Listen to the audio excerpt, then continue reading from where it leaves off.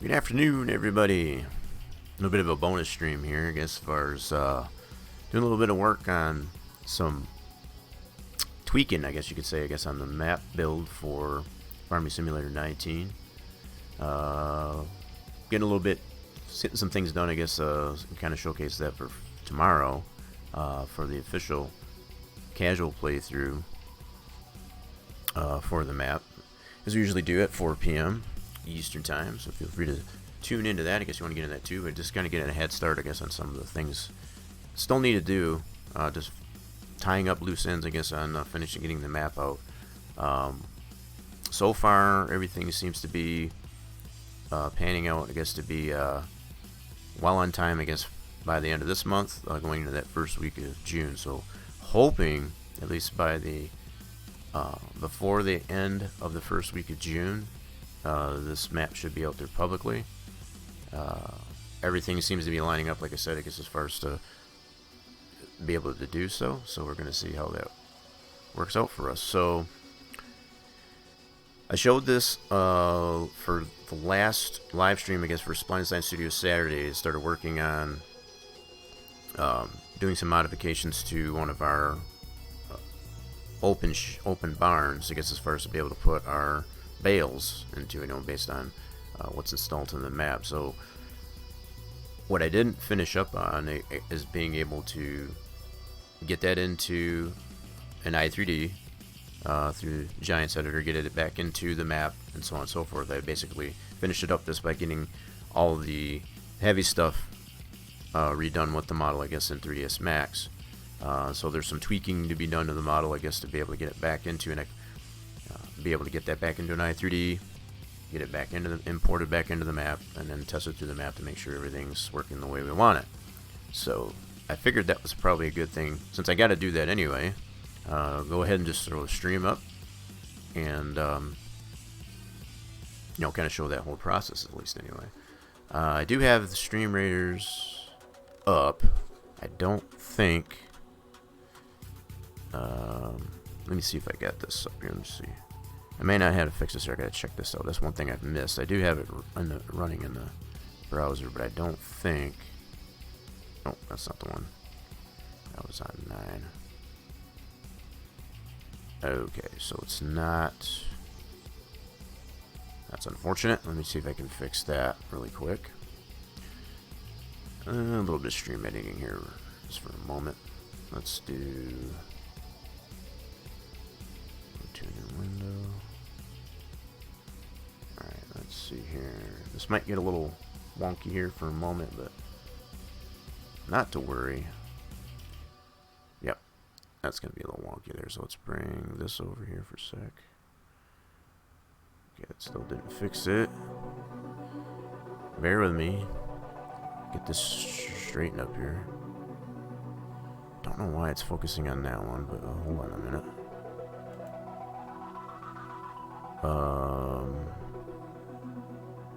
Properties. Nope, I want this on.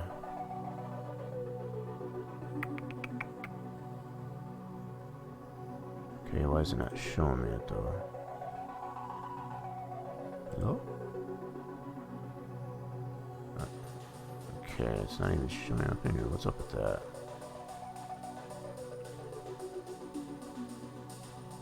Huh. Doesn't even give me the option to choose that one. Well, that's unfortunate. Just give me a second here, folks.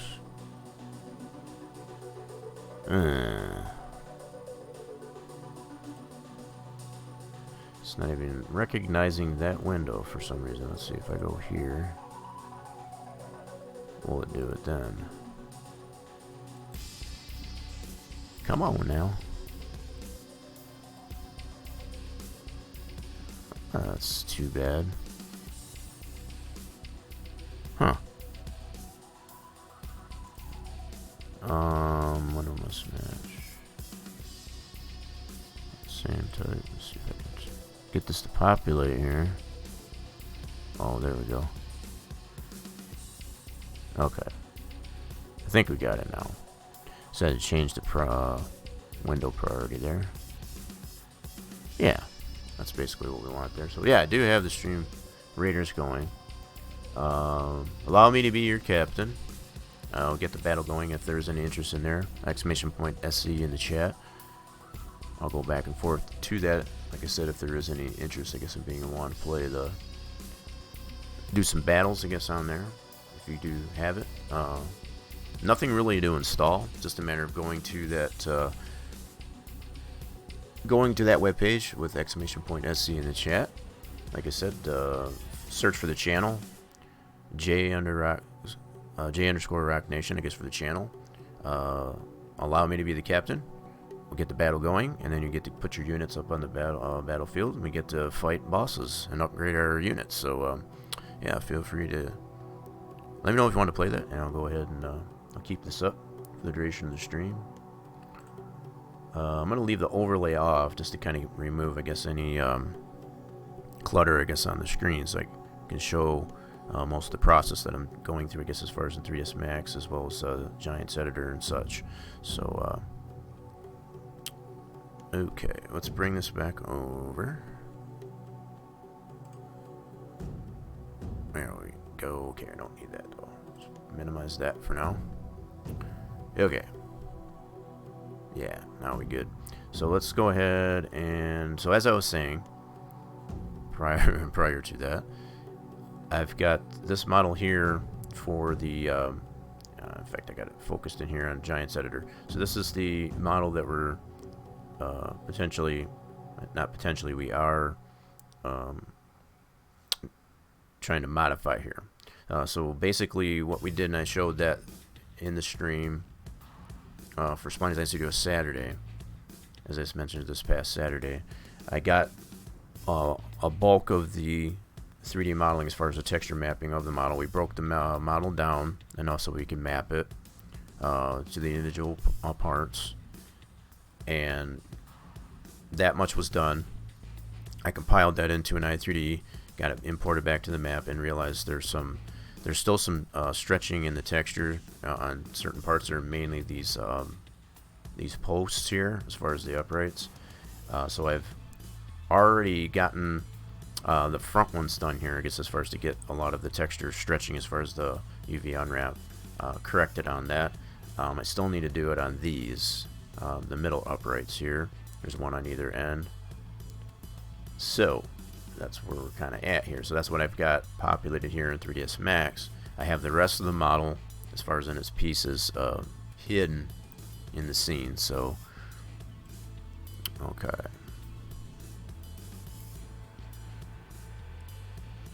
Just making sure that's going. Just checking the stream things just to make sure everything's going good. Nothing's crashing or anything like yet.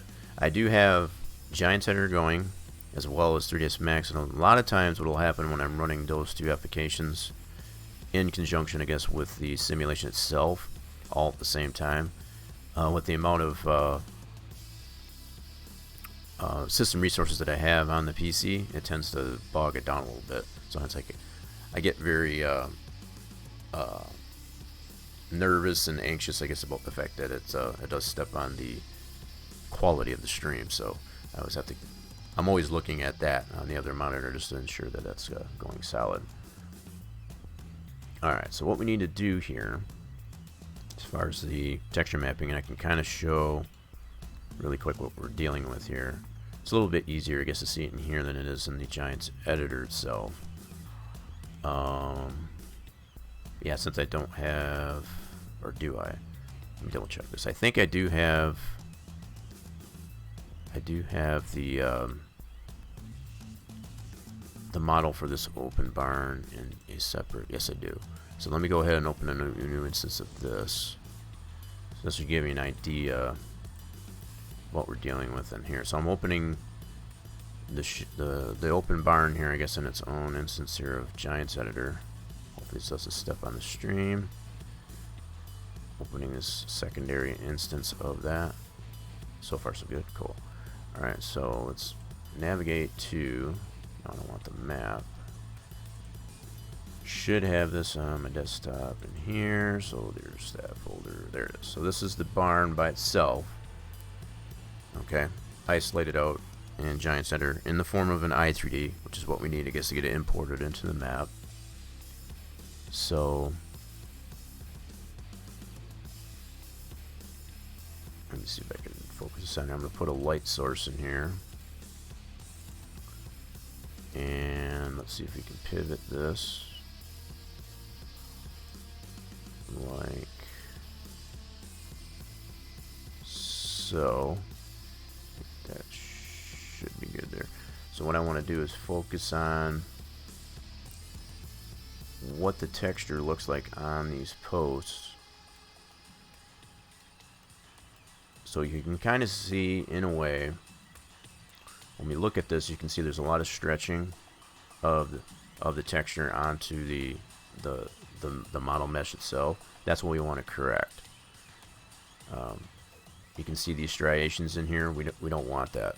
That doesn't look very pleasurable. So in an effort to fix that, that's why I've opened the model back up into 3ds Max. And probably fair mention, I guess, the way we applied the texture to all these posts was in the form of a flattened map. So we highlighted all the polys that we wanted to all together, as far as collectively, and we had put a flattened map based on all those selected polys together, like I said, collectively. What I'm finding is much better to do is to be able to segregate each post, not really in the form of detaching all these. I've already got these segregated out in this fashion, but just to do them independently. So that's probably what I'll do on these two, much the same as I did on the front ones already. I'll go ahead and map one and then clone it and then just replace, I guess, that one here, so I don't have to redo the mapping all over again, just to kind of save me steps, I guess, as far as UV unwrap. So alright, what we need to do, I'm going to apply, with that being said, I'll do the unwrap on this. So that does that. We already got a texture applied to it. And then we want to open up our UV editor, make sure that the texture is populated in here, so you can kind of get a sense of how we did this in the first place. We selected all the polys between, for these two posts, for example, all the polys based on UV unwrap, and applied a flattened map and got it in this container. So we had to squish it down quite a bit. And I think in the process of doing that all collectively, all together, as opposed to like each individual side as a flattened map, it's created that that stretching of the texture onto the model mesh. So we want to correct that, like I said. So that's what we're in the process of doing. So what I'm going to do on this first one, at least anyway, I want to, probably what I should do first, and I think I will do that, I'm going to segregate this post out. I will detach it so I can map that separately, and then once we get that mapped, I'll be able to clone it and put it over in this position as well. That way we'll have a duplicate, we'll have identical posts in both locations based on one texture map. So let me collapse this down. I got ahead of myself a little bit there. So what I want to do, as an editable poly, I want to go into the polys. Nope, I don't want vertex, I want poly.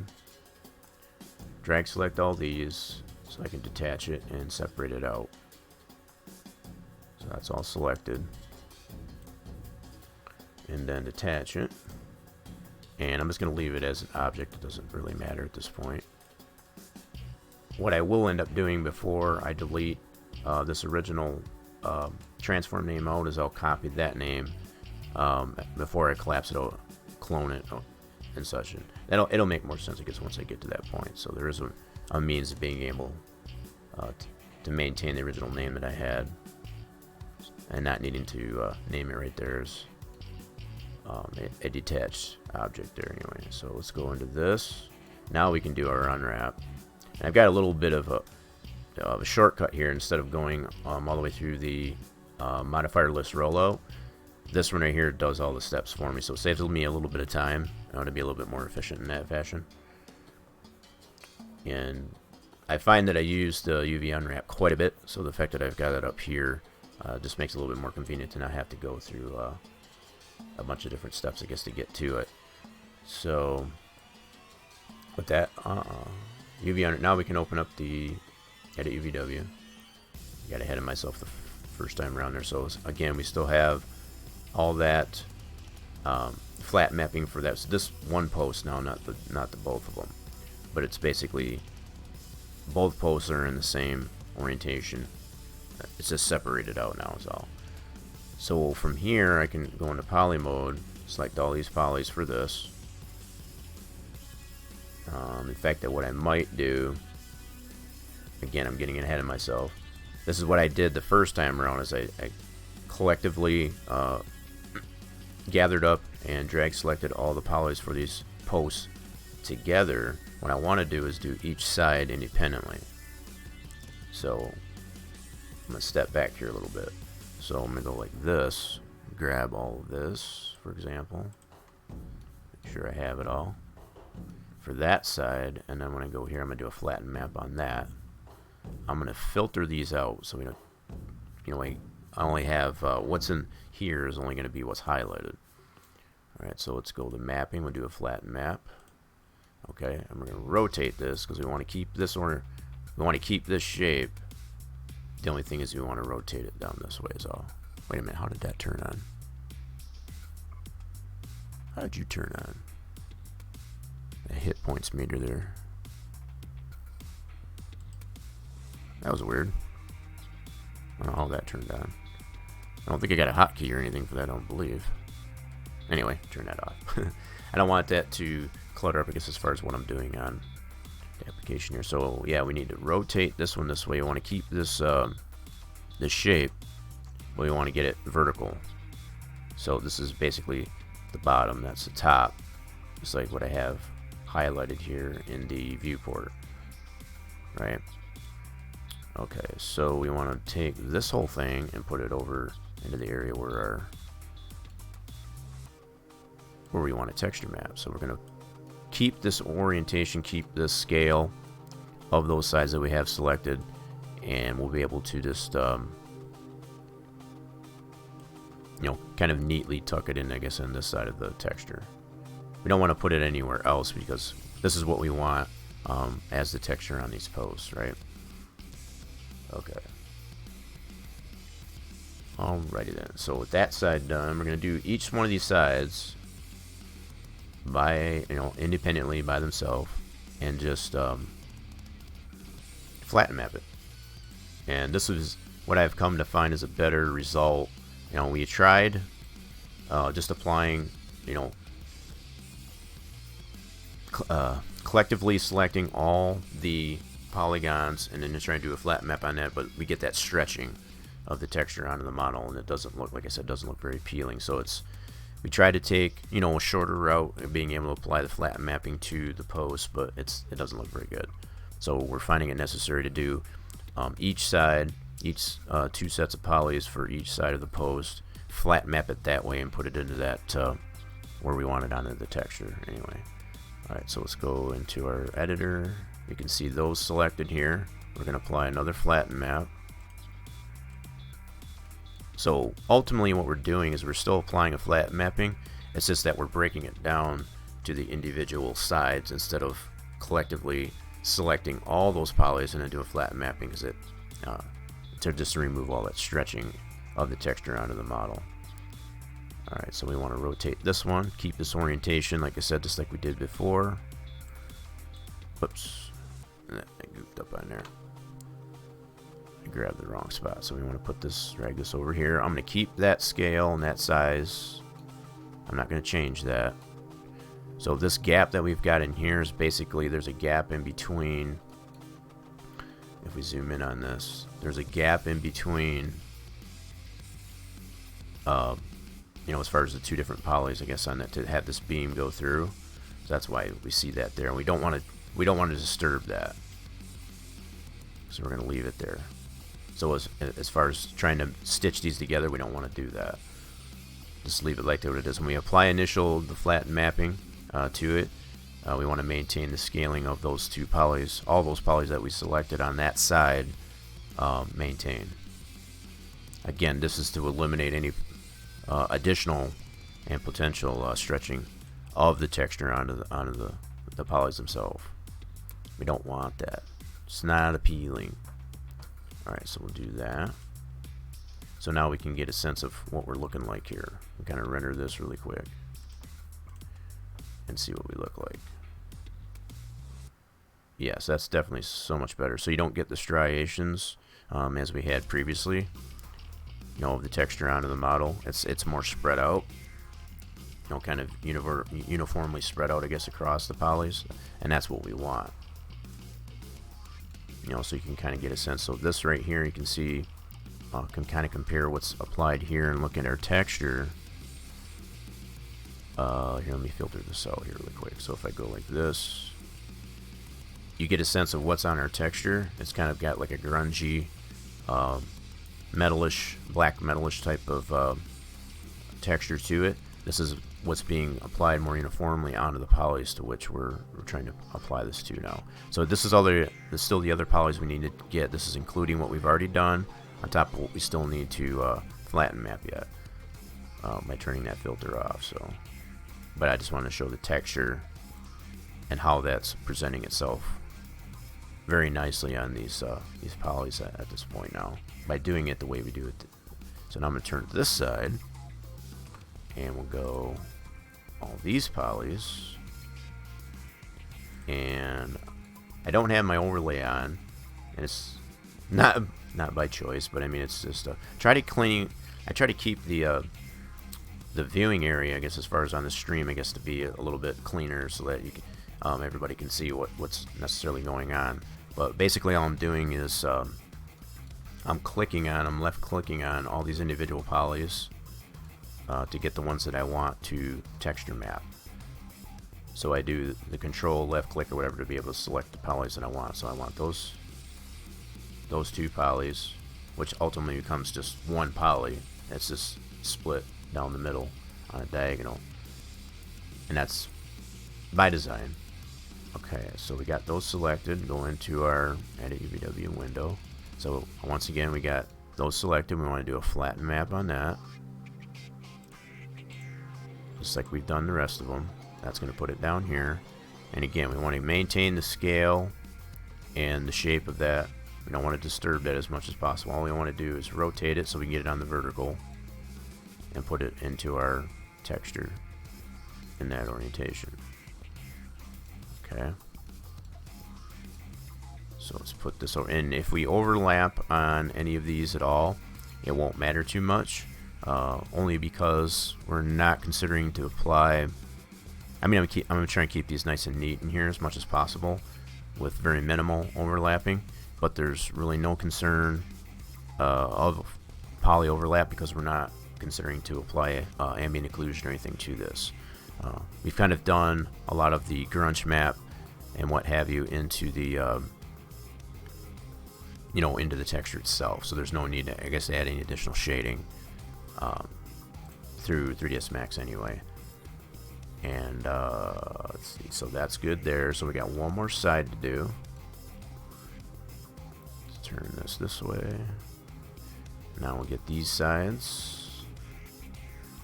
And I can select these polys either through the viewport himself like I've been doing, or right in the Edit UVW window itself. At this point, I'm just, because we only got the 4 sides and I've only got like the 2 polys to select per side, it's just easier to do it from the viewport as opposed to in here, especially with turning off the filter, turning off and keeping in here only the polys that are highlighted. So just kind of keeping this cleaned up here, so I don't want to select polys that I've already gotten set onto the texture. I guess that's what I'm trying to get to. All right, so yeah, let's turn that filter. So we only, so far, that's what we've got selected from that previous poly edit. So we'll go here, select these 2. That'll populate in here. So we, once again, for the last time on this post anyway, do a flatten mapping. Puts it in end orientation. We just need to flip it this way and put it in the appropriate spot on our texture.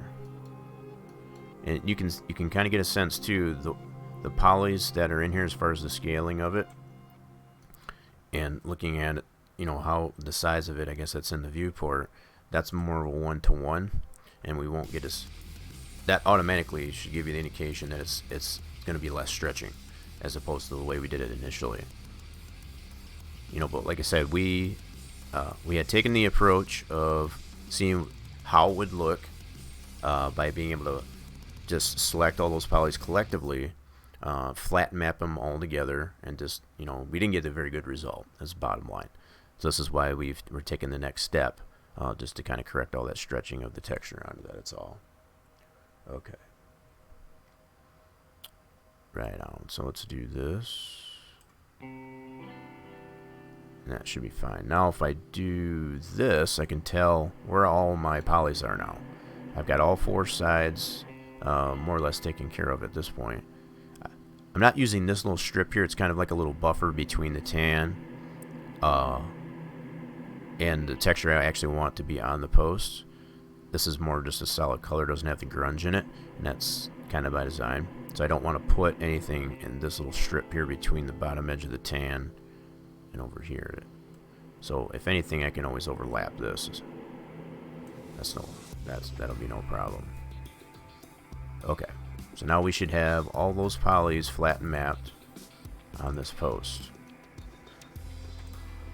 That work is done. So we can kind of zoom in here, and again, you can kind of see how more uniformly that texture is applied to those polys. So there's no more stretching all the way around. That's the other post, so you can really get a sense of how much different this is now. You can see the stretching in here even without me rendering it. This is the post. We haven't done anything to it yet. This is the original flat mapping that they applied to the post in this fashion. You can really see the difference now between how we just done it and the way we did it initially. It's a much better result. So let's go ahead and render this. That'll probably even show it even better. Much nicer. So you can see how much more smoother the texture is applied to the model in comparison to the stretching that exists on here.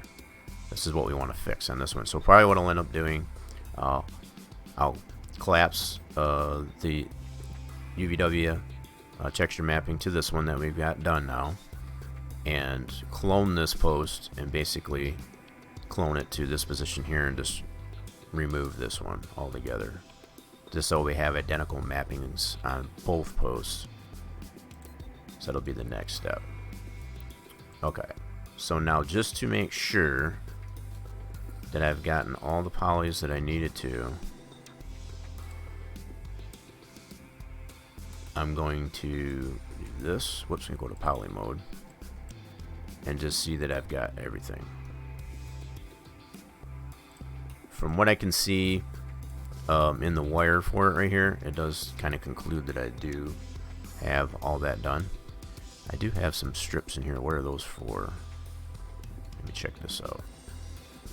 So I've got some strips right here. I'm not sure what those are from. I'm going to select these. What are we looking at there? Oh, okay, that's these inside panels. Okay, so I did miss some.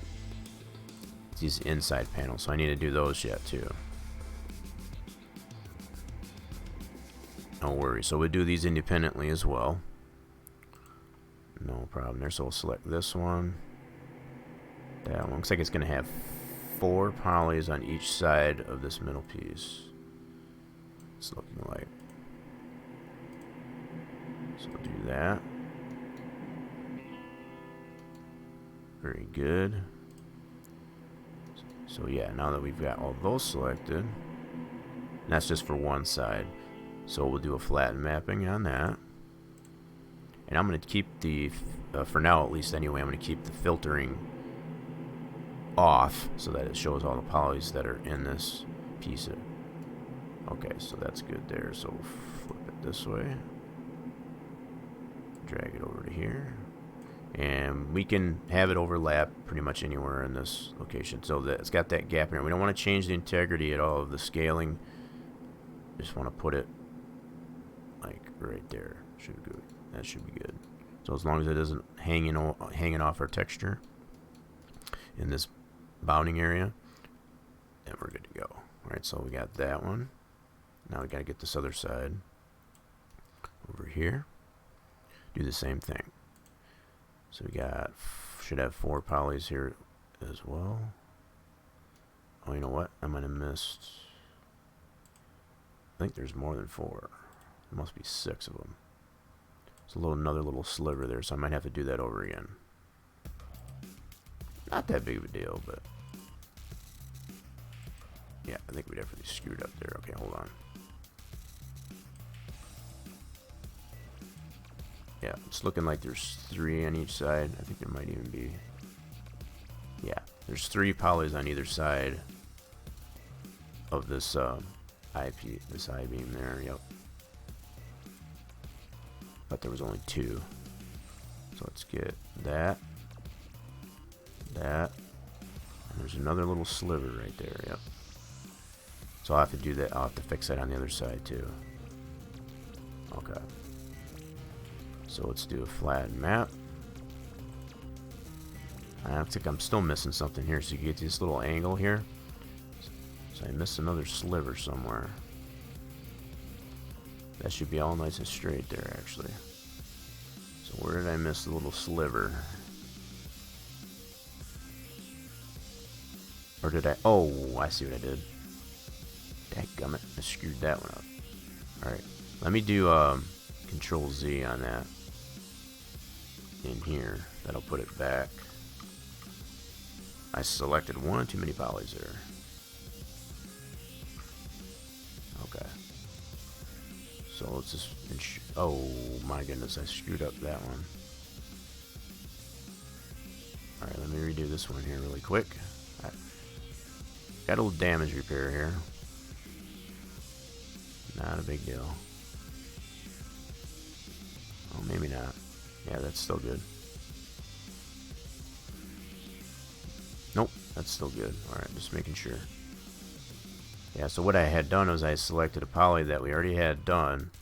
And I was trying to select these polys here. So let's get this one.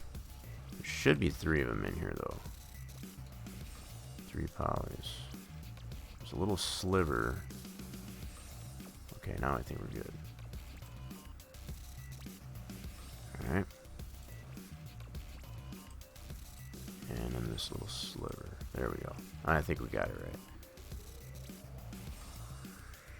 Okay, now let's do flat map. And see what we got. That looks better.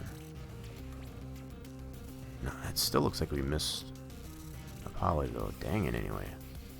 We either added... Did I do it again? Hold on a second.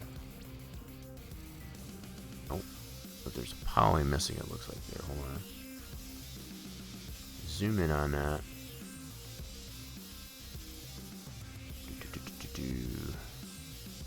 Yep, I did it again. Dang it. I did it on this side though. Son of a gun. How does it keep doing that? Hold on. Alright, let's do a Control Z in here. Goofed up on that one too. I'm just doing Control Z, I guess, to undo all that.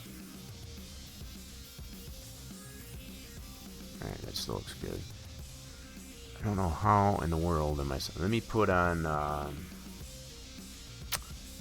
No, guess I can't do that in this one. Dang it. Alright, just got to be more careful on how I'm selecting these polys is all. Let's see here. There should be... Maybe there's not another poly in there. Maybe it's just me. It might be just me. Alright, let's try this. We'll go here. Maybe there is only the 2 polys. Okay, hold on here. Let's go down here.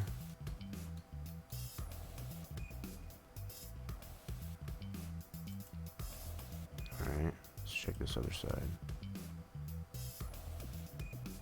Okay. Nope. Control Control-Z. It must only be the 2. Alright. Alright, so it must only be the 2. Alright. So let's do flat mapping on that. This seems like there's missing something. Okay, that does look better now. Yeah, see, I got this split that's here in the middle, but I should have nice straight lines. 2 columns here with a split. Okay. This was looking weird, I guess. Initial time I did it there, so let's flip that way. Put this over here. Now, I'm not worried about, I'm also not really worried too much about grid snapping. And by that, as far as just to line all these individual polys up, I'll kind of put them on top of each other. I could probably go, you know, through and do that if I wanted to. I'm not really worried about it. It's like I said, unless I was going to be applying ambient occlusion to it, I would probably be a little bit more concerned with that. Just, you know, all I really need to do is just keep it a little bit clean. Just a tad bit clean, I guess, on the, you know, putting these polys in that area of the textures all, and not making them all helter-skelter. That's the only thing I'm really worried about. Okay, so get this one. Yep, so there is only 2 polys on each side. Cool. And wait a minute. Is that one already done? No. Alright, hold on. Let's try it this way. What the heck did I do there? So I should be getting these here. You can look in the viewport this way. Did you select there? Well, there are ends on this. I'll be damned. So that's these right here. Interesting. Okay. So it's got these ends. Okay. I don't think I had those on the, Did I? Let me check that really here. I don't remember that being on there, but let me see. These posts here are sideways. Yeah. So I did. Yeah, it would have an edge. Let's see if I can redo this light here. I don't know if that's going to do me any good or not. Yeah, so there would be an edge here too. I guess shouldn't be that critical, I suppose. Alright, we'll definitely be checking that out once we get into the sim itself to ensure that looks okay. So right now, what I've got selected in the Edit UVW, I got these little slivers here, these faces here. So these 2 here, and then these 2 here. So I think I'm going to try and just flatten map those all together. I don't think that's going to be too critical, I guess. So let's do mapping, flatten mapping. Alright, and then turn it this way. Alright. And then we'll move. Whoa. Gotta have to zoom in on that, they're pretty thin. There we go. And we'll put these over here.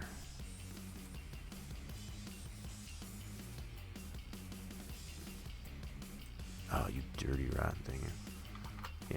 Since they're really skinny, it's really tough, I guess. Even though they're, it's all in bulk here, basically. Gotta wait till I get. I did it again. I gotta wait till I get the arrow so I can move it like that. Yep. And I'll just put these right there.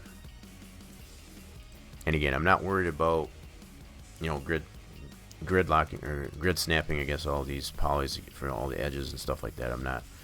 This, as long as it's fairly tidy with these posts in here, that's all I'm really worried about. Okay. We did do, you know, that's going back to this past Saturday's stream for Spline Design Studio Saturday. Majority of these panels here for the roof, and then the side panels, we did grid snap all those just to ensure that this pattern that we got here, we got a more defined pattern. We want them to be uniform across all the polys that we had selected. So between the front and the back sides of those panels for the roof and such, we did make sure that those polys were grid snapped as far as to be directly aligned over top of each other, so that the pattern on either side did match. So that became more critical. For this, it's kind of a little bit more random. So there's no specific pattern, I guess, on this, so not to be concerned, I guess, with having a grid snapped, all that. Alright, so now that we got that all mapped, that work's all done, we're going to collapse to all. Yes.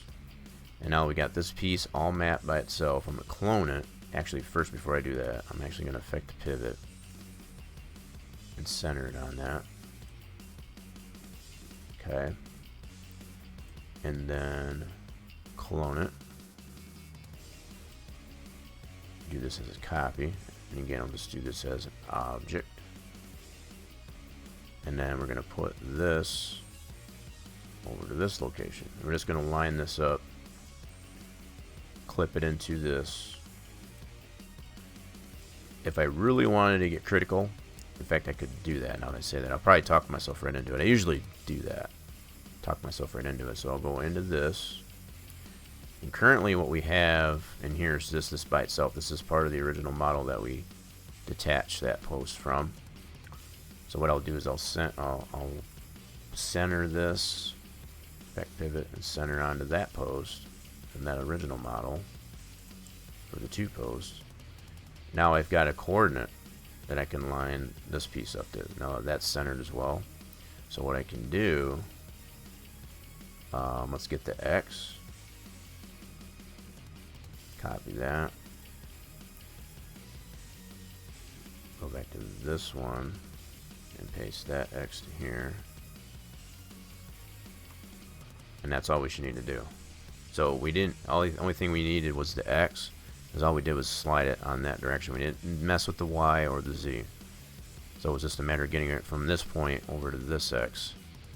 So all I did was copied that X from that original position and pasted it to our clone piece that we had mapped here. Now that's exactly in the same position. Saves a lot of time. Okay, so now what we can do, now we got these two new posts. They're newly mapped as far as with our new flatten mapping. We don't need this anymore, but what I want to do first is just copy the name of this, because this is what I want to name the collapsed pieces for our two new posts, texture map post. So I want to copy this, make sure I do that like so, and then just delete this one. Don't need that anymore. That's old news. So now what I can do is select these two and collapse, selected, and then paste that name that I copied like so. So this is our new middle uprights for these two here. Does my playlist already stop? I think it did. Just a second here. Yes, I'm still here. There we go. Alrighty then, so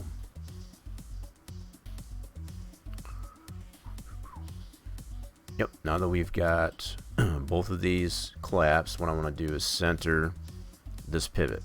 I don't want that pivot in that spot. So we'll have to do two things. We'll have to recenter this pivot and then also reset the X form on it.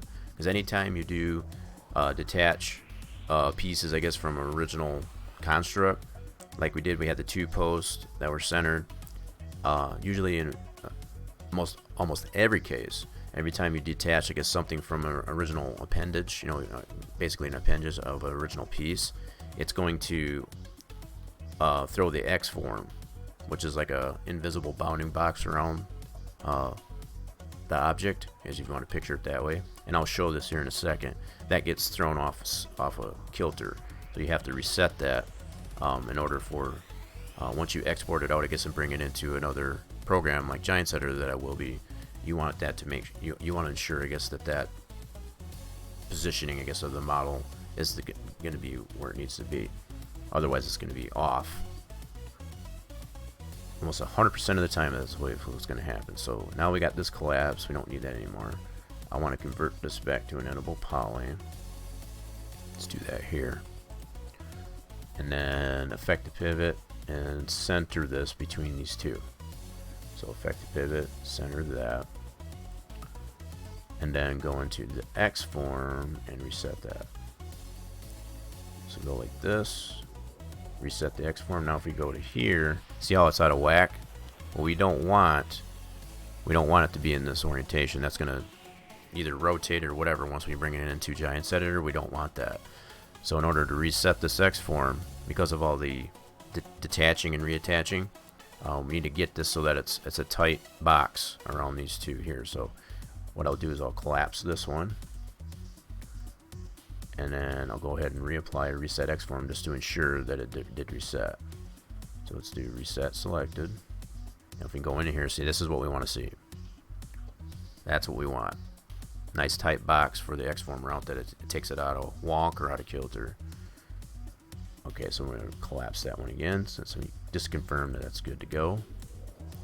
So now we've got our pivot centered between the two middle uprights, as well as our X form resetted. Now what we can do is we can export this out as an i3D, so that we can bring it into our model, or something that I've kind of thought about with this model, just by testing what I have in the map so far. So the way we've got it so far, these front posts here have no collision in them, right? And that was kind of the idea, just to kind of remove any troublesome issues that we've had as far as being able to back in and out equipment from the shed. We still wanted to maintain, I guess, the physical or the visual post there to show, that it's holding up this edge of the roof, but we didn't want to have the collision there and getting hung up, I guess, on the post based on different types of equipment that we try to get in and out of it. So we removed the collisions, separated from the model, because as far as to remove the collisions from these posts. Now we still got the collisions in these here that we just did. So it has been somewhat debated by myself as far as whether or not I want to take the collision out of these posts as well. The only one we're really having an issue with, as far as utilizing the barn for bales or whatever it is you want to do, mostly bales, the different types of equipment, the only trouble we were having in testing was getting hung up on these posts, because they had the collision in them. So I'm thinking I probably will keep the collisions maintained into these posts, just to kind of have. I don't want to take all the collision out of it, I guess is what my thought is, because I want to keep some of that in there. It was just kind of weighing it out as far as what we're having problems with it in testing the most, as compared to just what we weren't having trouble with. So okay, yeah, so I think I've pretty much decided. So this is something you can, at this point, I guess the only thing I was, what in the world? That one's kind of loud. Here, let's go back to, where did that one playlist go? I want to go check this out here really quick. TechnoX has got some really good ones. He's got some new ones out here. I'm going to go back to this one here. Yeah. There we go. Let's put it on that one there. Using the TechnoX royalty-free music's, I guess, on there, so. Okay. Yeah, so as I was saying, before I got distracted there, we have the option at this point of being able to potentially leave these separate so that we can not apply a collision or rigid body to it if you wanted to. But I think I am going to maintain the collision in these two middle uprights on the side of the barn. So with that said, I'm going to bring back all the other pieces that I want to have rigid body into it and collapse that all together. So at this point, I'm going to bring back everything that we have hidden. Okay, so this is everything here. I want to save this scene. just to kind of save all of our work that we've done with that new texture mapping there for that. Okay, so let's save this. Yep, save that as a new scene. Cool. And then what I want to do is go back into my items list, do a select all, and disclude. I don't want to include in for these front uprights. Okay, so I want to, the only thing I want to collapse is all this here. Okay, so let's go back to collapse. Collapse selected. And I'll end up having to rename this. Yeah, now that I've already saved the scene, I can collapse this. Yeah, just making sure. And then take this off. And I'm going to name this part now just open barn. So we'll do open barn. Whoops, I didn't want it that way. Hold on. Open viewer. I like to use camel lettering on these types of things.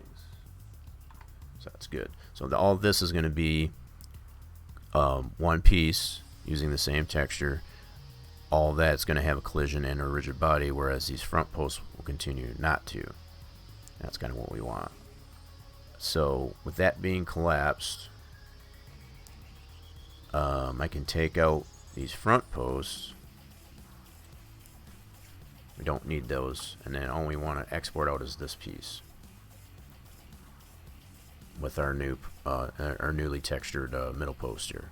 So this whole thing here is all one piece. We'll have to bring that all out together, and that's kind of the way, not kind of, it is the way that I've got this model constructed in here. So you can see this part, that's all green, that's all got rigid body into it as far as collisions, and then these front uprights do not.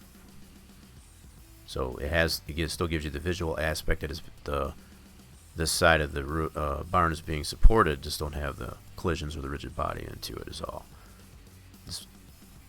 Alright, that's pretty much the same way we're going to maintain it here. So I deleted out the front post. Now I'm going to export all this into an i3D. This is kind of what I didn't go over for Saturday, and so I figured all the more reason I can go over that today. So we can go export. I am going to put this to, yeah, I think I'll go right into my working folder here for the Dairyland map. Go right in here, and I want this as an i3D. This is a plugin that you can put into 3ds Max, and I'm going to name this, in this case it's Open Barn 2. I don't know if I want to overwrite, and better yet, before I do this, I want to back this one up that I've already got still. So I'm going to rename this one, just so I'm not stepping on the one that I still have.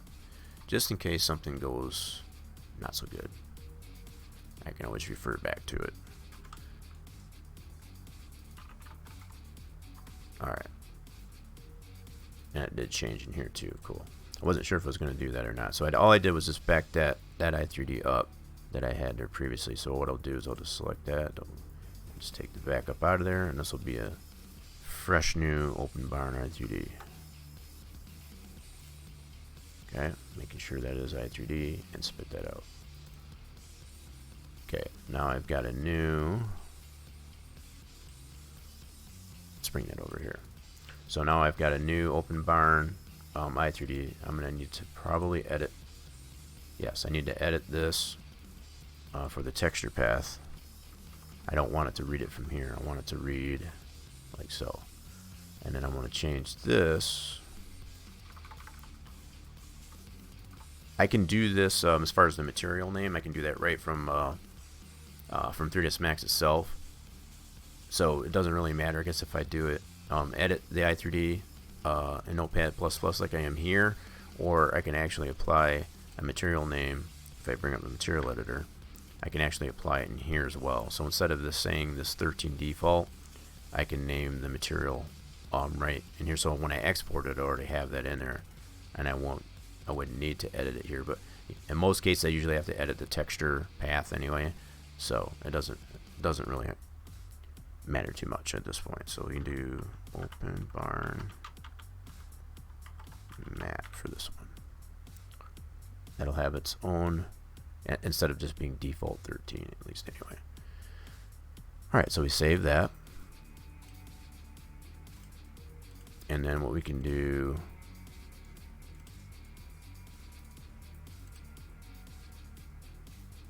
yep, that's good. So now what we need to do is, I'm going to close this version here. This is the one we had. This is our backup basically at this point. Okay, so let's just close that out. No. So now we're going to open up our new one that we've got here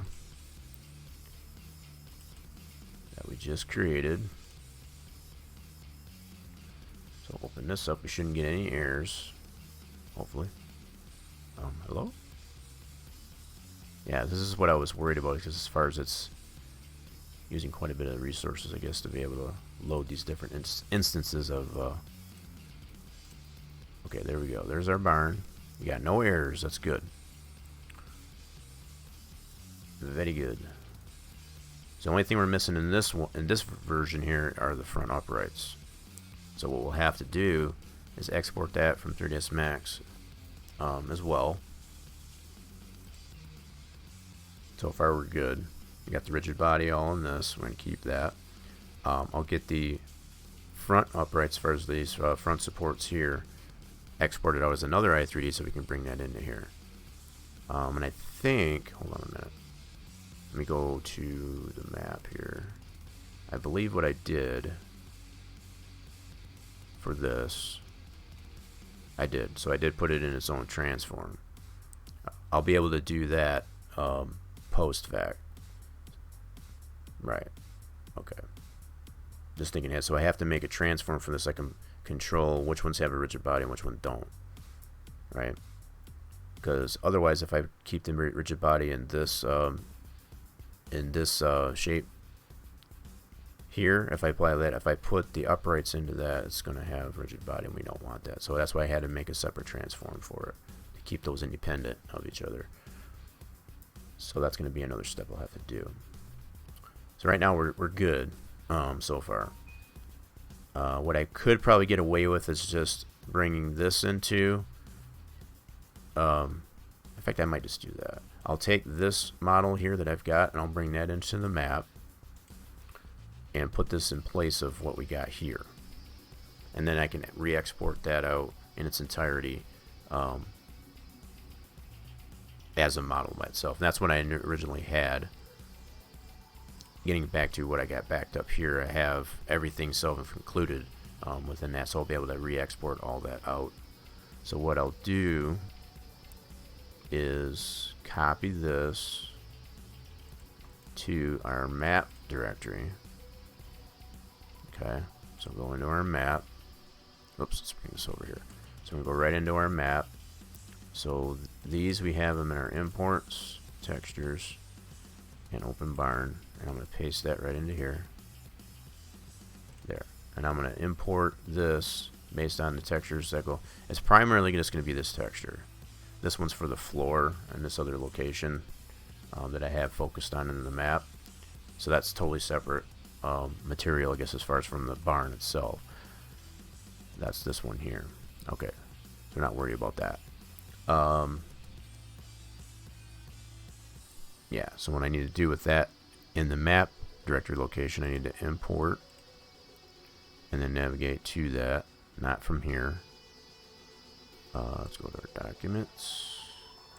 I've got this right in my game directory for my map. We're going to imports, textures, and then look for open barn. Right there. And this is what we want to import. It's our new model. So there we go. Now we need to do, see, and I didn't redo the X form on it. I should have done that first. This might not line up. We'll have to check it. If it doesn't line up, then I know it's because I didn't redo the X form on it. on that collapsed model at least anyway. So we'll do a cut and paste into this one.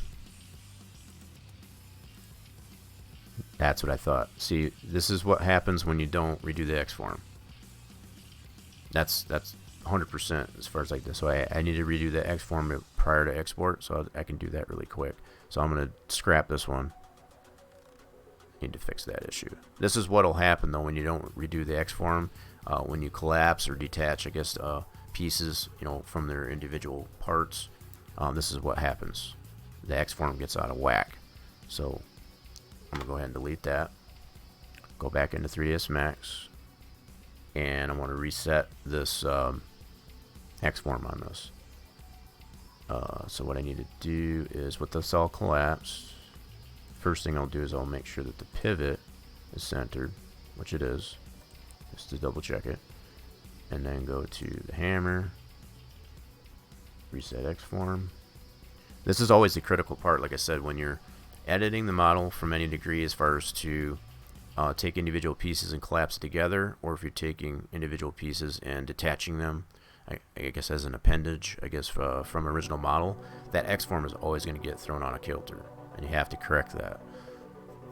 Okay, so with this all selected, reset X-form, reset that. Go into here so you can see how it's out of whack, just like I showed before. I'm going to collapse this down, and then what that does is that resets the X-form.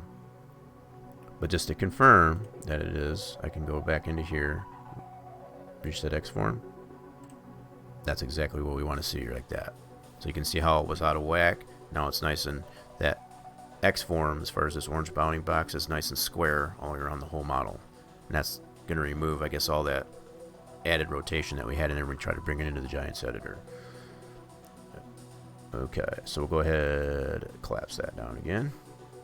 That was just to confirm that the X-form actually did reset. Okay. So now we can export this. I just want to make sure I don't have anything else in the scene. Cool. Nothing else hidden. And now we'll export this back out. And we'll just overwrite this one. That was our previous export that we did there. Okay, so now that's out there again. Now let's go here.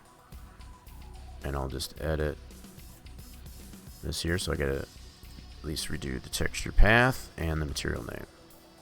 So right there, and the material name. And again, like I said, I could, prior to export it there, I could change the material name in the material editor for the model. I just decided, because since I know I have to go into this anyway and edit the texture path, I just go ahead and just edit it right from here instead. So open barn underscore map. Okay, there we go. So we just save that, and then we're going to copy this one back into our map directory again. And now we shouldn't have that be out of whack as far as the rotation when we import it. It should line up right where it needs to go. At least that's the hope. Okay, so we want to go right over those. This is our map directory here, so we'll re-import that to our map right in this transform. Also, what it should do is it should fix that the scaling. As far as redoing that X-form, it should correct that too. If it doesn't, we can always freeze that scale, at least anyway. And I'll show that too if that's the case. So if we do import, this is right from our map directory. Import that, so it brings it in here. We're going to cut it and paste it into this transform. And that should line right up. There we go. So that's the difference between applying an X-form and not. So that lines up right where we want it to be, which is perfect because it still maintains the original post. The only thing we'll have to do at this point is, and I guess I did rename this to Viz, which is not a big deal. I can take this one out now. We don't need this one anymore. This is going to be our new one, and we're going to bring this up. Just move this up in the transform here up to this location. And it's not critical, I guess, in this. It's just to kind of keep it tidy in the scene graph is all. So now we've got the open barn, our front uprights, and then our lighting applied. Whoops. Hello. Yeah, we got our lighting applied as well as our floor on this particular one. This is the only one I had to apply a floor to because I couldn't get the topography, you know, as far as the terrain painted, I guess, to make it look nice. Let's put it that way. So I ended up putting a floor on this one as compared to the one that's over at the other cow farm. So that's pretty much done. We need to do that to the other open shed or the open barn over at the other cow farm, but that's this one here is done. That's ready for testing in the game. So I'll leave this open here. Now what I want to do is navigate over to, and I think that's an area 2. I forget. I always have to remind myself. Yeah. So this is on the other one of these sheds is on the wood farm, which is the other small cow farm on the map. So we'll navigate over to that. So there's everything in this one, and the one we want to get to is this one. I'll select that. Yep, that's what we want to edit right there. So I'll focus on that one. And we'll do the same thing we did as the other barn is right on this one. So let's go ahead and do import. Same thing. Now it's going to put it down here. I'll cut that. Paste that into this transform. Oh, that's the wrong one. I get the right transform. Need this transform. So I want it in this transform. Like so. So there it is. Puts it right where it needs to go.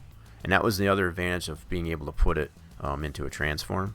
It kind of forced that necessity anyway because of how we wanted to separate which pieces had a rigid body and which didn't. So it's kind of like a killing two birds with one stone by putting it into a separate transform. Every time I bring any of these individual parts in there and edit it, and especially if I apply the reset of the X form, it's going to put it exactly where it needs to go.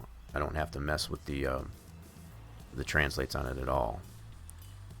That's all in the main transform for the entire thing at this point. So if I want to move this in its entirety like it is, I can do that without affecting all the individual parts.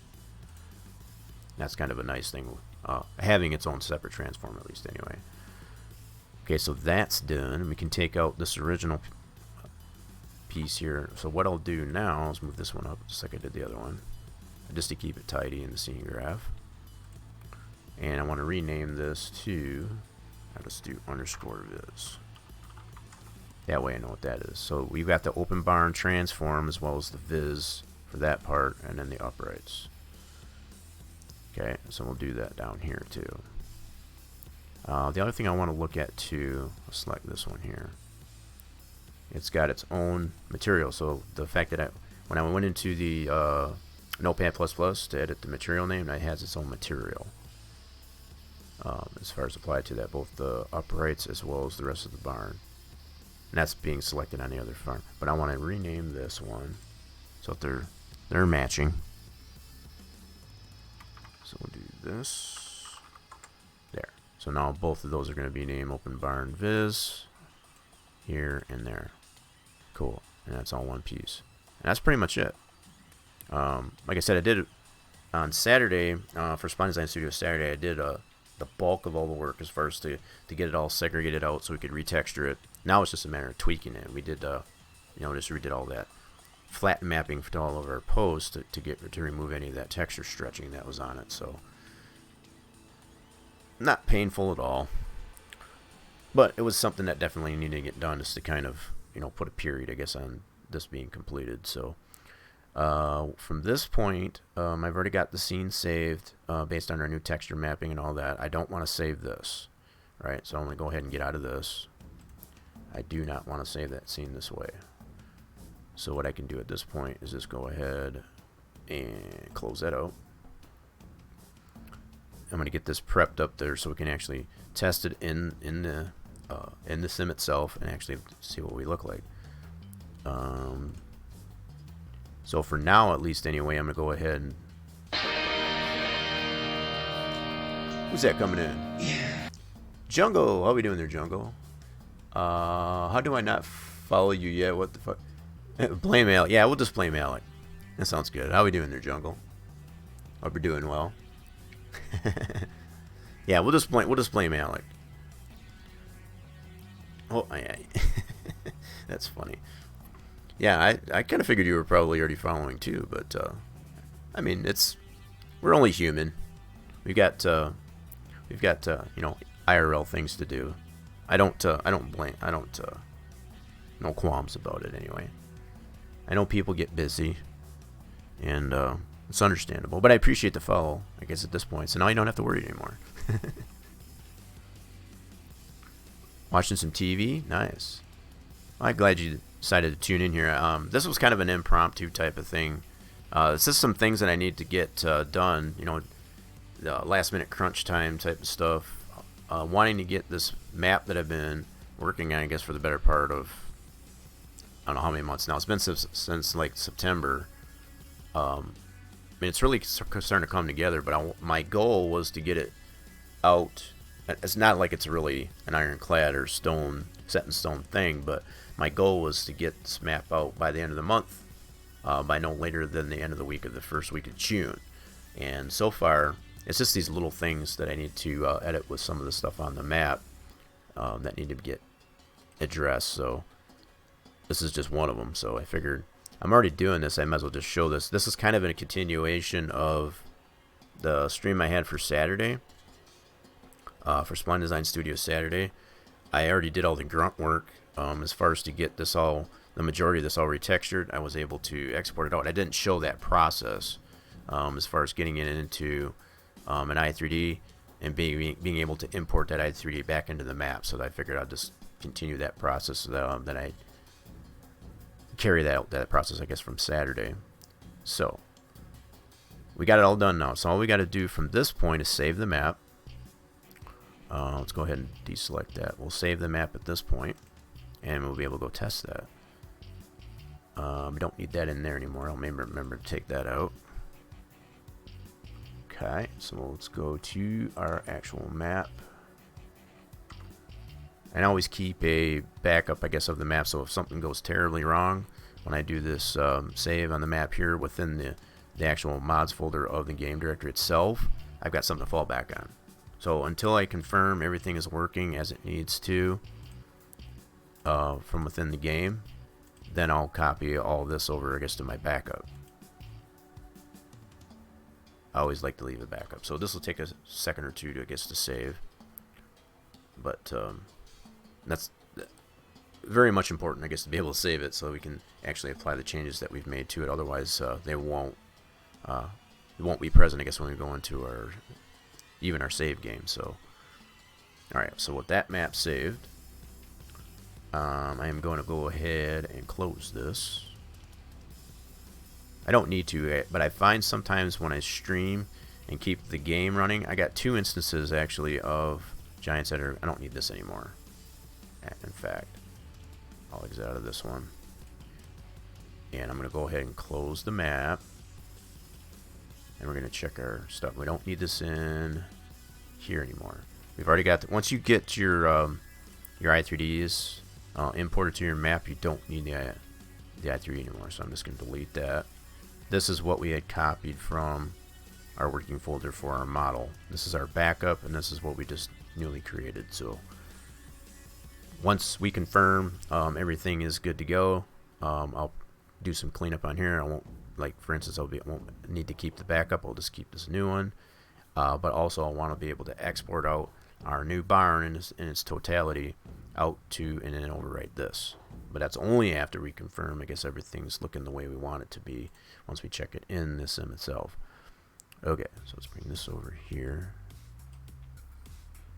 Alright, so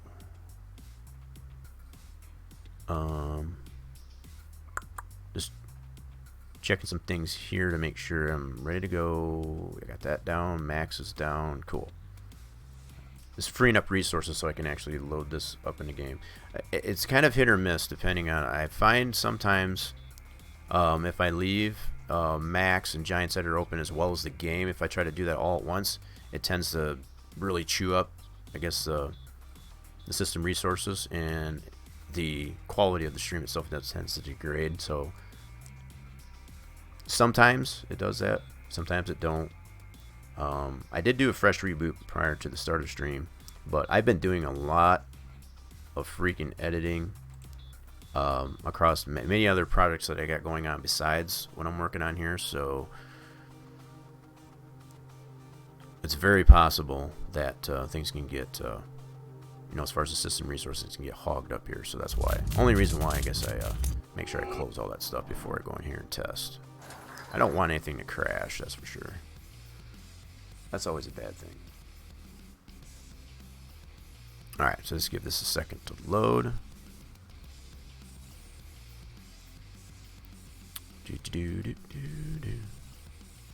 Alright, so yep, we're going to go into our save game. This is what I usually do play on Fridays, which, like I was saying earlier, start of the stream, this is kind of a prelude, a carry-on of Saturday, as far as for Splines Line Studio Saturday, but also a prelude to tomorrow, I guess, for Farming Fridays, to kind of showcase, I guess, what all the edits that I've done to the map, I guess, since last Friday. So yeah, I don't need to, no new mods. I keep the seasons off in here, even though it's in my mods folder, because I go back and forth between testing it with and without seasons. So I want to load that right up. I'll turn the dev console on so we can ensure that we got a clean log. It's always good to have a clean log, I guess, as far as with your save game load. I do use the unit convert. This is the only warning that I get for the map, is that the thing that deals with the cow. That's the food groups. I'm not sure why. Everything that I've done so far has proven that it's not an issue. The only thing I can think of is the fact that I have added additional things. For example, I guess being able to put the alfalfa into the cow food as far as the TMR. But like I've said, all the testing that I've done there has proven that it's not an issue. It does, allow that to work, I guess, without failure. So the fact that that warning comes up, I guess, in the load, but as you can see, as everything else loads into the map, there's no errors and no other warnings. And that's pretty much it. So there you go. So it's relatively a clean log, other than that one warning for the cow food. So let's go in here. So this is basically, this is right where I left off, I guess, as far as last Friday, and I do have third person on, so I can so I won't save this when I go to test this out here to see how our open barn works. But yeah, this is where I left off. So what I'll do is I'll advance the time a little bit just to get into the daytime. I can do it one of two ways. I can advance the time, or just do a sleep at the trigger here, be it our outhouse that serves as a sleep trigger. So either way. Alright, so just get some daylight here going. Alright, turn that down. Now I'm going to spawn over to this cow farm, where we have one of those barns that we edited, and here it is. Now what we can look at as far as how our texture is applied to these posts in particular. Beautiful. So we don't have all that texture stretching as we did before. That looks much better. So that grunge for the texture is showing up much better on this now. And that should be the case on both of these that we just redid. Spectacular. Love it. So what we had before was that it was stretching. You can see striations, and it just didn't look very cute. It didn't look very pleasurable. So we found it necessary to have to retexture that to make it look more appealing. So that looks fantastic now. And we'll go ahead and check it over at the other farm. Let's go to this one. We'll spawn over here. So this is our large cow farm owned by the Jenkins. And then this is the other one. This is the floor I was talking about on this location that we saw in Giants Editor. This is the only location for this barn that I've had to apply that, because like I said, the way the topography was wanting to paint for this area just looked like crap, so I just decided to put a floor on it. So yeah, we should see the same result on these here. This is basically the identical shed, or this identical barn, I should say. Perfect. Now the other thing is too, we can confirm it shouldn't have changed, but just to make sure, there should not be any collision on these front posts, but there should still be collision on this post and the rest of the barn, to include the back. So the way we can test that, I'm gonna go back to this cow farm, and we have a tractor over here to be able to test that, just to ensure that that's all there. So we'll open this up, get on our tractor. I'm doing this all by keyboard. I'm too lazy to bring the steering wheel over, so if it seems a little wonky, that's why. Okay, so let's check out. We should not have any collision in these front posts now.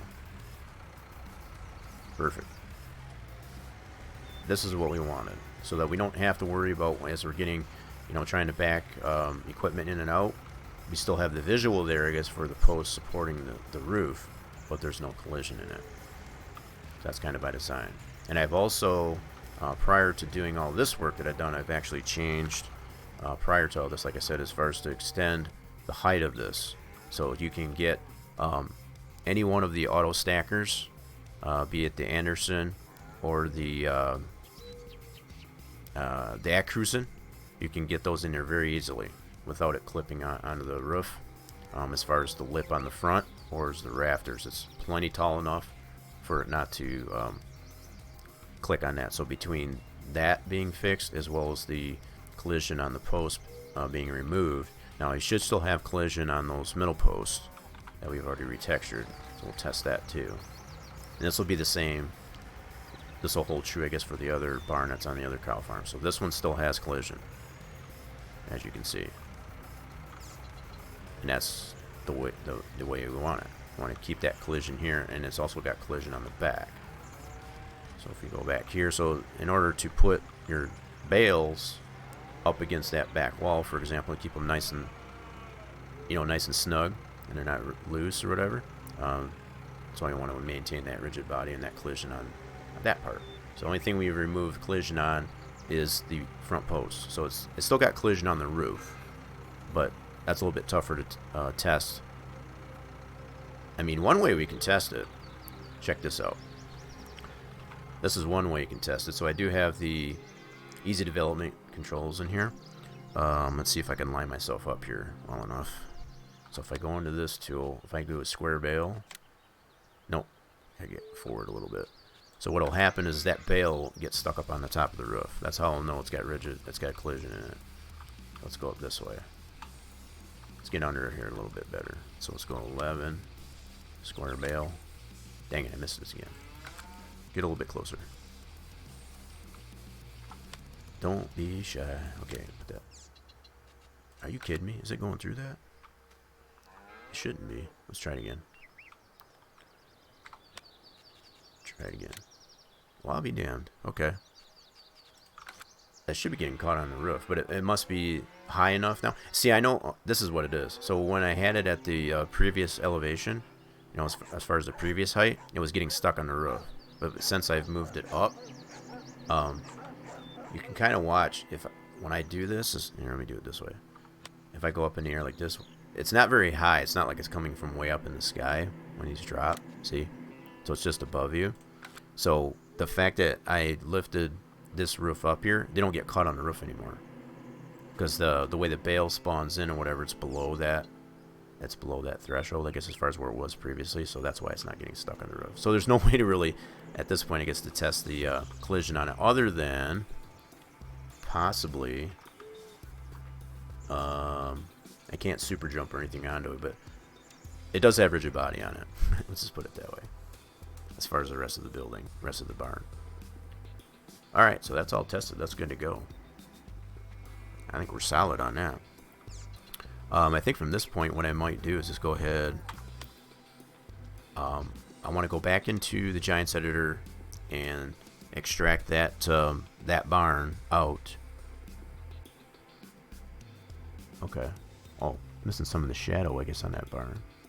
It's not really that big of a deal. So yeah, it's kind of showing your location on your brand new. It's relatively still fairly new yet, as far as the new PDA. Much crisper, I guess, as far as the one I've had previously. See the silage bunker there. Yep, you can see the fermenting silo there, the workshop. There's a gas tank here, which can be bought or sold in the store. Yeah, pretty nice.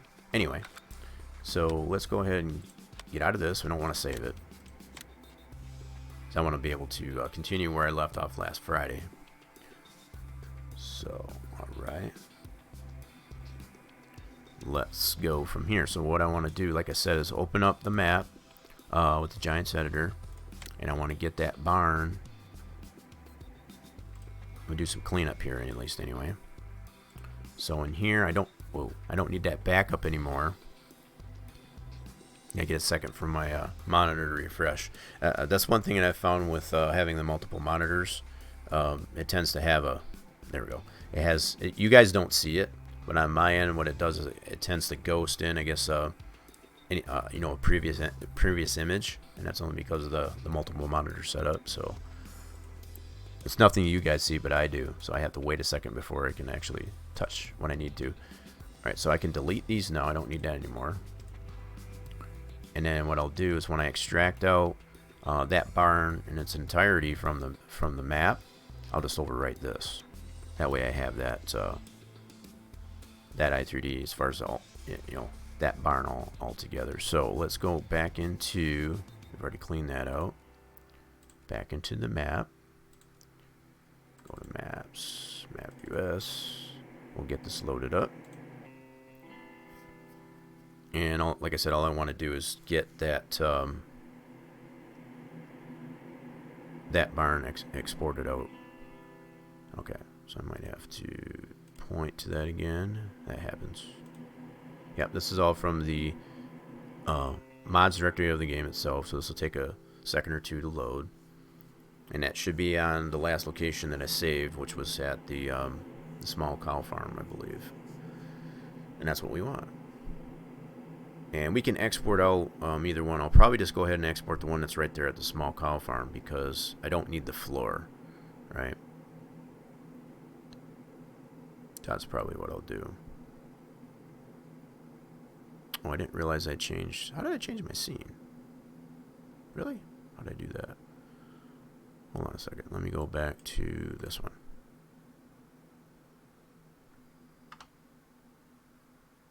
Oh, okay. I think I see what. I think I know what I did. All right. No problem. That was my Friday scene there. I didn't want to do that. So I must have been when I went into, yeah, when I pushed the, I shouldn't have done that, but okay. Fair enough. Switched it over. That's all fixed. All right. So yeah, this is loading it right where we saved it last time around. So all I need to do, select that. I want to get this whole transform. Probably without the lights, at least anyway. I don't need the lights in there. I just want the barn by itself. I mean, if I wanted to, I could probably, but the only problem with that is, as far as the textures that belong to that, that's in a different location. So I don't. So what I'll do for this one, I won't save the map after I do this. So I don't have to be worried about that. But what I want to at least do from here is export this out to. Go to my desktop, go to my working folder for that that model. Just go to my Dairyland map, go to here, open barn. Oh, wrong one. Open barn, and then overwrite this one. Yes. So now what if I open that one up from here, it's going to be that whole barn without the lights, at least anyway. Let's open it this way.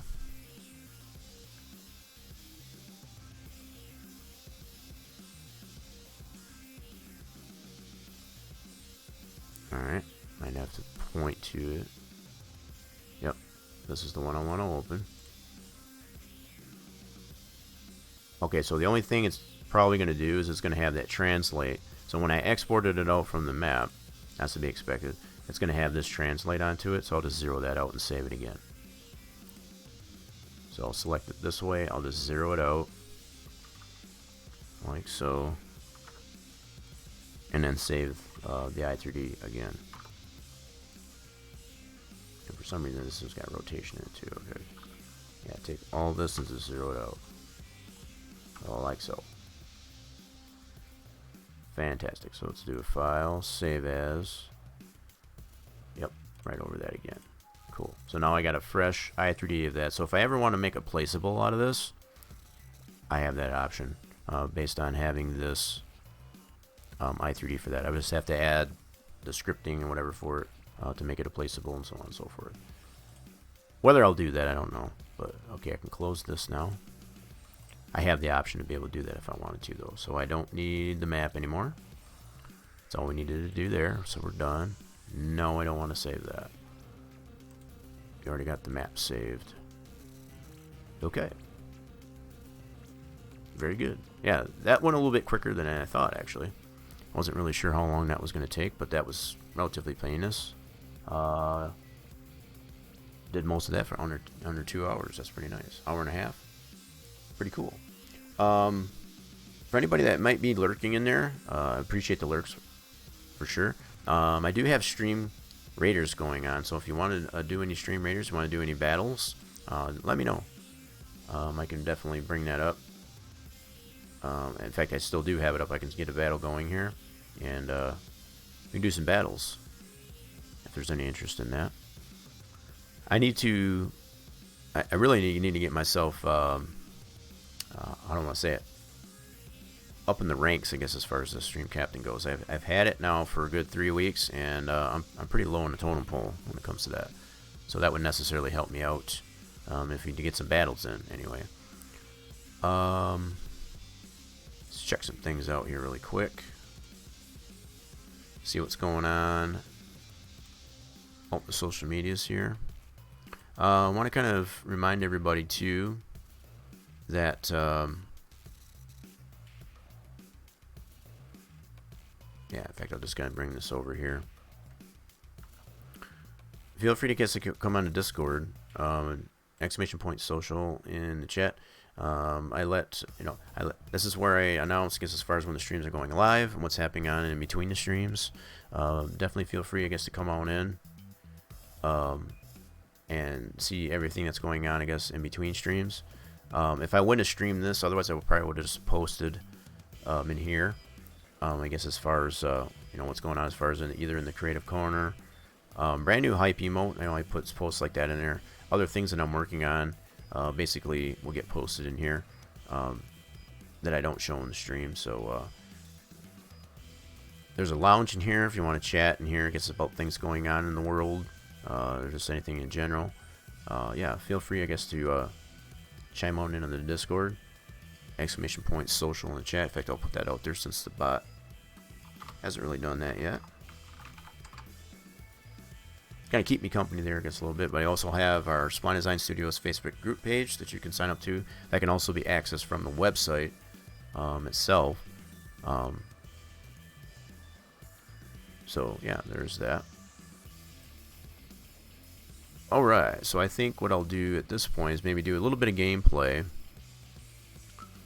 Yeah, we'll do a little bit of gameplay on the map, just to kind of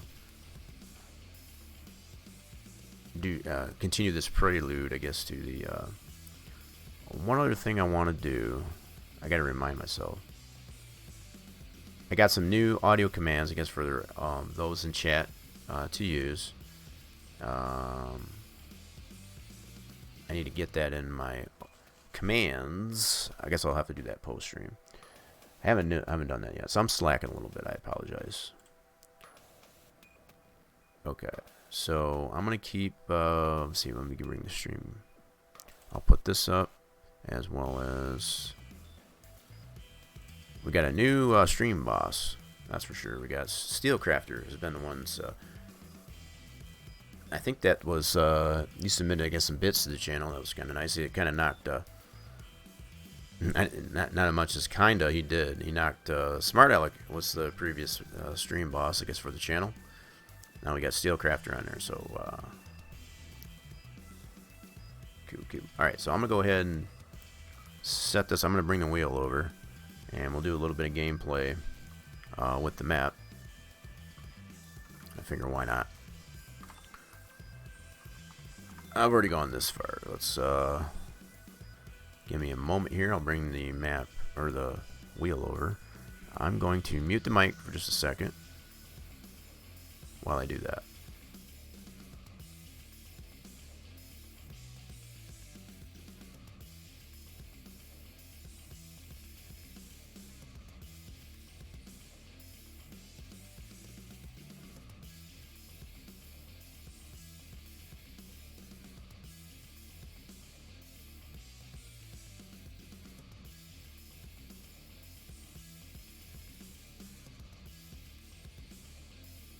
Alright, that wasn't too bad, at least anyway.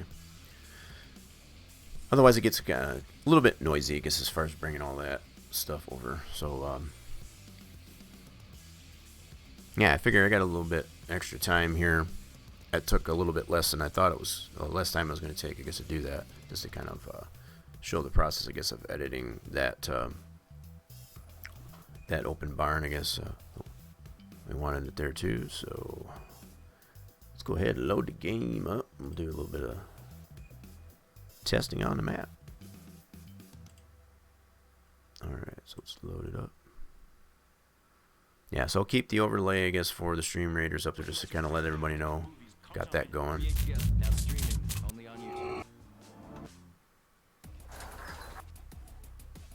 Alrighty then. Just gonna give it a second to load. There we go. Alright, so we're going to go right into our save game, I guess, from Friday. And then wherever we end up, I guess, in this playthrough, we'll just continue that tomorrow. I guess for Farming Friday, starting at 4 p.m. Eastern Time. Okay. Yep, we're just going to go ahead and load that up. This is the way it is. One of the things, I guess, now I'm to this point here, I have been able to test out Ammo Pen Extension. I have been able to get the water pipes that go over to the water troughs, I guess, particularly for the, what I haven't checked is the sheep. That's probably something I'll check in this playthrough, to see if those pipes are spawning where they need to be, because that's more or less a default game, you know, comes from the game directory sheep pen, as opposed to the cow installations that I have, which are modded. So that's something I want to test right away, I guess, once I get the save game. But I have been able to get it to where the pipes for the water troughs that are supposed to spawn once you have the Animal Pen extension enabled to the map, they do spawn in the general vicinity, I guess, of the water troughs for the cows installations, and you're able to use the method, I guess, to be able to get those applied, I guess, to the water trough the way you want them. And then it so far I'll show that too, I guess, at the small cow farm to which we own in the save game. So I'll get this loaded, bring the dev console up. Yeah, so just a little bit of explanation, I guess, to the previous issues that I was having with the Animal Pen extension, being able to spawn the pipes in the appropriate spot, so that you can get at it and be able to manipulate it and put it over at least the water troughs. I'm still not 100% sure for the cow installations, at least anyway, how the milk add-on part of it's supposed to work, where you get basically a hired worker that will pick up your milk and deliver it for you for a fee. I don't know how that aspect necessarily works on the modded cow installations like this one here on this map. So at least the water pipes that do spawn, those are showing, so at least there's that. So what I haven't been able to determine, at least anyway, is if the console or whatever it is you want to call it that's supposed to spawn near the where the cow milk gets placed. It's for some reason in the animal pen extension it's not showing anywhere that I can tell, at least. So yeah, let's go ahead and go right over. I'm not gonna.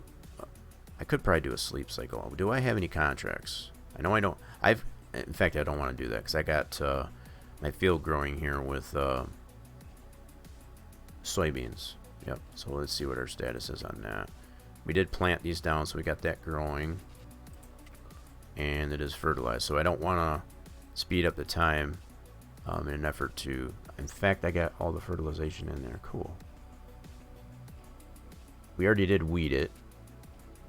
So even if I do a sleep cycle, it shouldn't be too bad on our soybeans. So we're in the first stages, I guess, of that growth. I guess we can do a sleep cycle at least anyway. Let's go ahead and do that. We'll get some sleep, and we'll let this grow in. Yeah, let's do that. Yeah, so we'll test out our sleep trigger. We'll go here. And what time is it anyway? We are at just past midnight. Okay, so do we have any second here? No leased equipment, cool. Alright, that'll work then. So let's do, we were at midnight, so we want to get about 8 hours of sleep. I think that sounds about good. 7 or 8 hours. Whoops. Gotta back up here and get back into the trigger. There we go. So I think 8 hours will do. Sleep. That'll allow our soybeans to come in a little bit more too. Cool. Now we're back in the morning. Yeah, so instead of speeding it up, I guess with the easy level controls, you can just test out and make sure that's working here. So we got a little bit. Ooh. That kind of spot. That was spooky. Okay, why are you doing this? I hate when it does that. Oh, we got clouds too. I wonder if that's why. Yeah, so we got a little bit of weeds. Oh, I hate when it does that. Does that chunky there? We got a little bit of weeds here right on the very edge. Oh, don't tell me you're gonna crash. Please don't tell me you're gonna crash. Oh, that was trying to grow in, I guess. Wait a minute. Why did that do that? That was weird. I guess that was trying to catch up, I suppose. I'm not running seasons. That was kind of weird. So when I did that sleep cycle, I guess the growth had to catch up. Okay. That was weird. Okay, that was the only reason why I guess it was hesitating there a little bit. So that growth, the growth cycles had to catch up, I guess, with the sleep cycle that I applied there. So the fact that I've only got a little bit of weeds here on the edge here, that's not too bad. I kind of missed that strip. So I guess that's to be expected. I'm not going to worry about that too much. But yeah, I think it does show a little bit of weeds. Oh, we got weeds over on this side too. Might have to finish weed. I figured that might happen because I weeded the rest of the field previously. Let's go see. Can we weed that? That's going to be the question. Can we actually weed that? Let's see here. I don't even see the weeds. What the heck? I might have to get some row crops, I guess, if I do this. I don't see any weeds, though. It's showing here, though, that way I do. Interesting. What does it show? It shows weeds, 100%. What? But over here, that should be clear. Yeah, clear over here. So apparently they must be... I'm not seeing any visual weeds, though. That's interesting. It's only on this half of the field, though. So that tells me I should be able to spray that. But I think at this point I'm going to need row crops with that level of growth in there. Okay. So if anything, I might have to get some row crops. I don't think I can get row crops on this tractor, though, unfortunately. Yep, so I still got the herbicide in here. I don't think, I'm going to try this, but I don't think at this growth state, I don't think I can without wrecking my crop. So let me try this here. Let's kill that. Yep, it does. Okay, so I'm going to need row crops. Just took a plant or two out there. That's not too big of a deal. Unfortunately, I don't think I can get row crops on this tractor. So, I wonder if that tractor that I got at the other cow farm. Let me spawn over there. I think the one I have over here has got care tires on it. Or if it don't, I might be able to get them. Let's go check it out.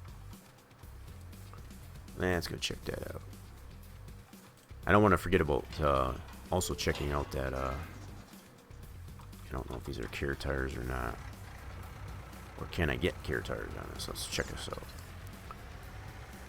I know I can on that 6R, I don't believe. That's a default. This is all default equipment. I made this one to look like a John Deere, at least anyway. Let's go over here and see if we can put care tires on this one. As far as the row crops, I don't think so though. Let's see. Oh, you know what? It's got the front loader on it. I don't have the workshop tapper in, so it's probably going to pick up this front loader. So let me get that off first. Let's take that off. Just for a second. There we go. I only want to affect the tractor itself. I don't think these are considered row crops. I don't think. They're pretty skinny, but let's see if we can get row crops on it. So, wheel setup, wheel weights, wide tires with weights, and narrows. There we go. So we can get row crops on this one here. So I'll probably take this tractor so I can spray my field over there. Since I can't get those on the, that'll work. Yep, let's do that. And that's going to cost me 1,000. Not too bad. Not that bad. Cool. So I'll leave that front loader here for now. I'm going to take this tractor over to our farm and actually spray that field with those weeds. And then we'll just bring it back.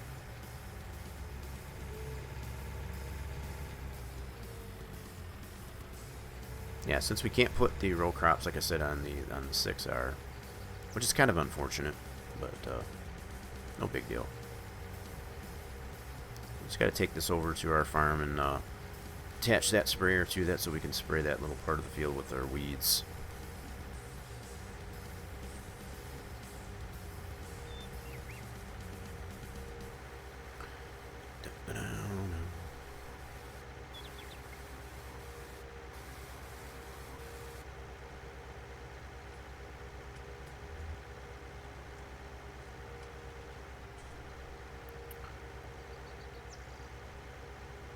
Oh, did my playlist stop again? Dang it.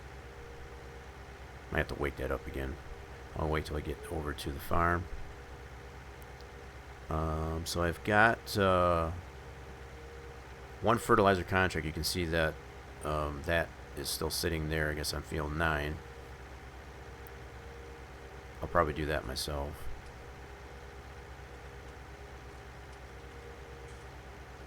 As opposed to hiring a worker for that. Because I find that the hired worker does cost you money. And they get a good chunk of money, actually. Try to do most of that work ourselves. And that's a pretty nice size sprayer, so won't take that long to do field 9. But also, to, kind of gives you to show off the scenery a little bit here, too. Alright, so once I get over here, I'm going to check that playlist.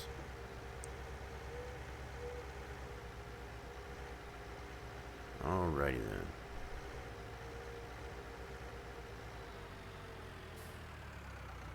Alright, let me jump out of this real quick. I'm going to go check the playlist. Yes, I'm still here.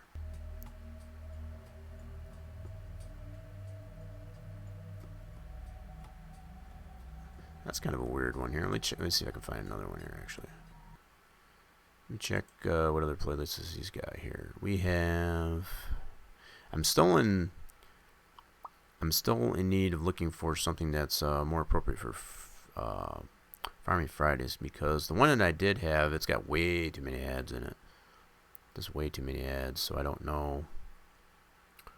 So I am definitely still in the market, I guess, for finding something that is appropriate, I guess, for Farm Sim. What is this one here?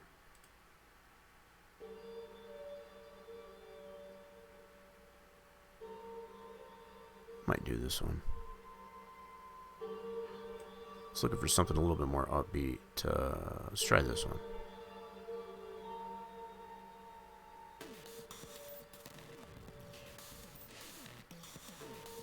Leave that one going there for a bit.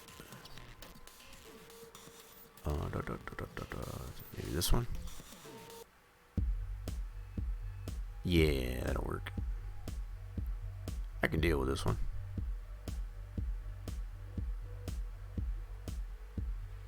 Right on. We'll go with this one here. I'll have to keep an eye on memory on this one here. Yeah, I think this one will work. Cool bites. Alright,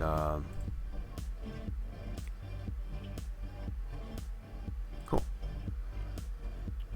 Alright, so now let's get this, we need to get the sprayer off the other tractor, that's for sure.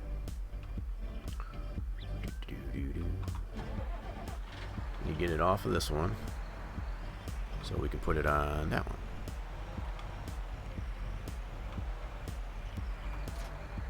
Get this one out of the way. Just put it right over here for now.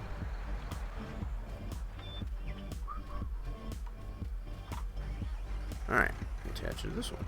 So we still got herbicide in the sprayer, so all we gotta do is just get her hooked up in the back of this here and just spray that part of the field. I'm not going to worry about GPS or anything like that. It's just a little bit. It's only that little strip on that field. Yep, just that little strip on that edge of the field. So I'd be able to get that one swoop. I'm not going to worry about that one. That skinny little strip, I guess that's on the very edge there. They're already flowered, so that's probably not going to. They're probably not going to get killed anyway. So let's spread that out.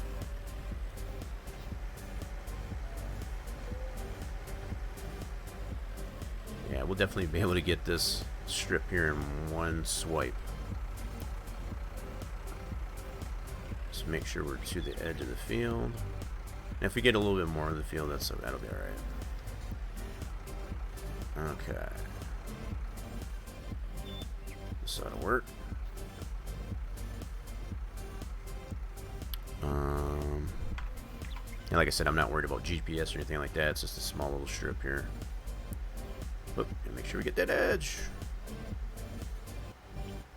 Let's make sure it's applying it too. Is it applying it? Yep. See, I missed that little bit there. Dang it. I'll have to back up there and get that. And apply enough overlap there. Kill all them darn weeds. There we go.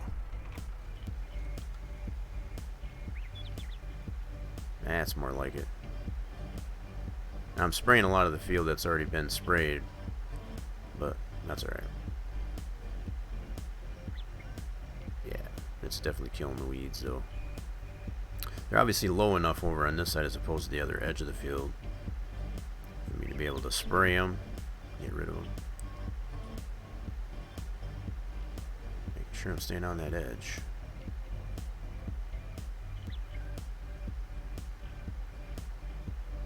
Can't really see them, I guess, in there because the soybeans are kind of camouflaging them.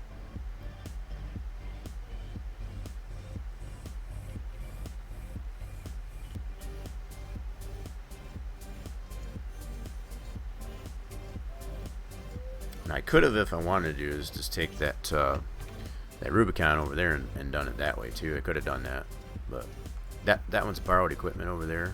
So I want to make sure that one's already set up to do that field. And I've got enough. I can't remember if I did put enough in that one to be able do that whole field.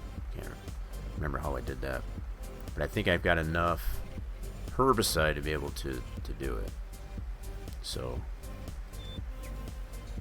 alright, we'll drop this off here. Because I think I do have enough more herbicide this way.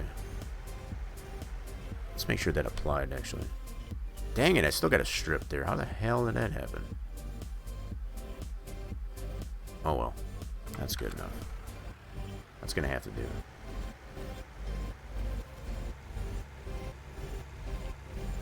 That'll work. So we'll have a strip of weeds, I guess, on either end of the field. That's okay. Okay, let's strap this off right up here.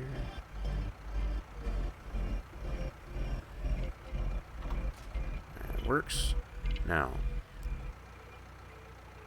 yeah, I'm going to take this over back. I think our doggo's probably hungry too. Let's feed the doggy. How you doing, boy? Oh, come here, you dummy.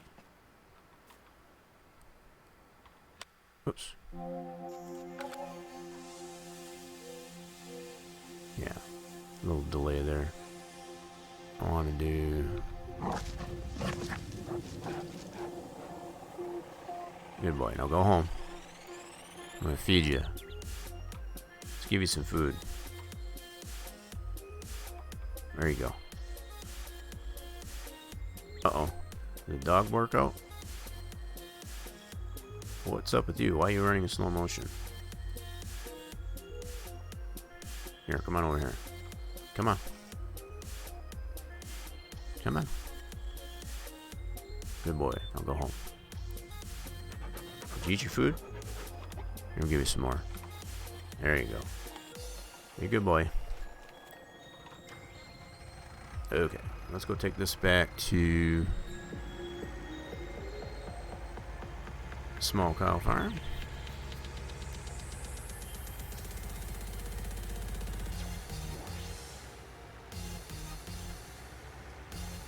Might need to put a washer over that too, or a washer over at that cow farm maybe. Right now it's only got the tires dirty, so it's not too bad, but eventually I think that's what we'll probably need. I'm going to get to that contract there with that Rubicon. I think it's a Hardy, actually. I keep saying a Rubicon. But I guess it is a Hardy, it's a Hardy Rubicon, I think. I could be wrong.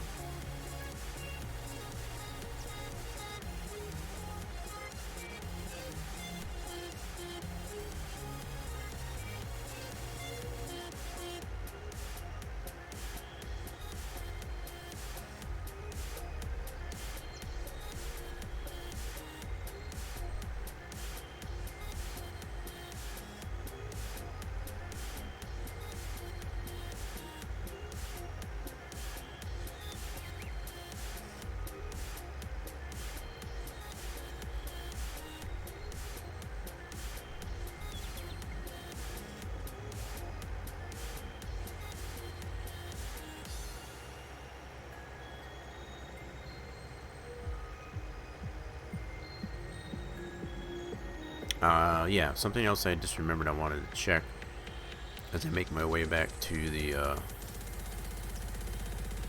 cow farm here. I want to show how that the water pipes, I guess, for the water trap actually work.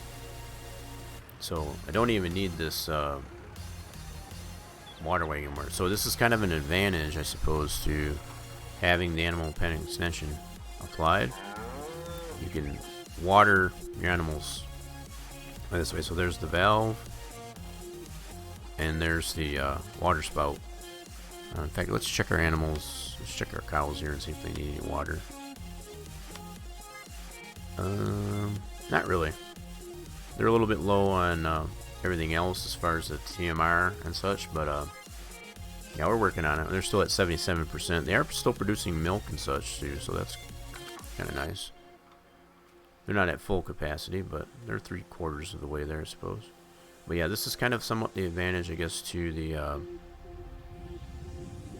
to having the animal pen extension, as it allows you to water your animals this way, and no need, I guess, to use that as far as tanks. That's kind of probably one of the suggested mods I'll be putting in the README, I guess, for the map, is to have that, just to kind of eliminate that.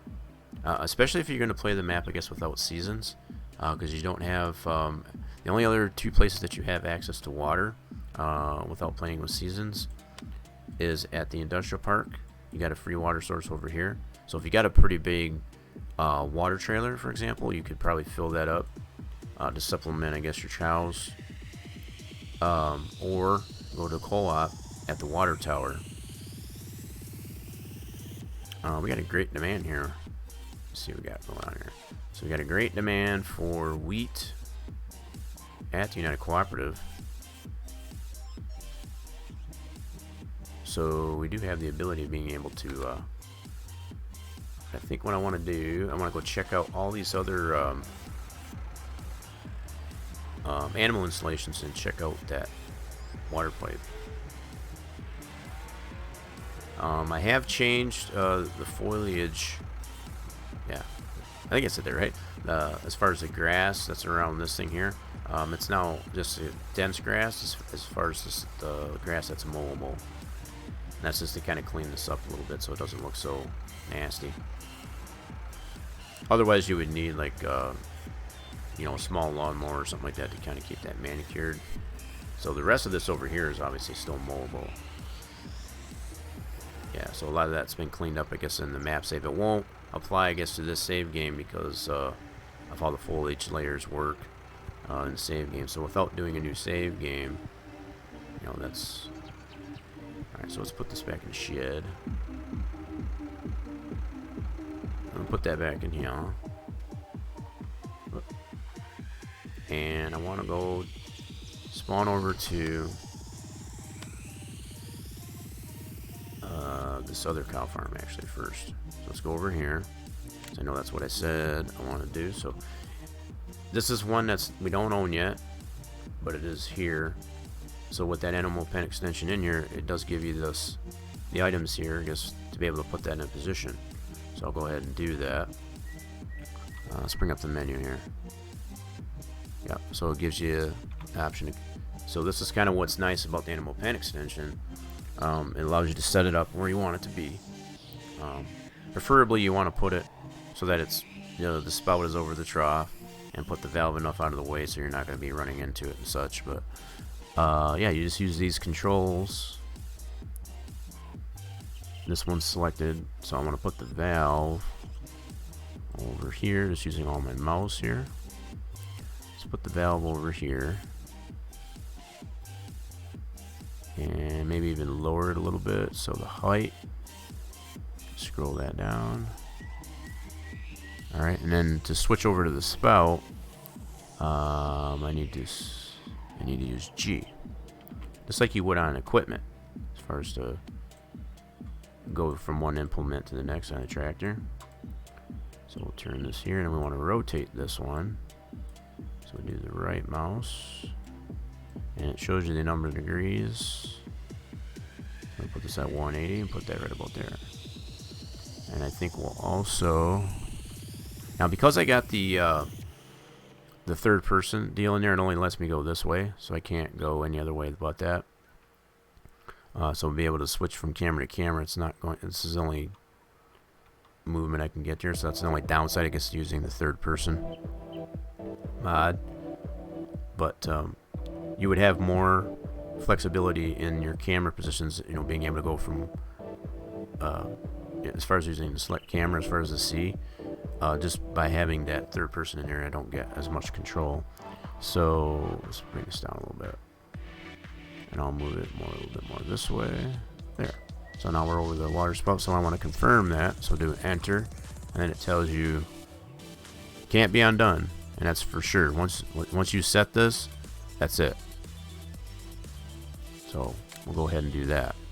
So now it's going to tell me, more likely because I don't have any, so I don't have any animals in here, but at least it's set up for once I do. Now I want to go check out the sheep pasture, which is up over here at the Turner farm. It should have a valve over here, which is right here. Yep. And we'll set this one up too. So again, just getting it set up so that once we do get sheep and our cows at the other cow farm, those will already be done. So let's go ahead and set this one up. So it initially always puts you on the valve as far as to turn it on or off. We're going to put this one right about here. Switch over to the spout. And we'll put the spout over here. On this one here. Enough to keep it out of the way at least anyway. Spin it around this way, so put it at 180. So right about like that. And let's bring it down just a little bit. Perfect. So we'll confirm, and yes. So now that's set up for once we do get sheep, we'll be able to water to the sheep once we do. So again, just like the other cow ones here, because we don't have any animals in it yet, it's not going to want to apply any water to it. So at least that's done. Okay. Now let's check our contracts. We've only got the one contract going, which is that fertilizing job. So we'll probably go ahead and work on that.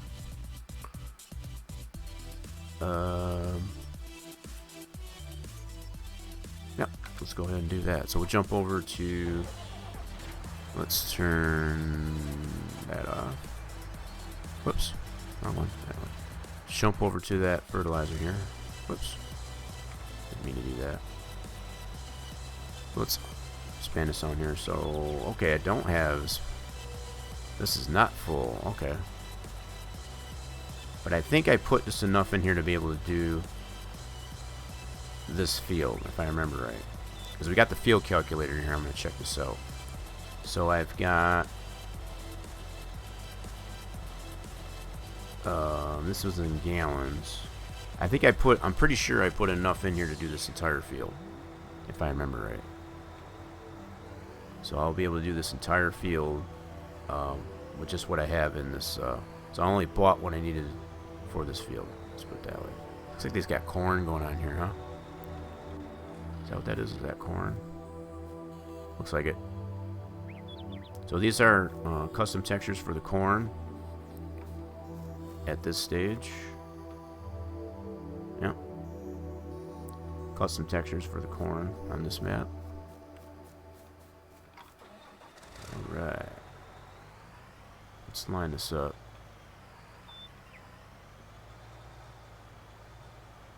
That's probably about right. Now, I don't have GPS on this because this is all borrowed equipment, like I said, so let's go ahead and turn it on. There we go. So we'll do this ourselves. This shouldn't take entirely too long at all. This is a pretty nice size sprayer.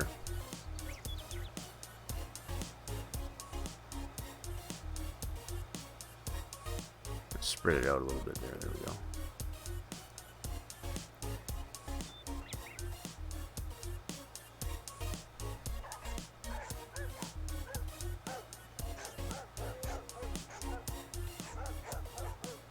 Hear the doggos barking in the background.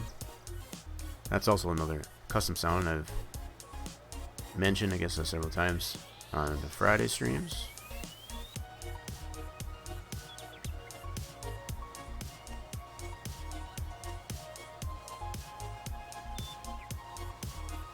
Yeah, so I'm really curious. Yeah, just going by memory, I'm pretty sure that's what I did in here. I put exactly what I needed. Maybe a little bit more, actually, than what I needed to actually be able to fertilize this field. So now what's going to be really tough is to tell where I already sprayed. Okay, I can see it this way. There we go. Yeah, so figure the crop is low enough to where I can actually see it that way. There we go.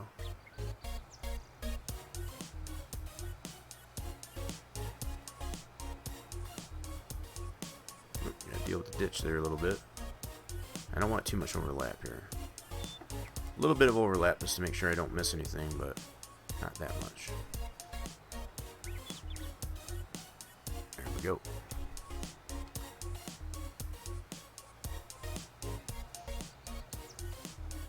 go. I don't know about y'all, but this is about the only way I can tell where I need to go without actually doing a hired worker or using GPS. The fact that you can't put GPS on borrowed equipment, so he won't let you do that.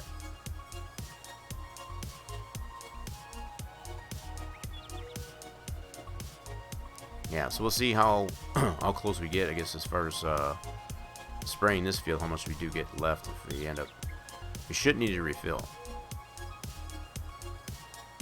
Per the field calculator, when I set this one up prior to the end of stream last Friday, that's what the deal was here.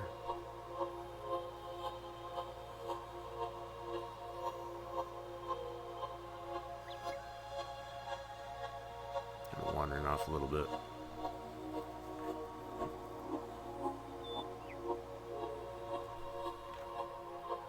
Perfect. All right. Kind of a bird's eye view on this here, huh?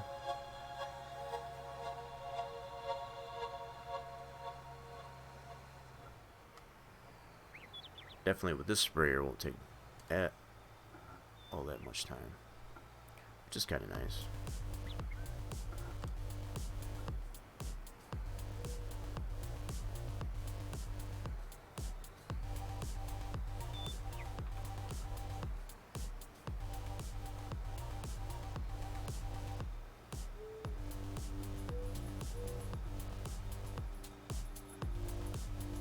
Ooh, I want to make sure I don't want to get close enough, a little bit of overlap, but not too much.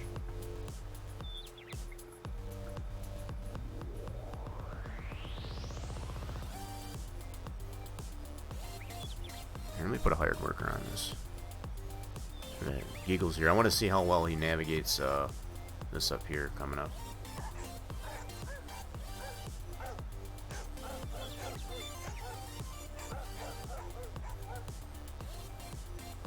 I got a feeling he's going to run into that tree there, but we'll see. I think the boom's going to catch the tree. Nope, is he going to stop? Nope, guess not. He did there for a second. Oh, he just missed it. He's going to hit this one, though. Oh, he's definitely going to hit that one. Hope he did stop. Okay. Yeah, I wanted to test that to see how well he picked that up or not. So he's missing that little bit up there, but that's okay. I at least wanted to see how he would handle navigating those trees. Let's see how he does the rest of this now.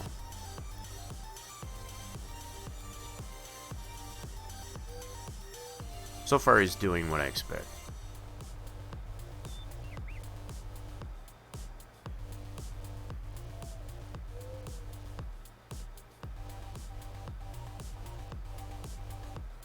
Oh, looks like it's like, what are you doing? He's backing up, I guess, to get the next run here.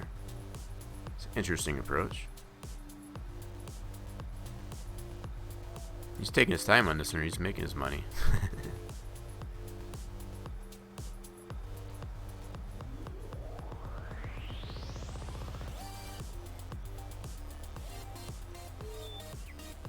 Yeah, we didn't go all the way back. Alright. So that really comes down to just doing headlands. Yep. Okay. Which I can do. I should have done that whenever. I've mentioned that before. It really comes down to you got to do headlands when you've got the obstacles on the edge of the fields like that. And that's going to be for any map, really. It's going to do that same thing.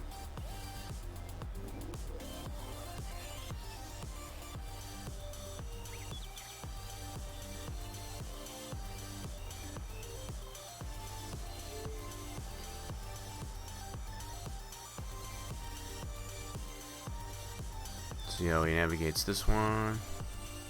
Should do a lot better, I guess, on the other end with the trees.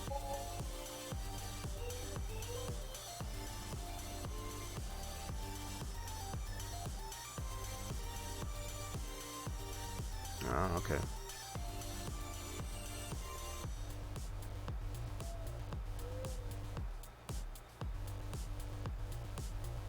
I think I see how this is gonna go now. So he'll back up like this. That actually takes him a little bit more time, I guess, to do it that way than it does to drive past the field and then come back around straight on. Hired workers like to back up on that. It's interesting.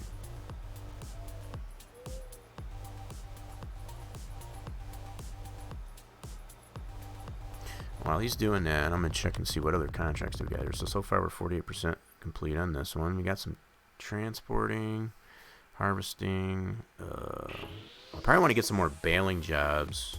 Let's see if there's any more baling jobs so that we can get some more. Yep, we do. We'll have one on field 6. And I'll probably borrow all that equipment. I'm not so much concerned, I guess, with how much we'll get. Field 6 is pretty small. This one he wants it. He wants hay, basically. Dry it with a tedder, take it to the barn. Yep, so we'll go ahead and borrow that equipment. That's Mr. George Watson. Field 6, yep. So we'll borrow that equipment. See how he's doing here. Oh my goodness, what are you doing? Okay, so you bumped the tree. Okay, so he actually went all the way up to the edge of the field. So he's gonna more than likely back up here again.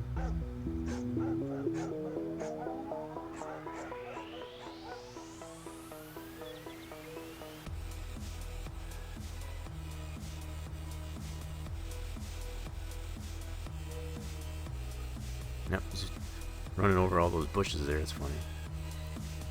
Seems to be navigating it pretty well though. Okay, he's doing alright. We'll let him do that. Let's go over to store here and we'll take all this stuff to field 6. Oh yeah, I did have more herbicide, that's right. That's what it was. So I don't know if he'll run out or not, we'll have to see. I've got it to where the hired workers just use what's in the... Oh, wait a minute. What the heck? Hold on.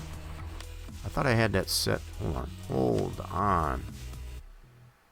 What? Fuel usage. No. Turn that off. I wasn't even paying attention to that. Obviously, he was buying the fertilizer. What the? Alright, I need to turn these all off. Okay. Seed. I thought I had those all off. My bad. I didn't even realize that just till now. He was actually buying this, so I want to make sure he's using the stuff that's in. Good grief. Alright, so he should definitely have enough now. Yeah, he was buying. I didn't even notice that just till now. Good thing I caught that. So I thought I already had it set up to where they weren't buying. That's weird. Anyway, it is set that way now, so. Alright. As we were. So let's go ahead. Let's see, how do I want to do this? I can take 2 things at a time here. I think if I do this, I'll put this on the front. Alright, and then this I can hook up. So I do have some herbicide over here at the store. I'm just going to remember that.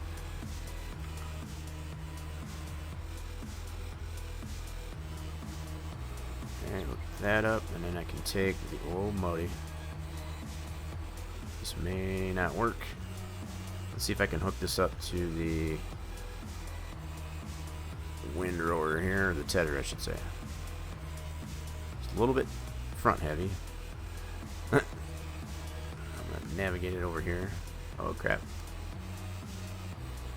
It should balance it. Hopefully it should balance it out if I get this tedder hooked up. Come on, baby. You can do it. There we go. Yeah, that should balance it out, hopefully.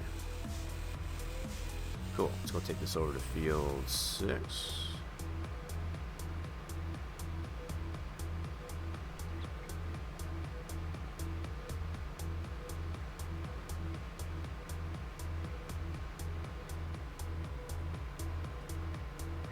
So our beans are growing in nicely so far.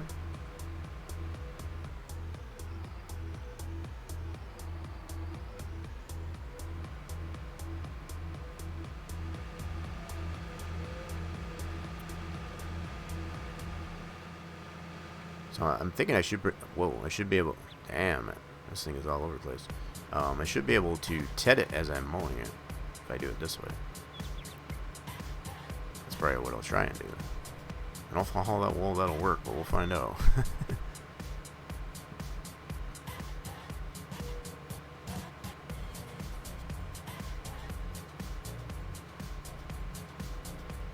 We're gonna find out.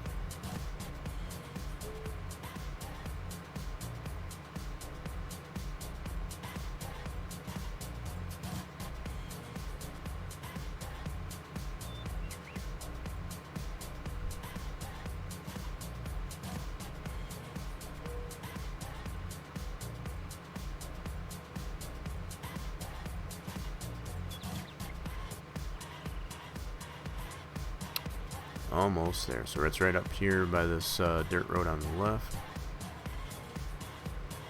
I want to see. Yeah, I'm really curious to see how this is going to work now. Can I TED this while I'm mowing it with this tractor? Alright, let's unfold that.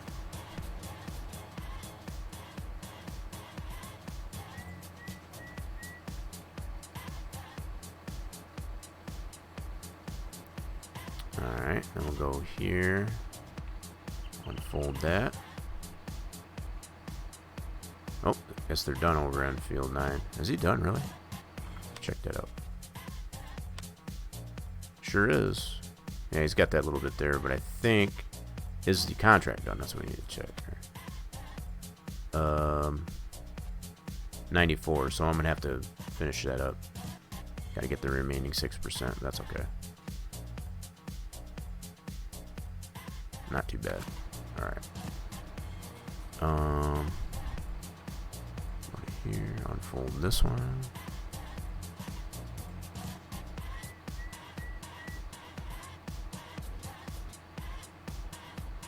Turn it on.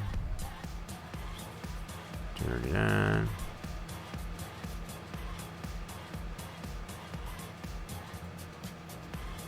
Turn it on. Lower down.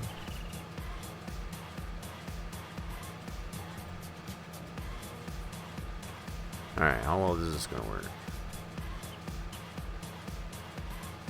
It's going to be probably a little bit slow, but I think it'll work. It's not too bad. That's good. So I'll be able to TED it as I'm mowing it. 2 birds with 1 stone. Yeehaw. Yeah, so this is, this field here is one of the 2 that, you have the ability of being able to get baling missions if you don't.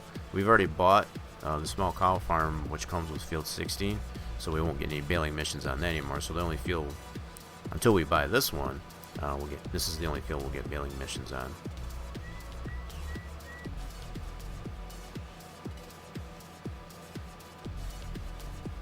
Yeah, it's maybe a little bit slow. It kind of bogs it down a little bit, but it's really not too bad. Not too bad. Come on, baby. You can do it. Yeah, it's a little, it overworks it a little bit, but it's not too bad.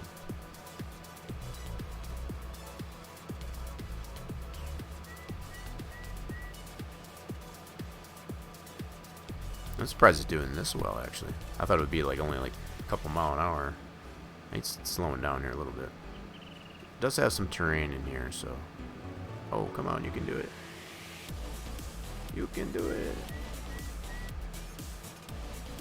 Oh no. I think we're going uphill a little bit.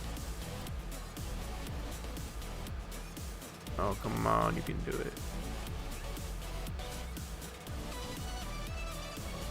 Struggling a little bit. Got up over the hill, it looks like.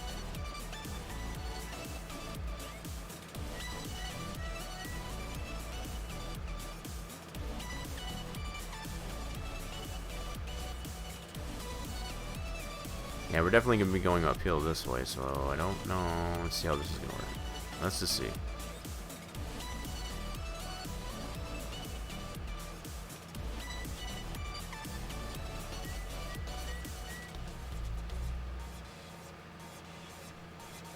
Alright, so what I might have to do is not TED this right away. So I'll finish this strip here, and I'll have to TED it after. I'll keep the tedder attached to it, but just not run it. We'll TED it after we mow it. This thing's definitely chugging up the hill. And that's to be expected. This is not a very big tractor, so.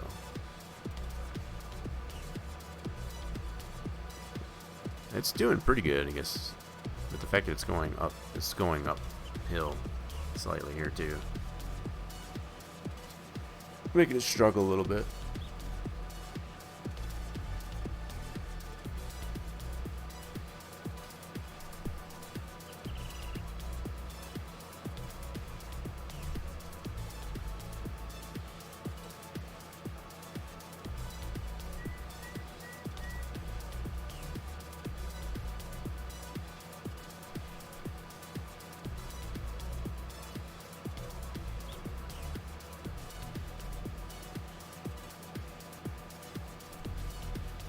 Okay, so let's lift that up.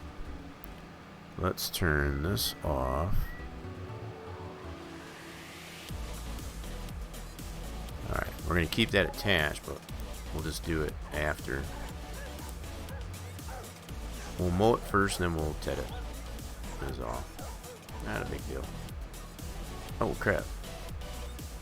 I had that thing lifted up there and it still cut it. Interesting. It's still cutting even though it's up in the air. Wild.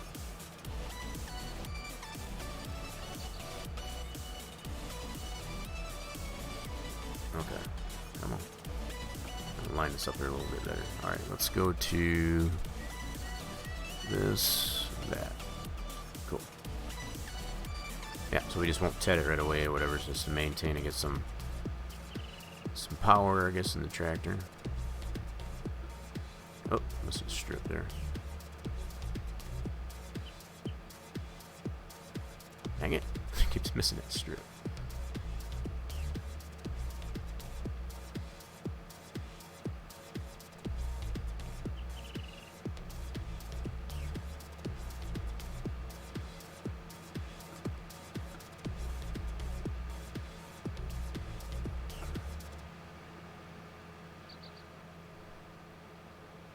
Yeah, we'll definitely get it TEDed, I guess, on the second go around.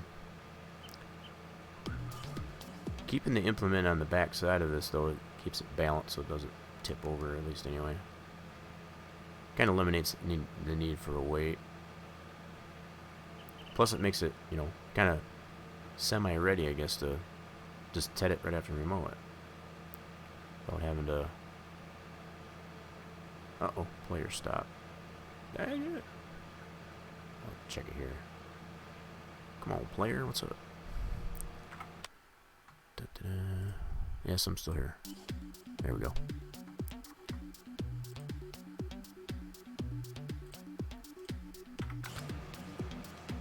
Just gotta wake it up every once in a while.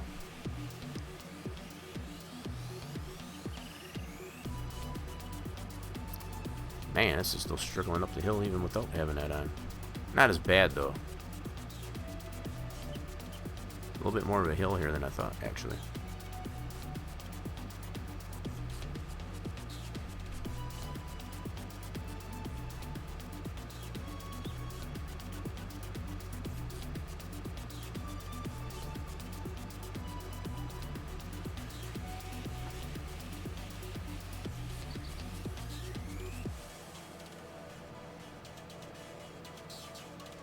That didn't work out like I wanted it to, but that's okay.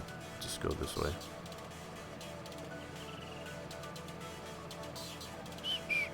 We got that merger that comes with this contract too, so that's kind of nice.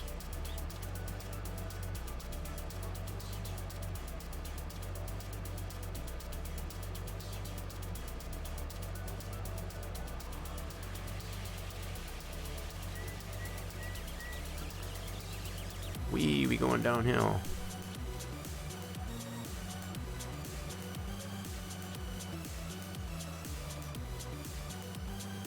I could probably TED this going down the hill without as much of an issue.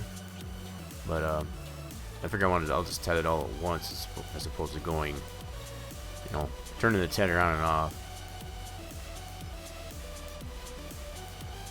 Say I'd have like some grass and some hay, and I don't want to do that. Just tet it all at once.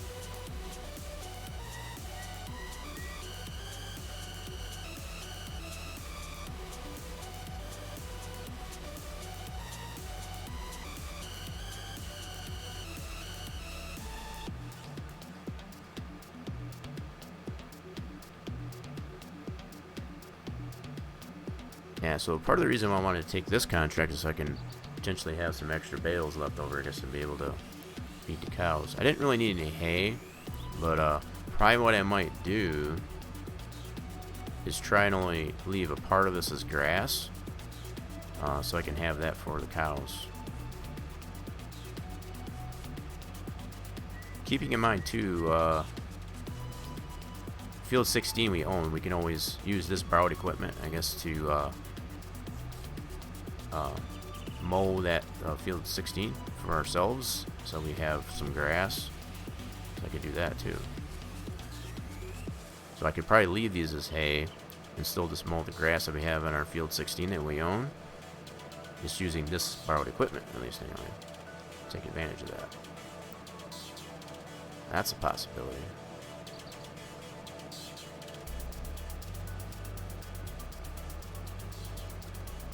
I think that might be what we'll do.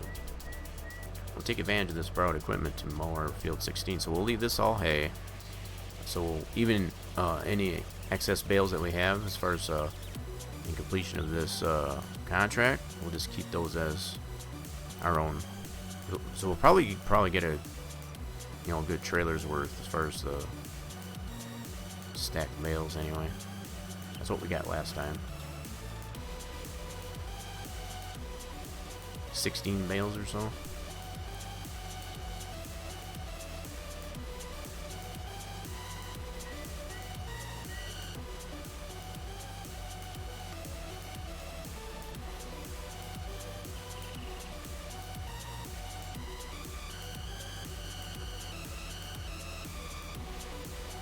I wanted to get that little bit of grass that was there because I kind of borked that turn, I guess, last time around.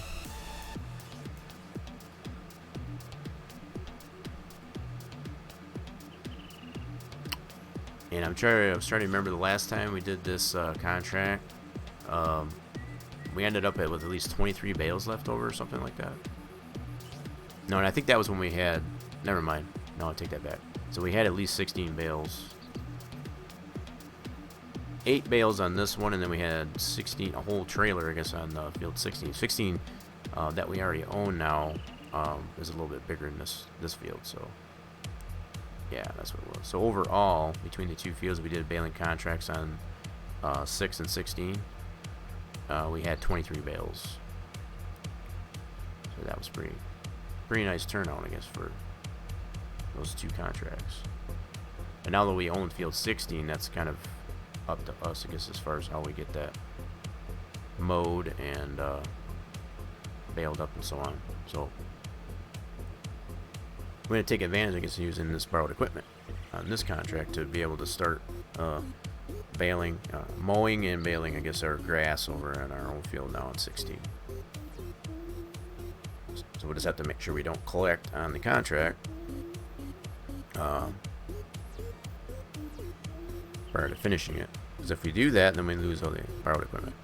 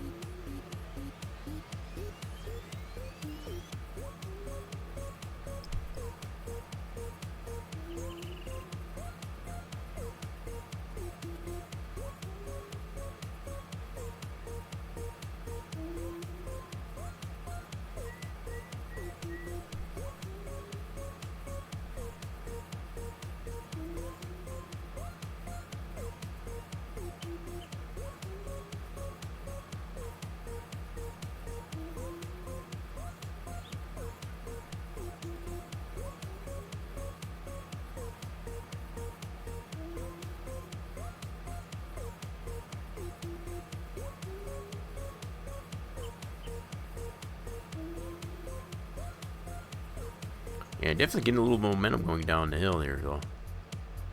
Gets a little turbo boost there. Natural turbo boost.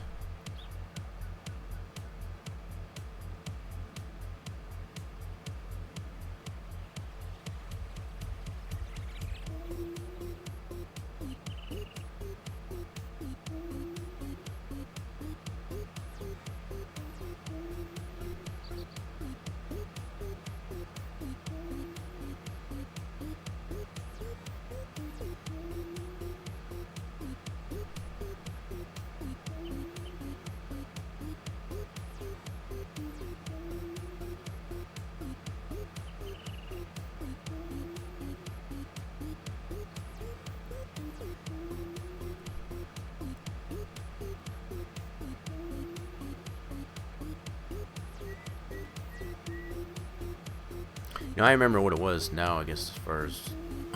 yeah, I had to do a new save game. That's what it was. So my initial save game that I had prior to doing this new save game, I did have it set to where the hired workers don't buy what they need, I guess, to do the field work. So yeah, I just never reset that. So, okay, now it's set. Yeah, I think we all good on that now.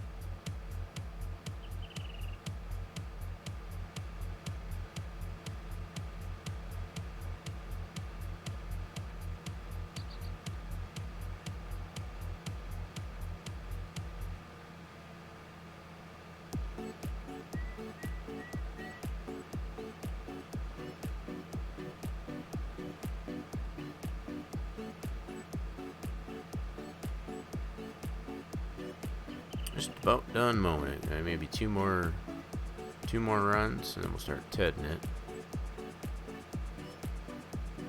Get that hay going on.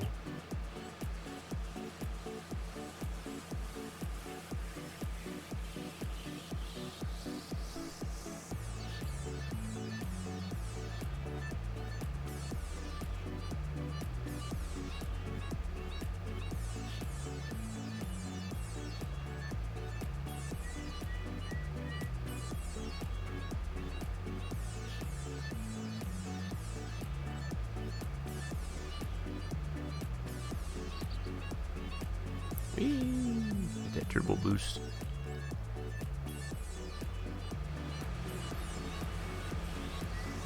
Oh. Ah.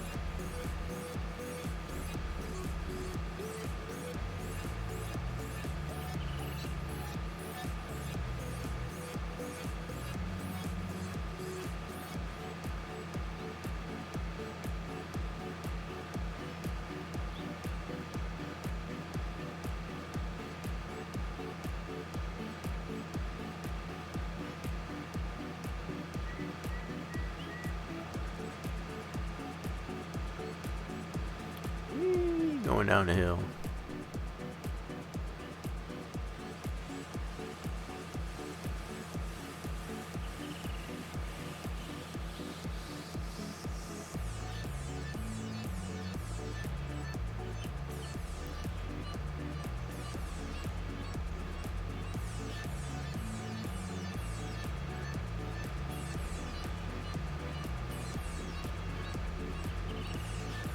Alright, that's done. So now I'm going to start testing this bad boy. Let's turn this off. Turn that off. Hook that up. And let's get this up here. Okay. Let's start testing it from this corner. See how this works out. Turn that on, drop down. Let's see how this works out.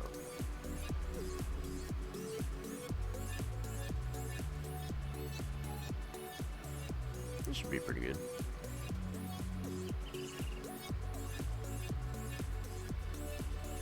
And not bad at all. Yeah, just keeping that balanced out, I guess, on the front there. We'll just keep it folded out. That works. They did give us a weight along with the contract, but there's other ways to improvise, I suppose.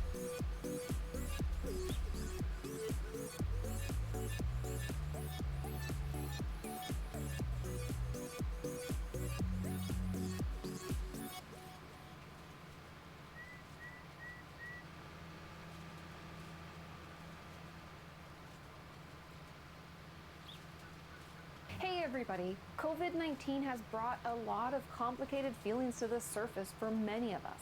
But know this, it's okay to simply get by right now. It's what I'm doing, and it's what we're all doing. So be gentle with yourself and join me and others as we talk about coping, demystifying therapy, and most importantly, sharing in our experiences. We can get through this together.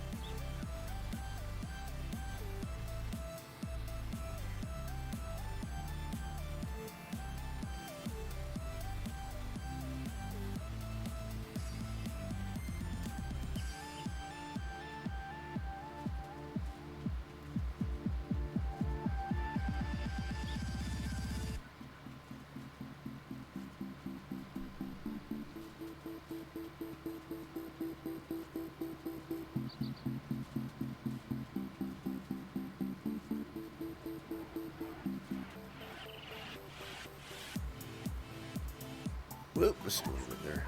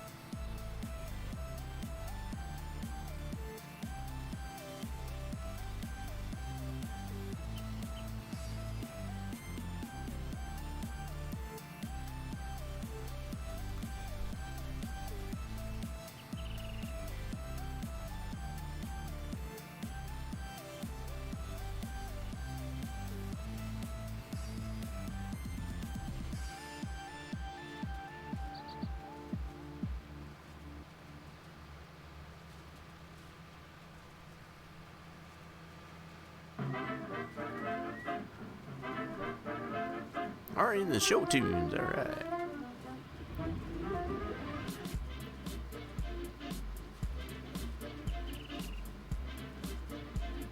Everybody dance.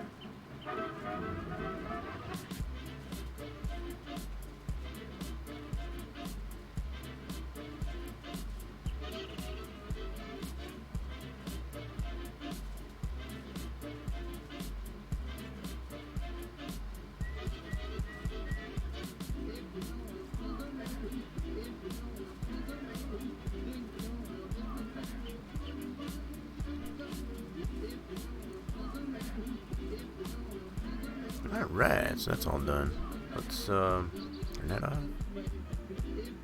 Fold that up.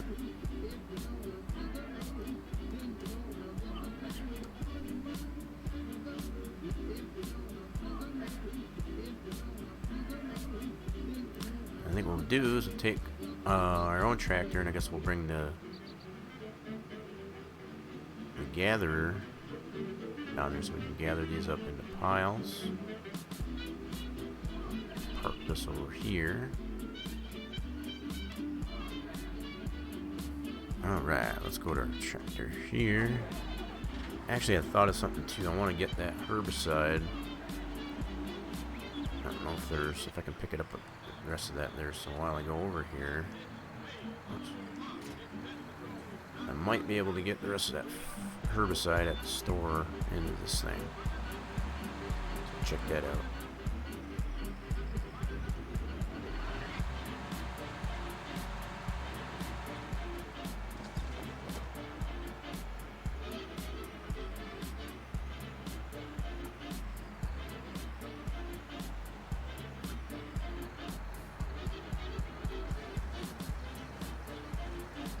Dang it, still got some left here. Okay. How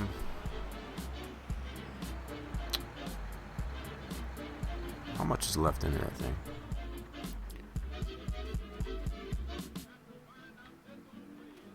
Oh, you're not gonna tell me? What's up?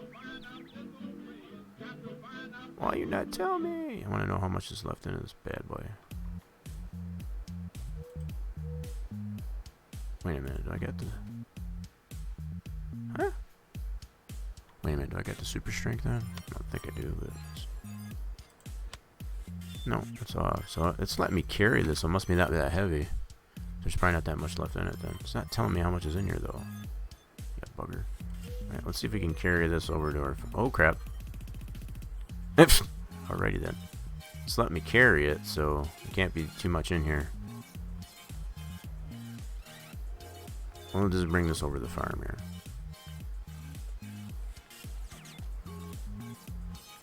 Yeah, can't be too much left into this thing if it's letting me carry it.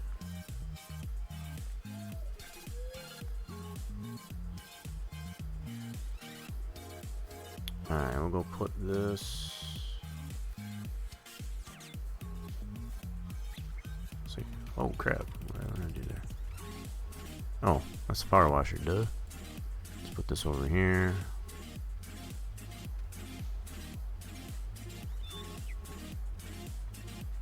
Alright. Cool.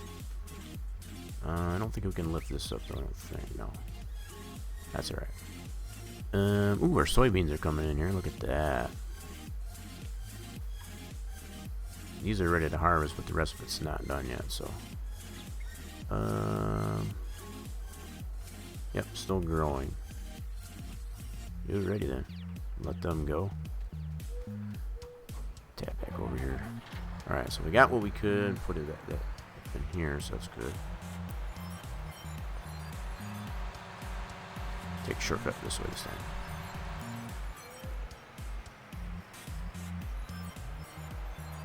So our beans are coming in pretty good.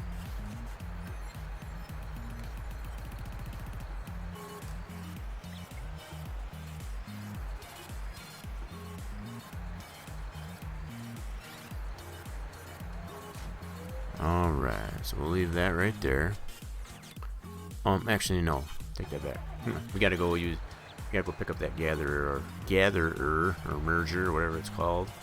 Store and take that over to field 6.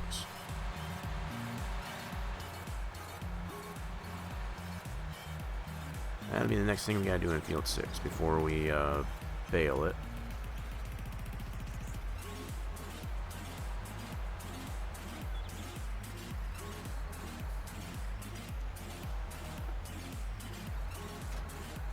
This thing, I've come to find this thing is pretty neat actually in comparison to just the traditional windrower. Is you can merge it, what have you, I guess, in either in the middle, left, or right. So it's kind of neat.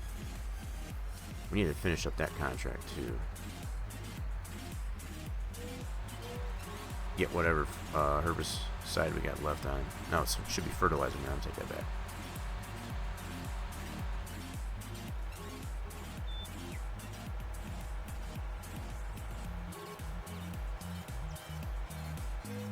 We'll take this over to field 6 first, and then we'll finish up that contract in field 9 there.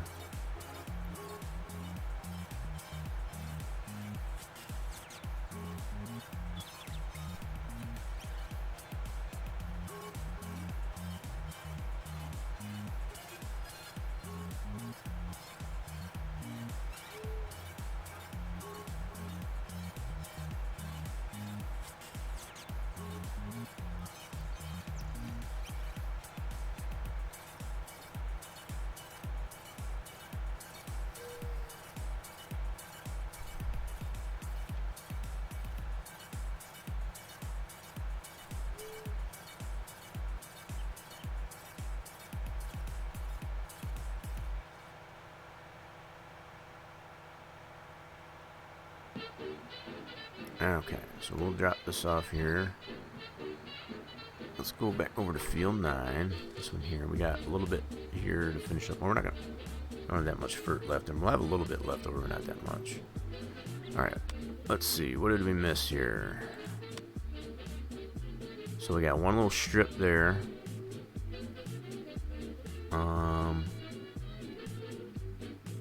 It's interesting that you missed that edge. You should have at least got that. That's weird.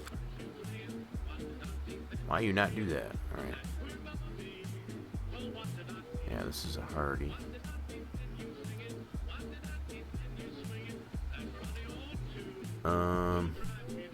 Yeah, it should have done this strip here, but I guess not. That's, again, it all comes down to doing headlands. That's all that means. Alright, should have enough to do this field. Should definitely have enough to do this field.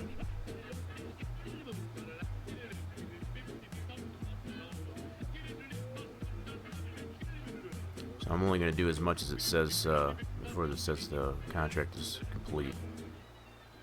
Whatever we have left over, we're going to save it.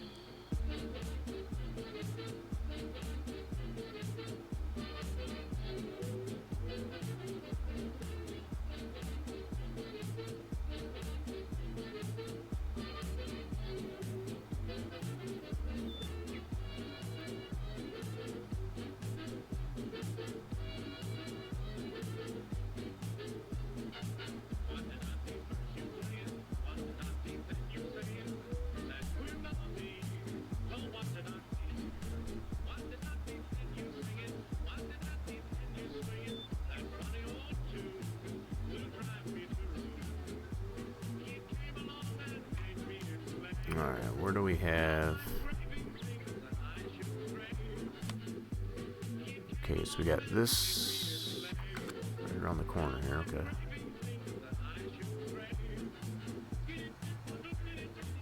Let's see it.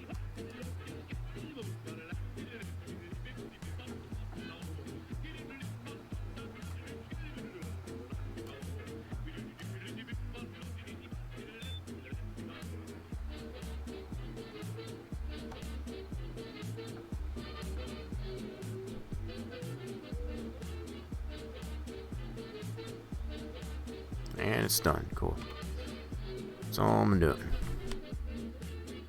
Says it's done. Alright, so let's go ahead and fold that up. So we'll keep that little bit of liquid fur. Take this back over to the farm here and drop that off.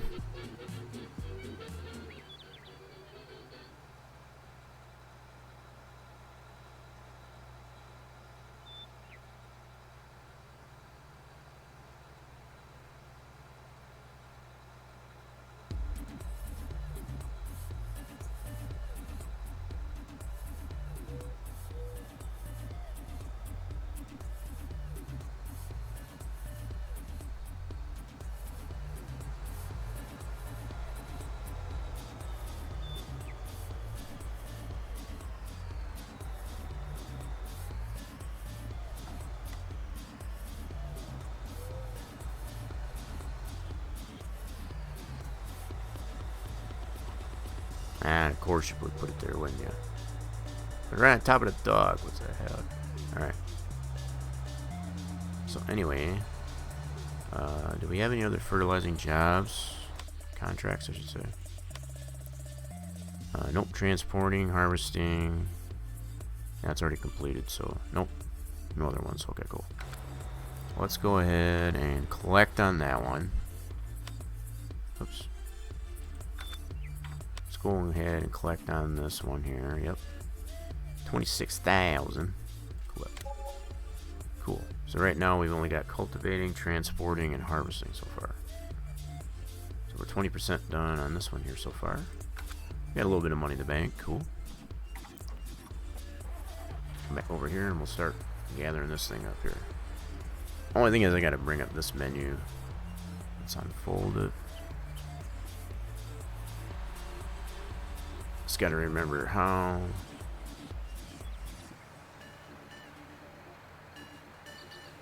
Okay.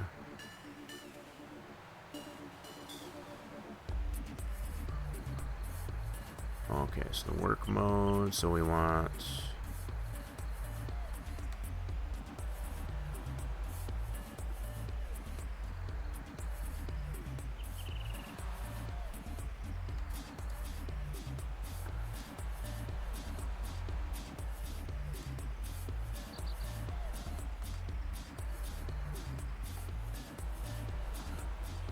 oh my goodness.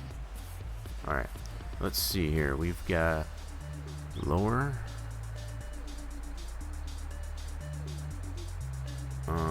Wait a minute. You gotta set that before you lower. Work mode is left, so you must have to do that before you drop it. I gotcha. So that goes away. So left control Y. We want it to be on the middle. There we go. Now we'll drop it. Turn it around. That should put it right in the middle.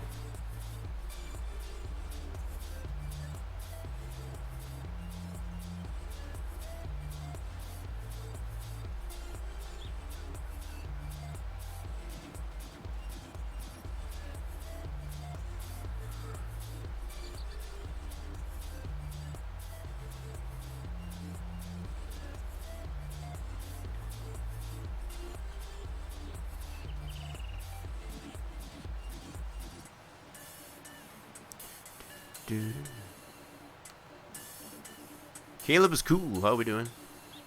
Welcome to the stream.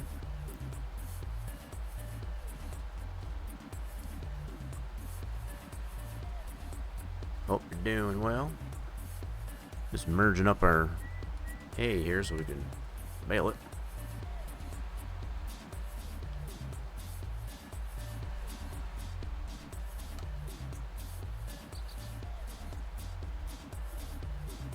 Whoa, missing some there.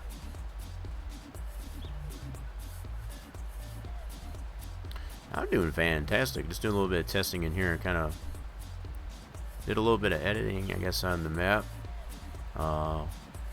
Some items that we applied to the map. So, yeah, just kind of doing a little bit of playthrough, I guess, on this point here. Just kind of testing things out here. Kind of a prelude, I guess, to tomorrow for Farming Friday. So, yeah. Lift that up there so we don't get... I kind of looped that around, I guess, on that other end of the field there. I didn't mean to do that. That's okay.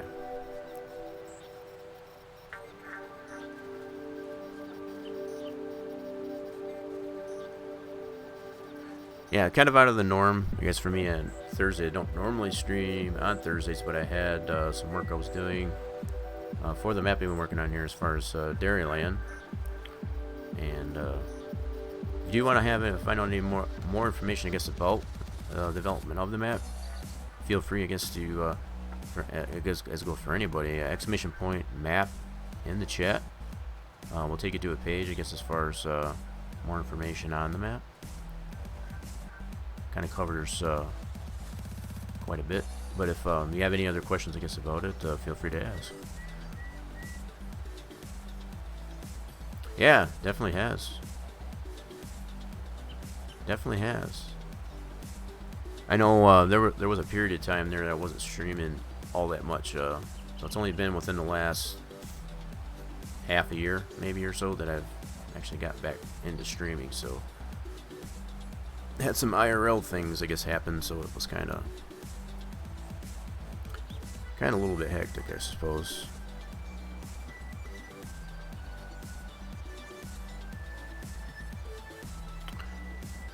Oh, I hear that.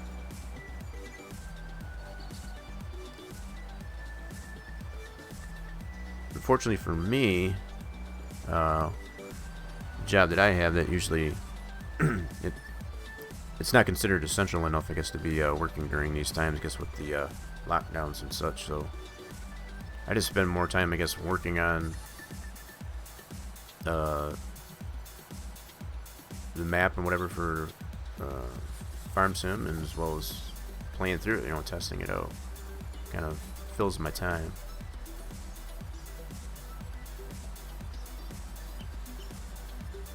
Just swinging by to say hi. Are we doing split? Split's go. How are we doing? Just swinging by. This is usually, like I said, it's kind of an unusual. I don't usually streams on Thursdays, but I had some things that needed to be done. And it's, you know, it was things that I feel people might find useful, I guess, as far as with how to edit models, I guess, they putting into your map and stuff like that. So I figured it was kind of a continuation as well as a prelude to Friday, continuation of Spline Design Studio Saturday, but also a prelude, I guess, to Farming Friday for tomorrow. So it's kind of where I'm at. Yeah, definitely on Thursday I don't usually stream, though. I don't know if this will really become a regular thing or not yet, but I figured for today it seemed kind of appropriate, so I figured why not.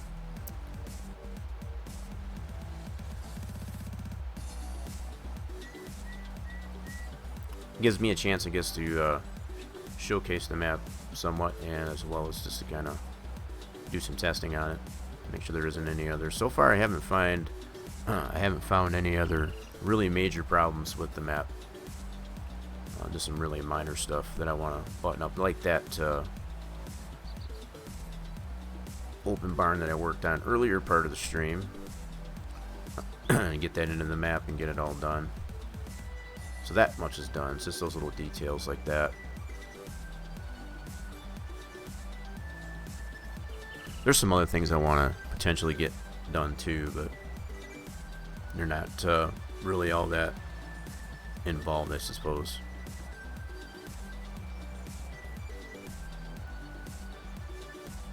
It should be fairly easy, I guess, to get done and get established. And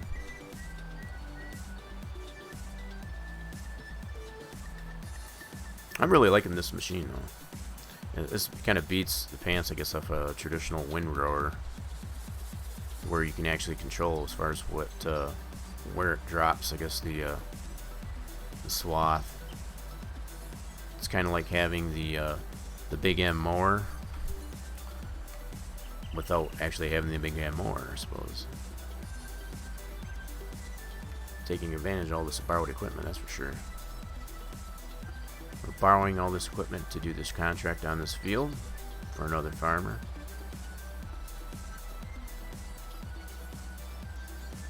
Alright.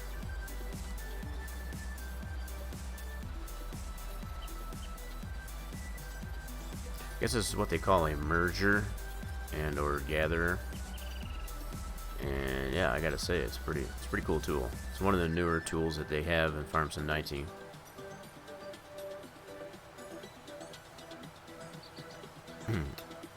But yeah, it definitely allows you to be able to control where the swath gets placed down, either to the left, the right, or in the middle, like I've got it right now. It's kind of neat.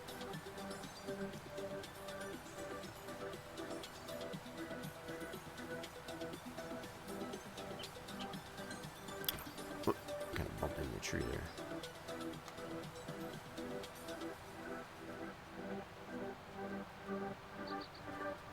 I don't even know. Can you put a hired worker on this? I'll be damned, you can. Might have to try that here real quick. Let's get this set up here. I didn't know you could put a hired worker on this thing. Let's try the hired worker on this roll. Test that out. Get it lined up here first.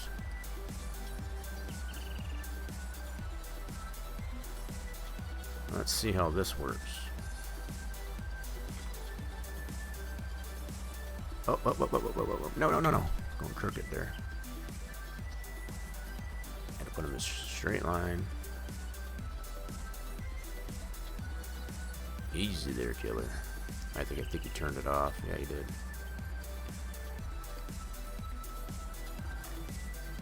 Straighten it out.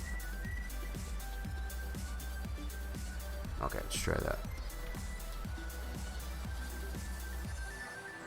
That's more like it. Yeah, let's see how the hired workers are on this. So I've been trying to test the hired workers as much as possible on these different types of things so that you can determine whether or not there's issues with that. Because even if you want, see, for me, I usually like to put the hired worker on there, I guess, briefly. Like if I need to jump over and check out another contract or something like that. But,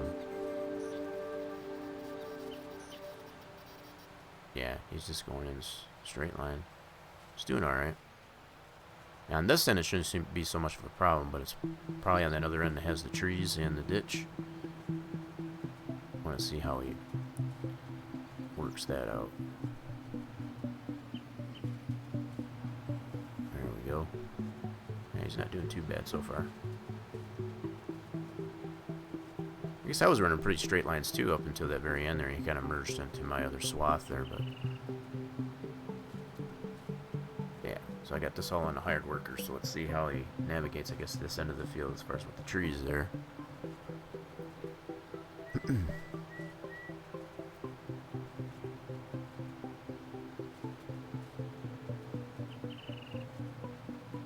Got a feeling he's going to stop short. Yep, just a little bit. Not too bad though, actually. I guess. Alright, let's see how he does this. Oh crap, what are you doing? Oh, he's figuring it out. Nice. Nice. He did better than I thought he would, that's for sure. I thought for sure he's going to go or try to go around that tree and come back in.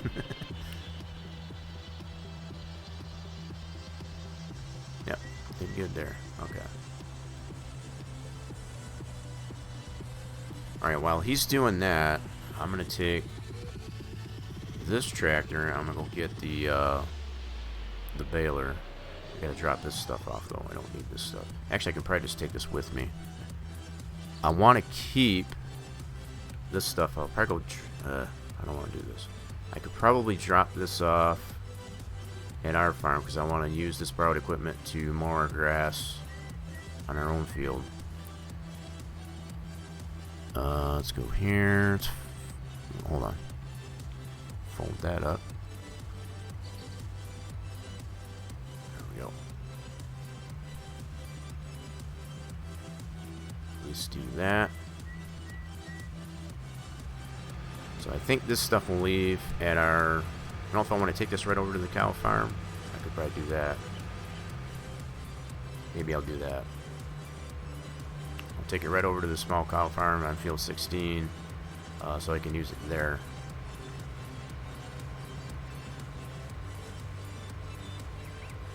And all I want to do there, I don't want to ted it, I just want to cut the grass. I might do half and half, or like some of it grass and some of it hay. Not sure yet. I want to get myself, because we'll get some leftover bales on that contract for field 6 with hay, but I definitely want to get enough grass bales. I've really got enough hay bales, to be honest, so I might just do most of the... I might even wrap them, some of them up for silage. We'll see. They didn't give me a wrapper for this one to do silage, but I could probably buy a wrapper, I guess, to do silage.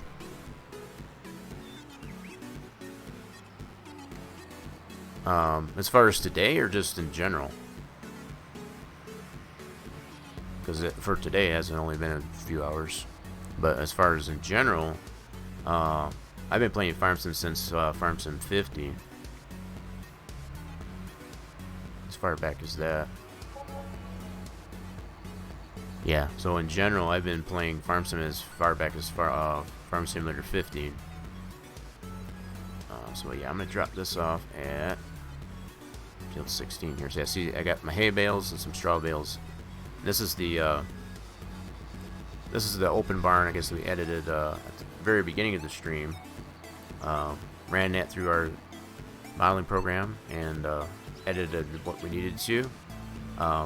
So on these front, let me drop this stuff off here. On the front post on that thing, it doesn't have any collision. That was one of the things that we wanted to do on that. Let me just drop this off here. Get this set up here to be able to mow our grass field here. And let's go into... Yeah, he's doing a good job here. He's doing better than I thought he would. Cool. So this tractor, let's get this one.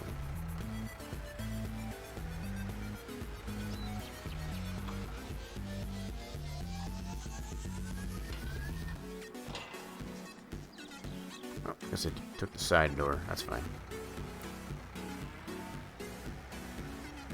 Yeah, but this shed here previously had collisions in these posts, and I took that out of there. So you still get the visual, I guess, for the support of the roof on the front side, but now you don't have to worry about clipping your trailer, especially using an auto stacker, getting that in and out of this thing and clipping into these front posts. So that was one of the things that we modeled, I guess, as far as that shed goes. And that holds true, I guess, for this cow farm as well as the cow farm that on that other field we're working on across from field 6. Okay. Yeah, we'll leave that here. And this guy is on his last run here. Cool. Yeah, so on that farm, in fact, I can spawn over that. I got these spawn points built into the map here to where, so we can go here. So I got another one of these open barns right here at this large cow farm, and it's the same thing. So it doesn't have any rigid body here, but it does on these.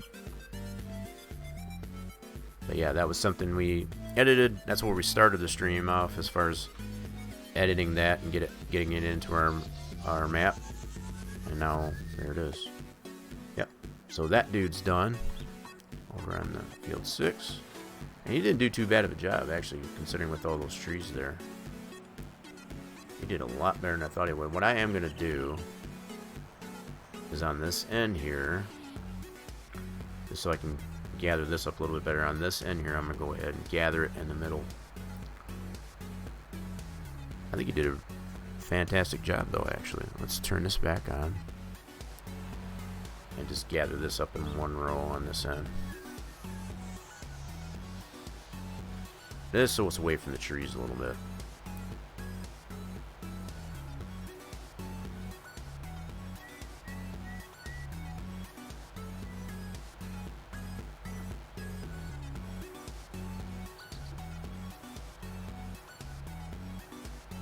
Yeah, that'll work.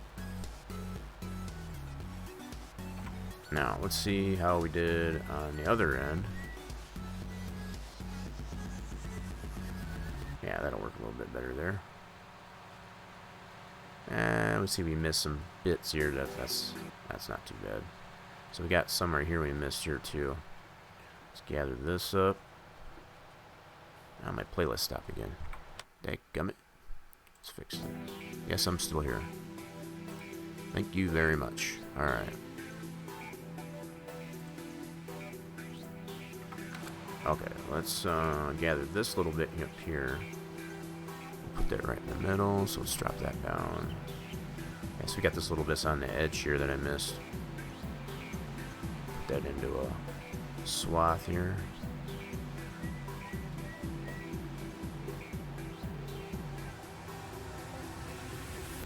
And just check and see how we did it. I'll do the same thing on the end here. I'll just kind of put this in a... gather this up here like that. Yeah.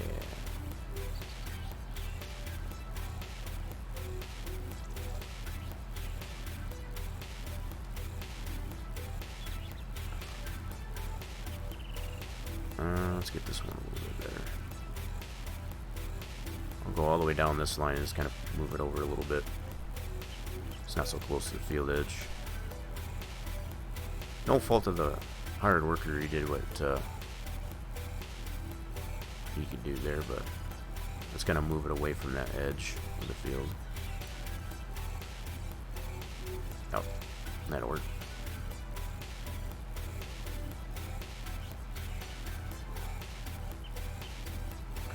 Perfect. Alright, we'll turn that off. Fold it up. Are you gonna fold it? Oh, then turn it off. Fold.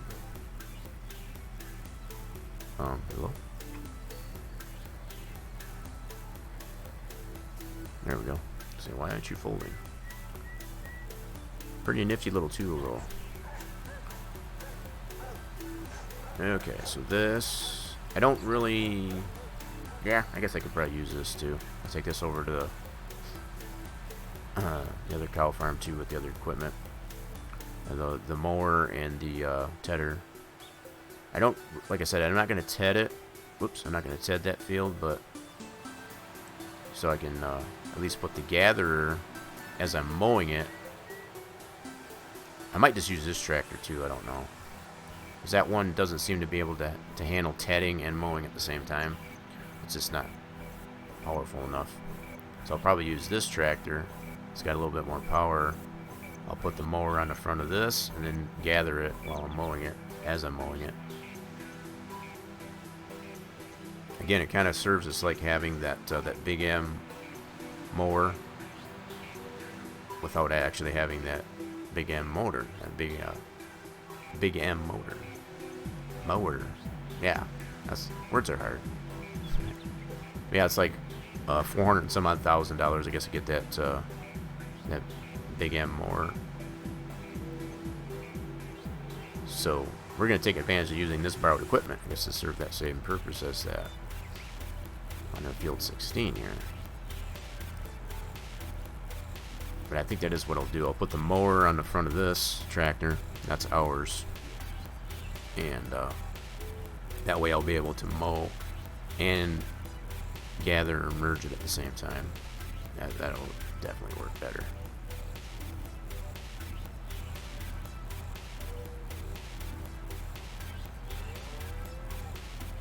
We definitely need to get some grass and potentially some silage for our cows here so we can mix up some TMR. Okay, let's see how I want to do this here. The tedder I don't need, like I said, so I'll put that off to the side. Let's drop. I'm going to leave this on here. Let's get the mower off of this. So attach that. And then just move this tractor out of the way with the tedder. Let's put this over to the side.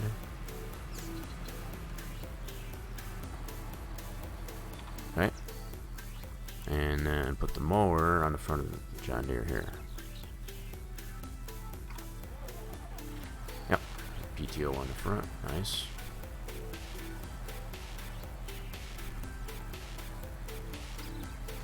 Boom.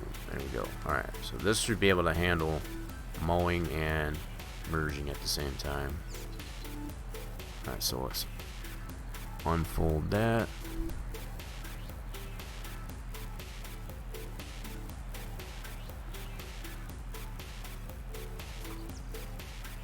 Okay, now let's turn it on.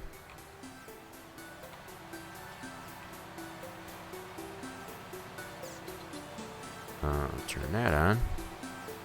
Whoops, I guess I unfold it first. Okay. Forgot to fold it up so we could transport it over here.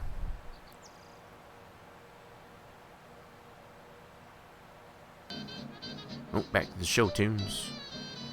Alright, so now we can turn it on. Drop that down. Oh, nuts. Is that not going to let us use it? Oh, no.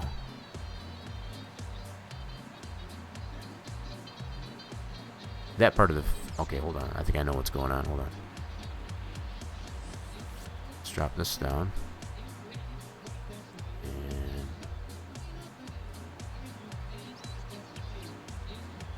Oh, you bugger anyway. Okay. So it's not going to let it... Yeah, it's not going to let us use it on our own field. Okay. So if I was doing another contract, I guess, with this equipment, yeah, that's how that works. Okay, that's by design. That's no flaw with the... That sucks. I was hoping maybe I could use that, but I guess it won't let me. Well. We tried. That's a bummer.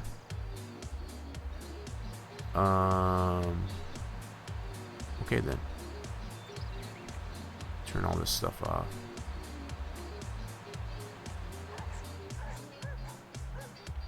Alright, and we're going to detach that. And attach this. Alright, so we can just leave it all right here. It doesn't matter. Once we're done with that contract, we'll just, That's a bummer. I thought for sure we could... We're eventually going to have to buy a mower and at least a windrower, I guess, to be able to do our field here, but... So, I guess while I'm at it, I'll go ahead and pick up the baler so I can take that over to field 6.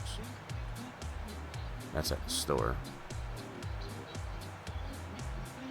If you ain't got that swing. Alright, let's go this way. All that grass on the tires.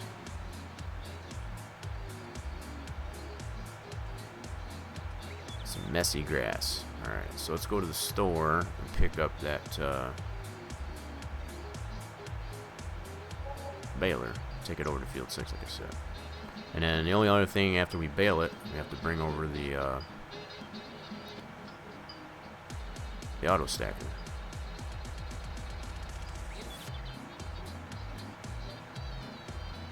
Show off some of the scenery of the map, at least, anyway. What stop sign? I don't see any traffic.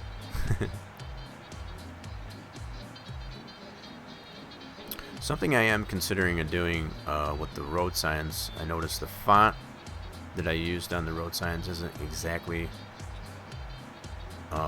what I wanted, so it doesn't look, you know, like a street sign or a road sign, so I'm probably going to update those. The names will stay the same, I just want to redo the font on them. It's the way they look right now. They don't look like actual road signs. Yeah, so I'll probably adjust that.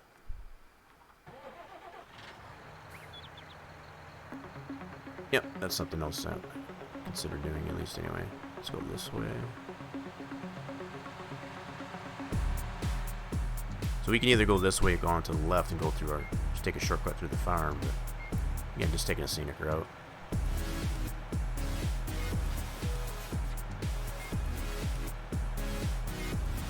Go through the town here.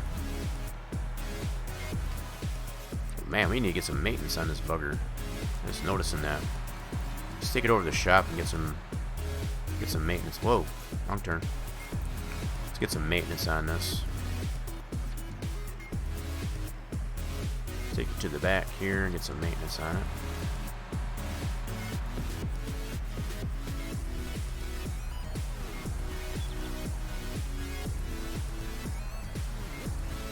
Alright. Let's fix her up here. Repair. Boop. There we go. All good.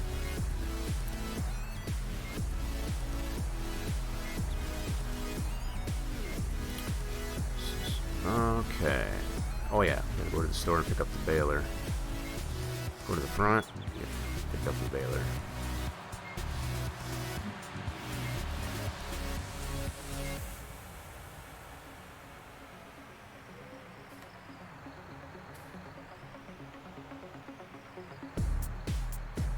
There we go. And we'll take that over to field 6. Start baling. We got the auto stackers, the only thing that's left there. Once again, a bale.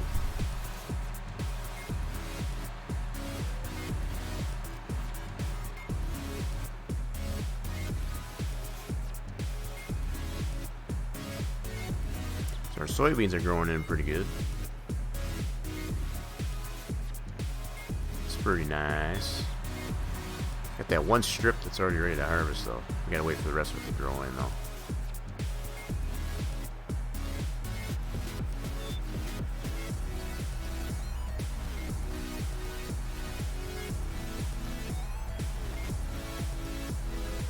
Let's see what time is it closing in on here. Game time. It is just a little after 1700 hours. About 20 after 5 in the evening, afternoon. I forgot to put that nightshade mod in here that turns that top right HUD there, gets with the time or whatever, it turns it dark during the day and white during the night, so that way you can see it better, especially during the day. I believe I do have that. I just haven't installed it in the mod yet. Mostly when I like to test the map out, I like to have minimal mods into this thing, so that's part of my excuse. Okay, turn it on.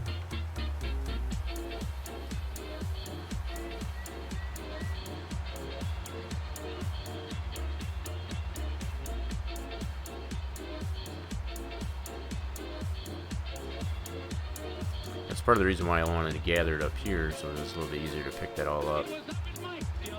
Just like that.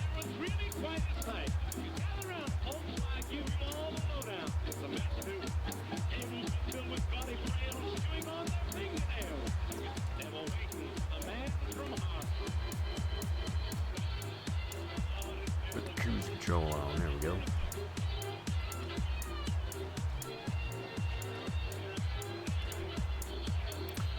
We'll be able to see it poop out the bales in the back.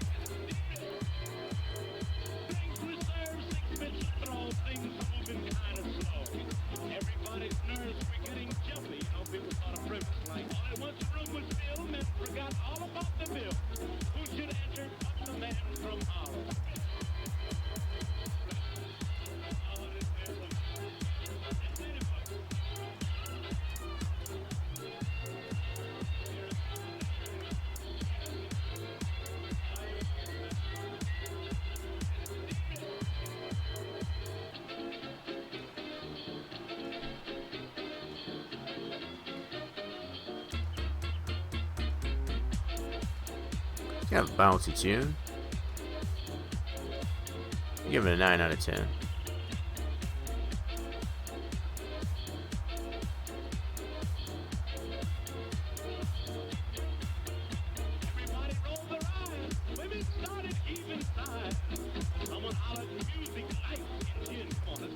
Yeah, so we'll get probably about 7 or 8 bales left out of this contract, more than likely.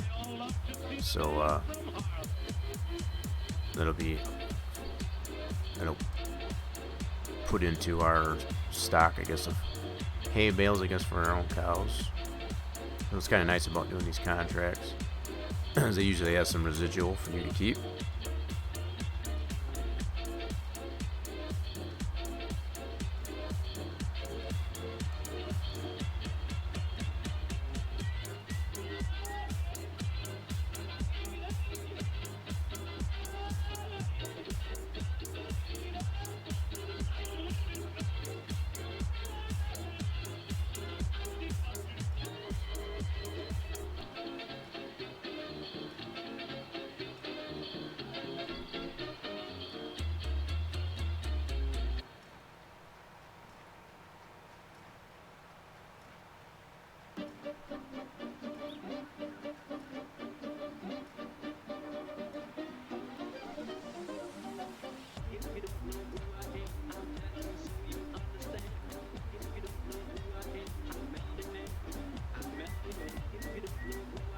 Oh, those trees, dang it.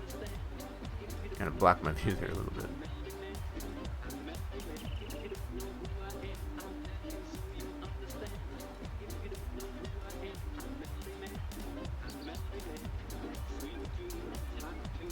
I definitely considered over on field 16 eventually what I'll end up wanting to do is plant some alfalfa on that field. But for now we got the grass. We're going to take that grass. So probably maybe once after I mow it and get it all baled up, get the bales all taken care of and whatnot, we'll go ahead and probably plow that under and plant some alfalfa on it. So I'm thinking anyway.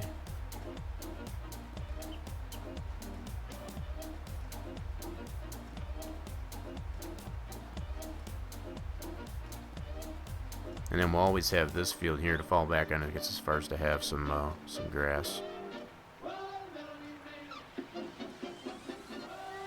I could even go so far as to do only half the field alfalfa and the other half grass. I could do that too. It's a very nice sized field, field 16. So a couple different options.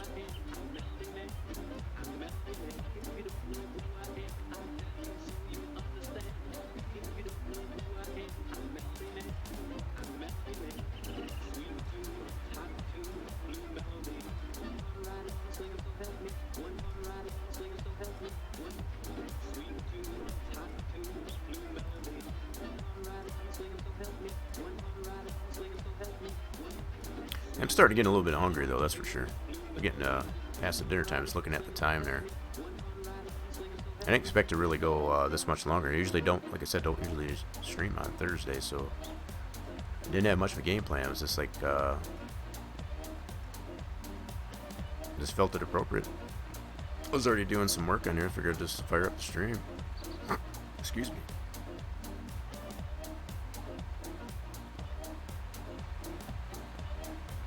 So far, it seems working out pretty good. Able to get some testing in on the map and doing a little bit of work that we need to do. Just those, finishing touches, I guess, on the map.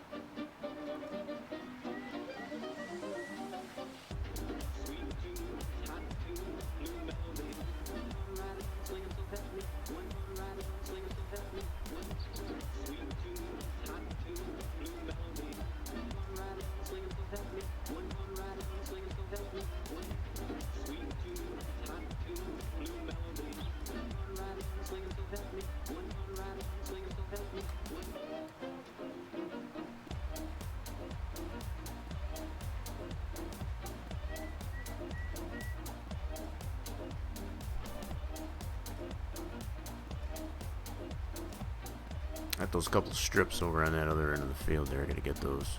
Oh crap. Just a little bit there. Watch the drive in.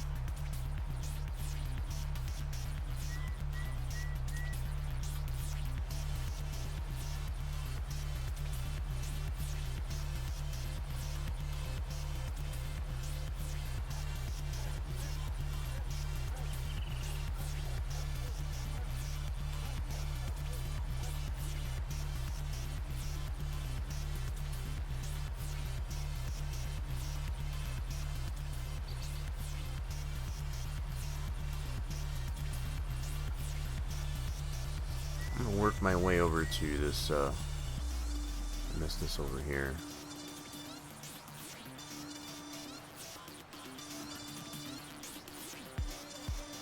There we go.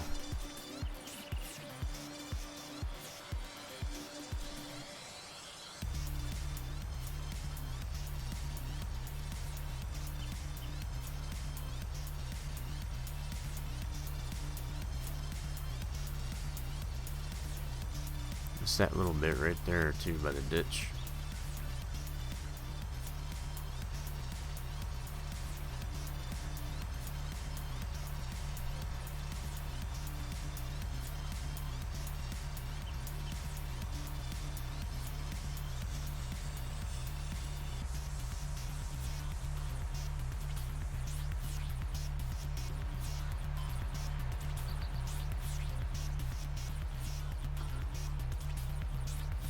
Pick up all these scraps here.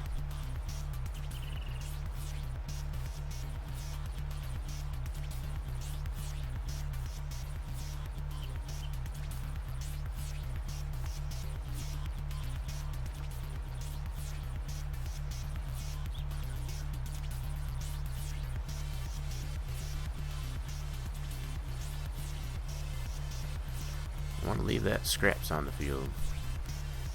That's potentially money.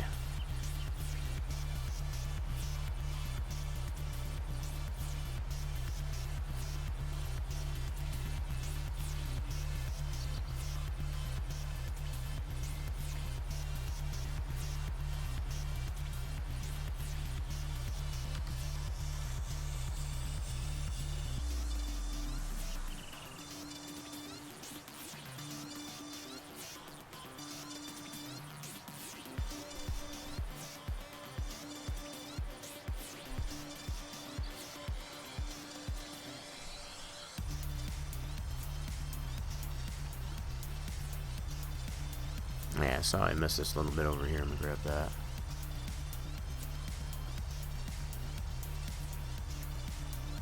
Missed a lot of spots actually. Kind of merged out away from the swath a little bit.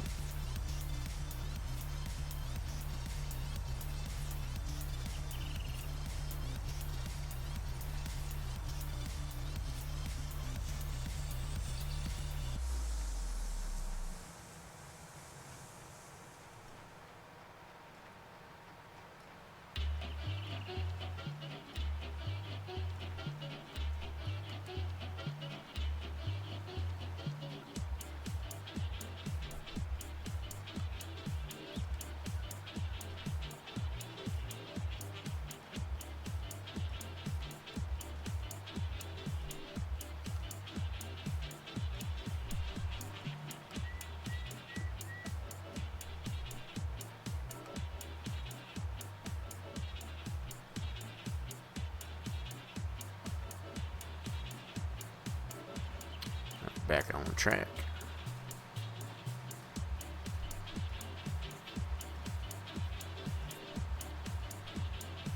think the last time I did this job, we had 3 full trailers, I guess, of bales, and then 8 bales, 7 or 8 bales left over, like about a half a trailer left over that we got to keep. So that worked out pretty nicely.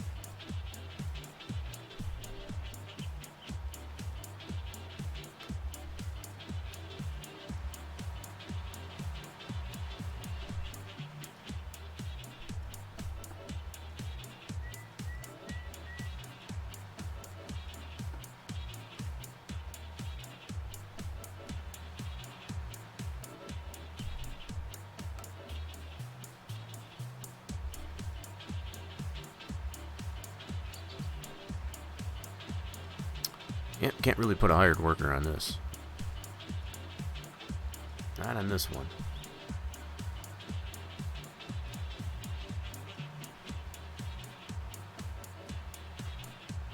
Pretty much stuck with doing this manually.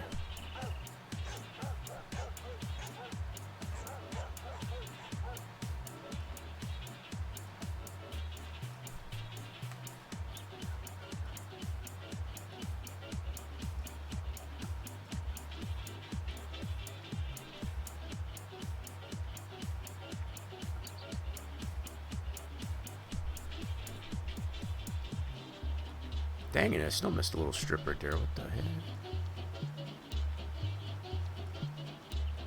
The hell did I miss that?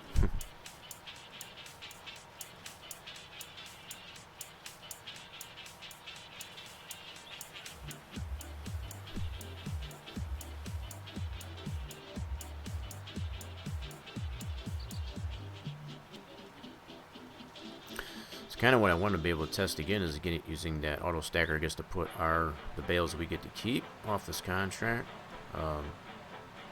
Test that barn out that we edited.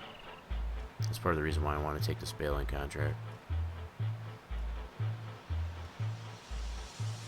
We definitely have to make sure we get the ones delivered that the farmer's asking us to, and we're taking the contract for. But it usually ends up being about 7 or 8 bales on this field that we get to keep, which is pretty decent.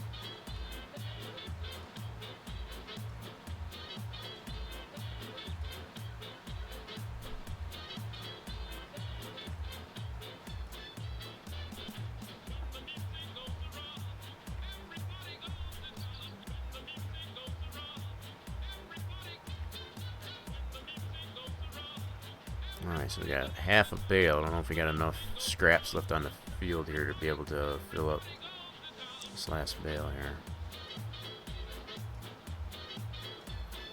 May or may not.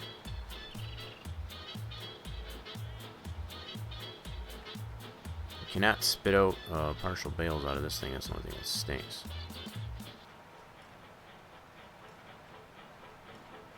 So we'll see if we can squeeze another bale out of this thing.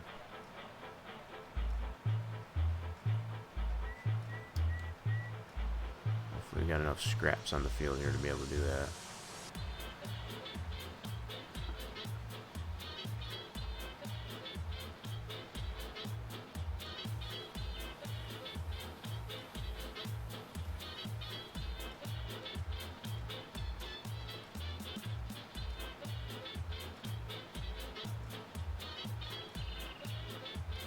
Oh man, it's gonna be close. I hate when this happens. They always get really close. I almost got a little more than 3/4 of a bale. We might have enough scraps on the field here to squeeze out that last full bale.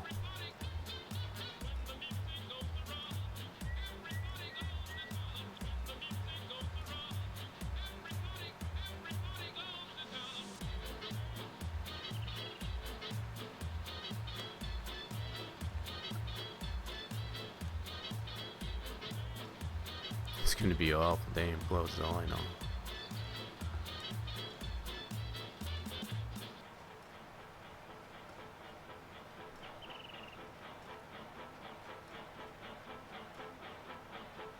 Sniffing around, see what we got. Scraps.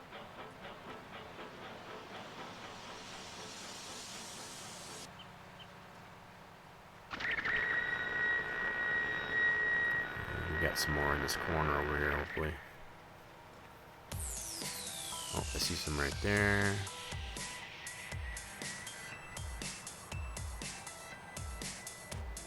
Gotta sniff up the scraps so we can get this last full bale pushed out.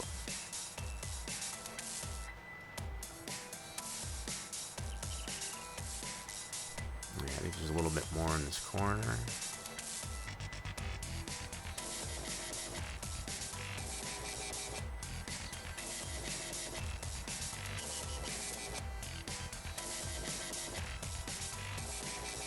Oh man, this is not gonna be enough.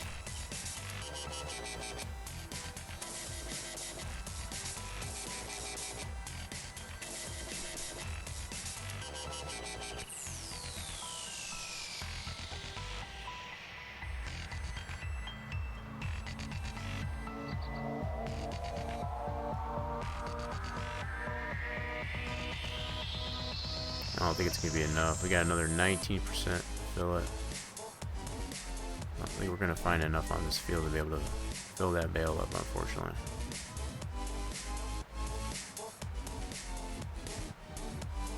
So do we get? Is this all?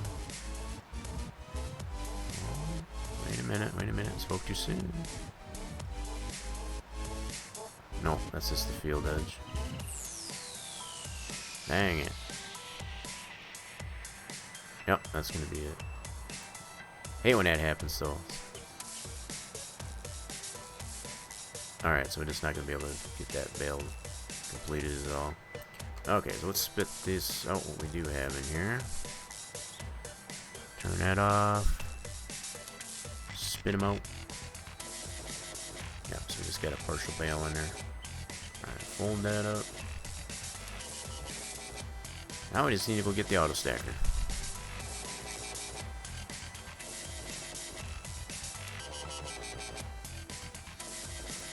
We'll drop this off here. We don't need that. Let's go get the auto stacker at the store.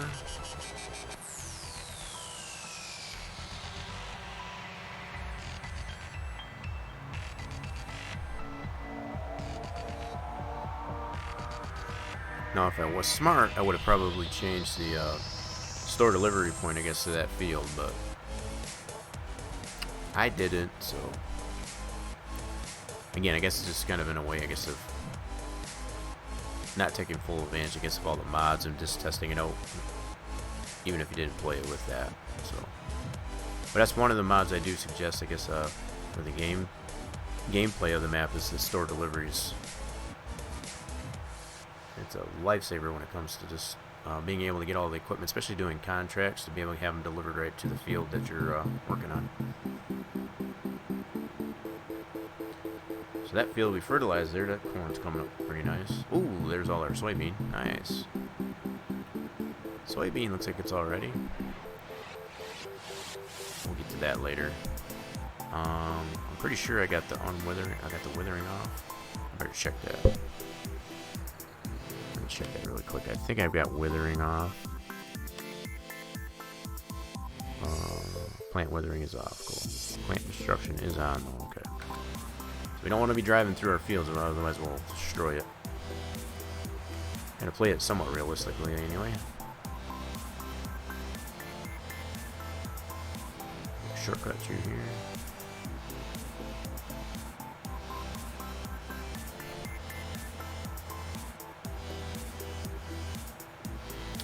This last item over here at the store is the auto stacker. Other than the weight, we don't really need that. Don't need the weight.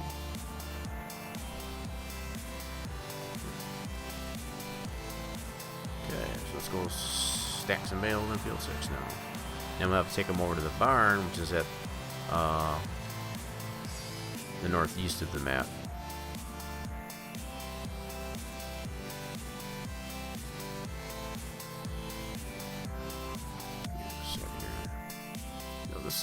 tad bit louder. Turn that down just a little bit. There we go.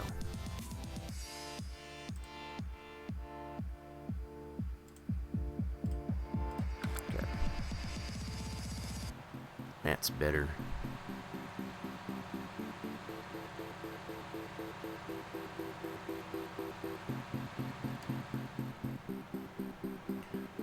So I'll at least get it up to the point where we have the bales that are left that are ours, and I can test that putting it into that open shed. That's kind of our goal at this point.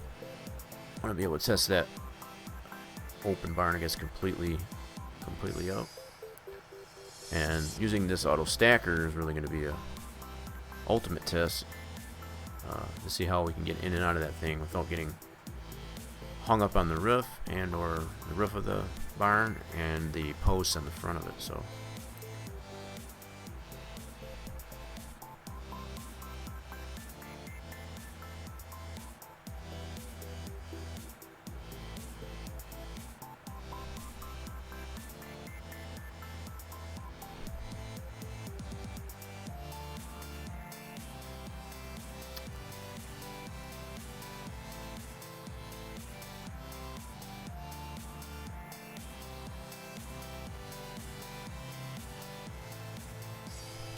alright, here we go. Pick up some bales now.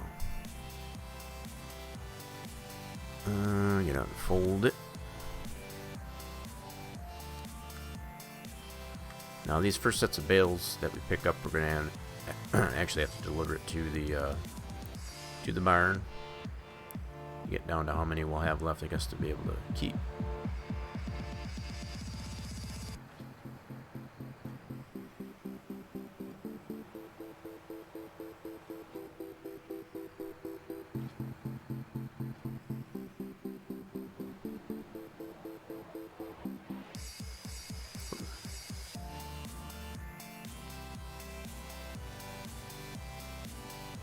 We're more than likely we'll end up taking about 3 trailer loads to the barn before we'll know how much we'll have left over for us to keep. This trailer holds 16 bales.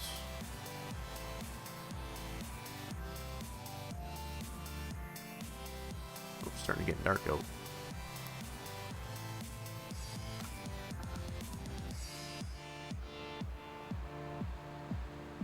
Halfway forward there.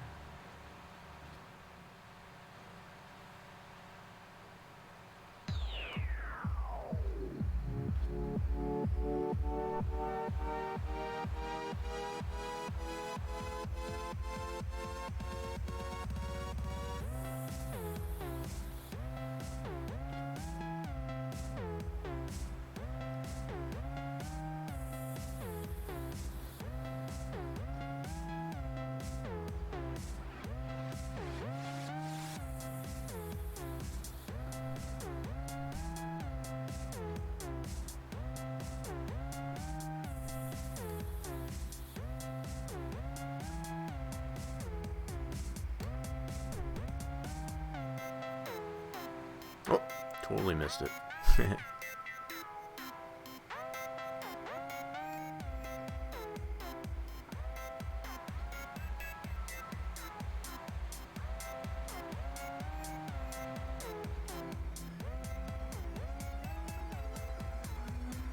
Nope, we're full. Alright, so let's put that into transport mode. Take that right over to the barn. This is trailer 1.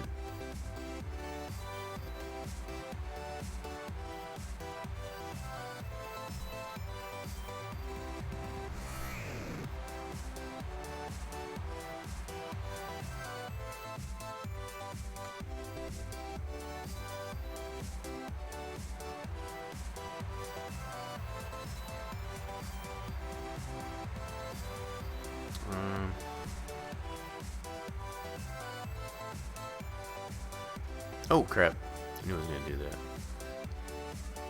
Wrong button.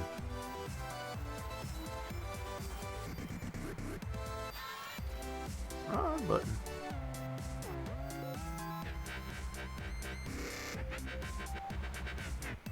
That's screwed. Where's the heck's my beacon at? the blinkers.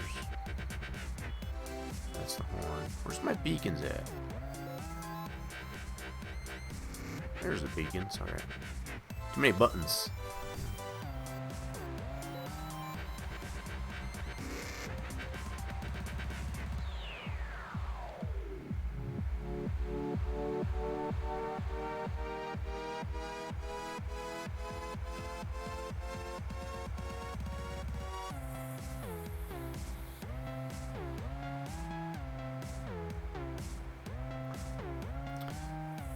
Alright, so we've got to work our way up to the northeast of the map, so we're going east right now.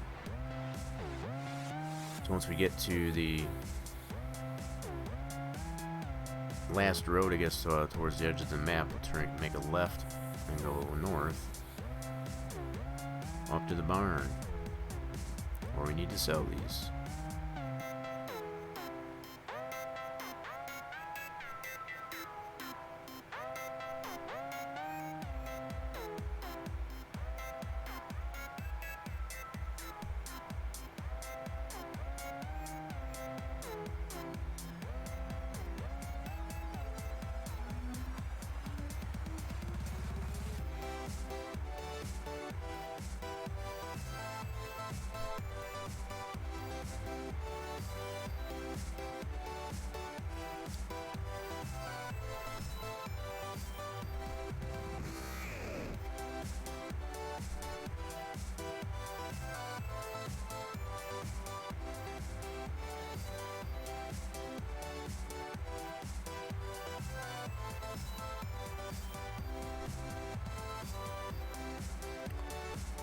Definitely getting dark.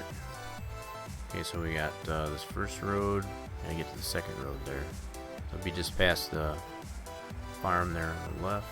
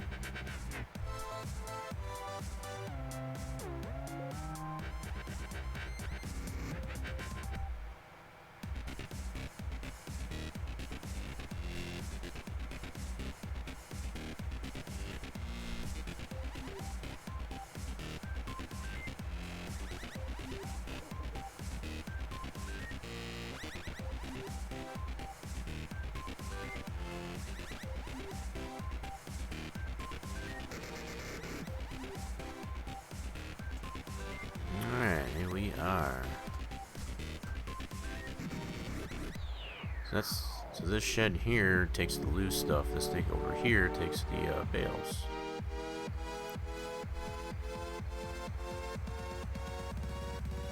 Alright, I want to check the status of this contract. So let's go into here.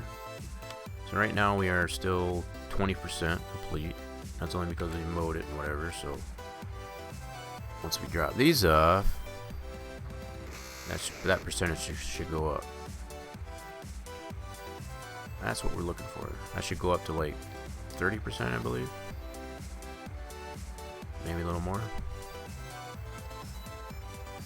And why? There we go. 33% there. 47% done now. Cool. Very good. Alright, so this here we want. There we go. Cool.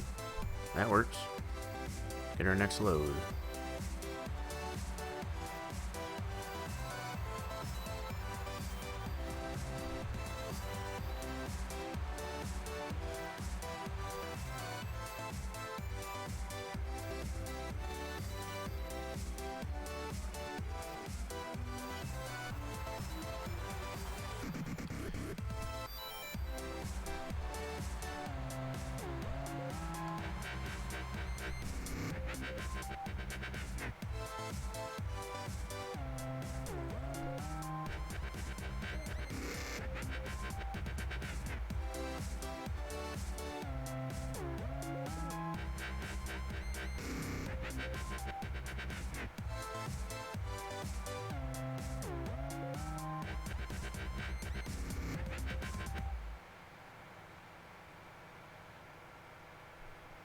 sky looks pretty cool in this.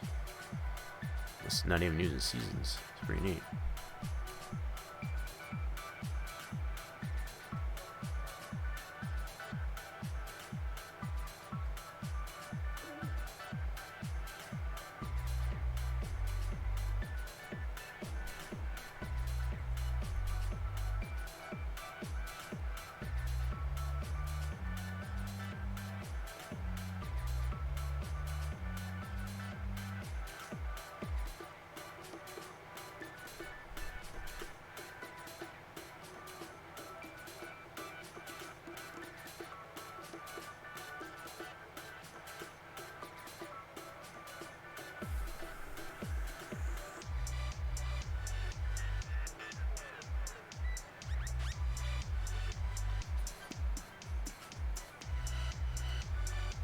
Still getting a little bit hungry too. Stomach's been growling for like about the last hour or so. Well, maybe about half hour at least anyway. At some point here I'm gonna call it good here and get some food. I went a little bit longer than I definitely planned on going. Didn't really have a game plan going into it, as figured. But I figure while we're in here, we'll go ahead and do the baling contract so we can at least test that shed. That open shed, I guess, as far as how this auto stacker really this works in there.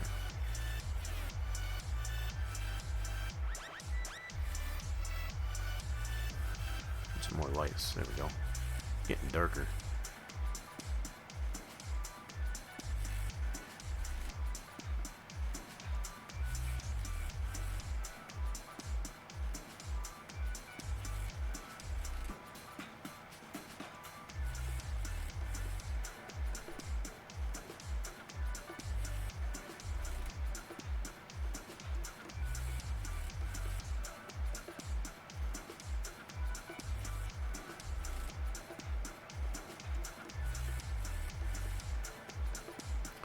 Alright, there's our turn. Almost missed it. A little bit harder to see it in the dark. Alright, let's unfold that.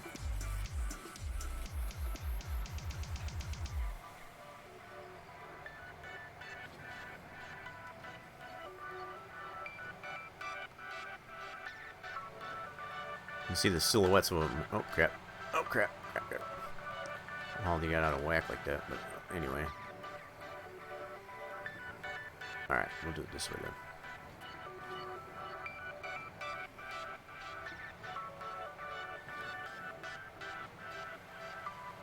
Yeah, it's definitely a little bit tougher to see them in the dark until you get right on top of them. I think I cleared them all up over here, actually. You can see all the silhouettes of them anyway.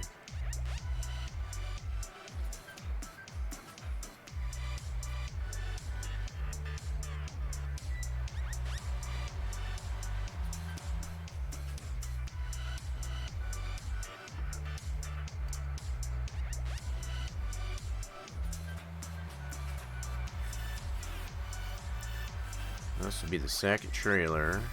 Take it over there.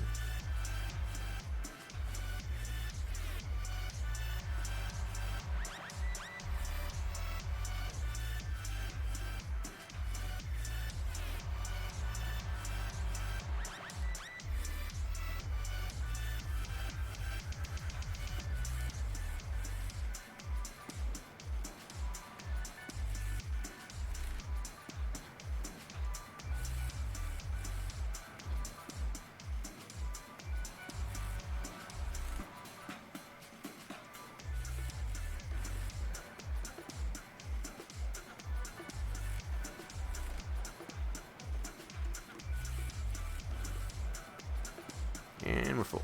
Cool. Let's fold that up. Second trailer going over. This should probably put it at about 70-some%. Like I said, it's usually 3 trailers. From the last time I tested the baling contracts on this field, it's about 3 trailers, 3 full trailers I've had to take over there before the contract was complete.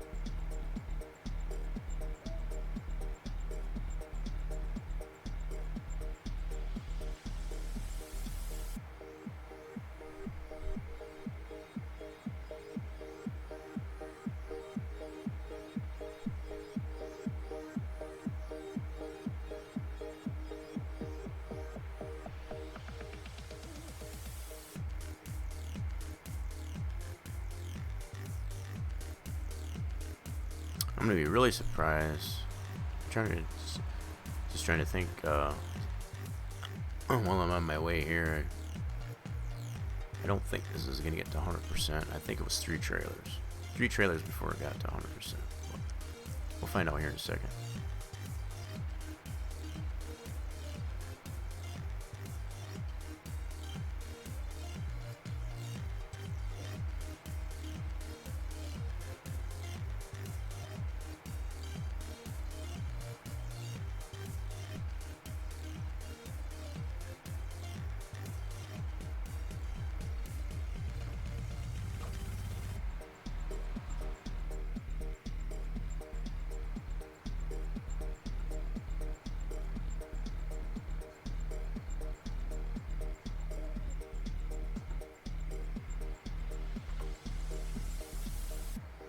Load number 2. Let's see what we got here.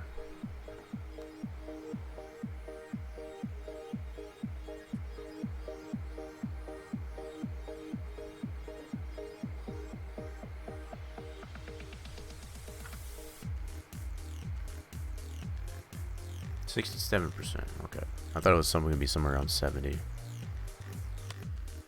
74% there. Okay. Gotcha. All right. Yep, so it is going to be 3 trailers.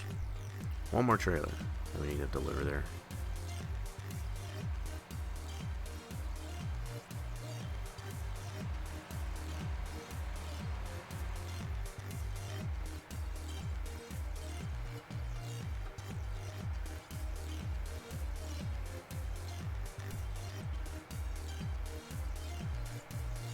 So make our way back over to Field 6 and go pick up another trailer. And then the rest of it will be hours after that. We'll be able to deliver those, drop them off to our cow barn into our shed, and that's where we'll be able to test that. It's YouTube Music. Download the app today and get a trial of Music Premium on us. Restrictions apply. Of course restrictions apply. They always apply.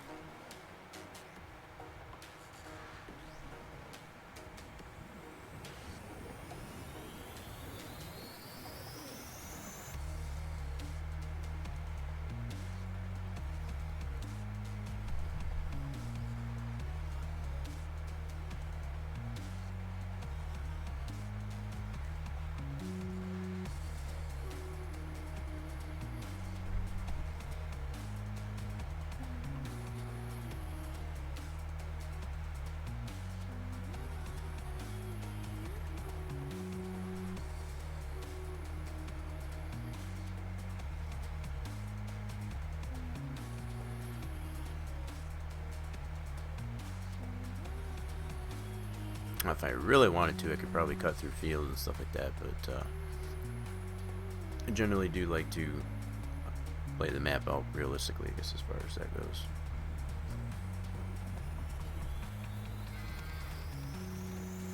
Don't usually like to cut through fields and all that stuff, just to kind of test things out, at least anyway.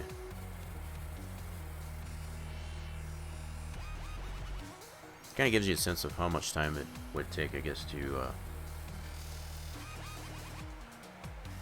do it in actuality. It's like, if I do I really want to do the baling jobs, I know how long it's going to take me to, I guess, to do it from start to finish. Better management of time.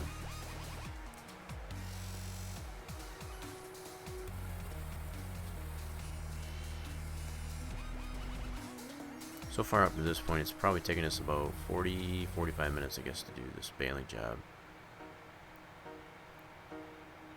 Closing in on at least an hour, probably a little bit more. And that's just actually baling it and then picking them up, delivering out there. So overall, it's probably taken us a good couple hours.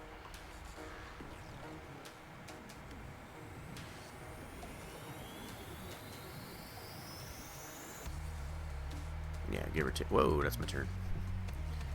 It's a little bit darker to see, like see in the dark. Okay.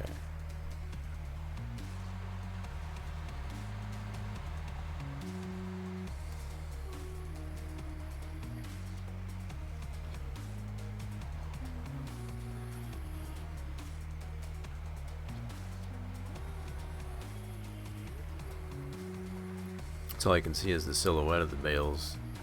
Ah, don't push it. Pick it up.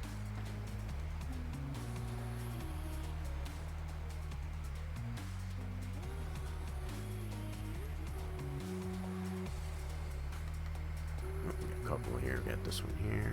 We got a couple of them here. All right.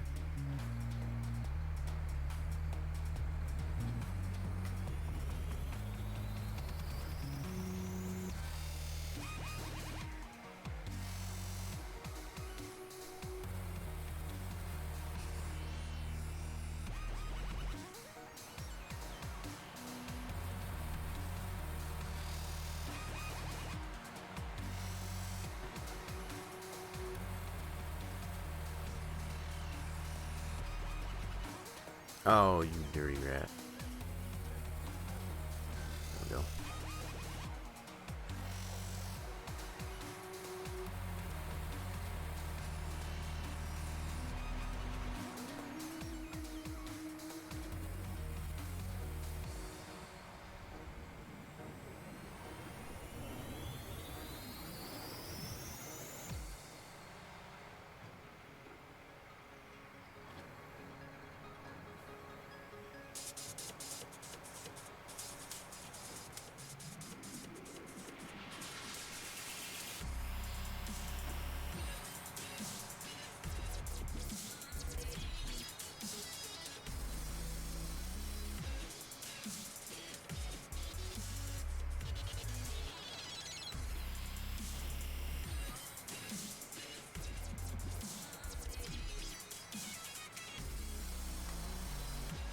You got a little pile right there, I noticed.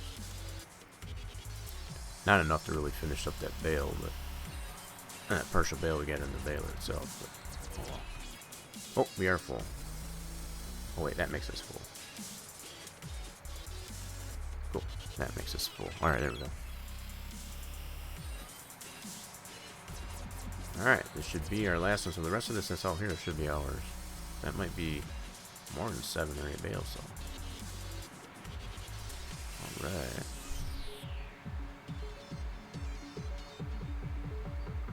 Go drop this off. This should make it 100% on the contract.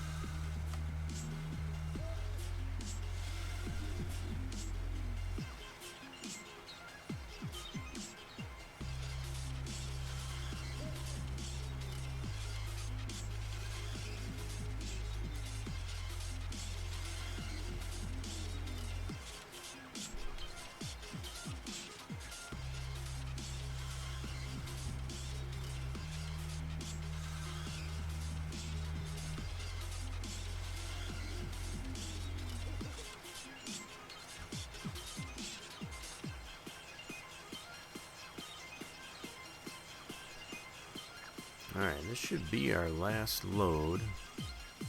Should bring this to 100% on the contract. Let's see what we got here.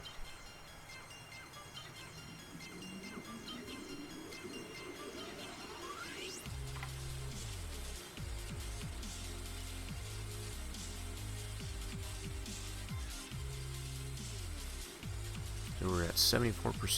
That what it was, yeah. This should make it complete.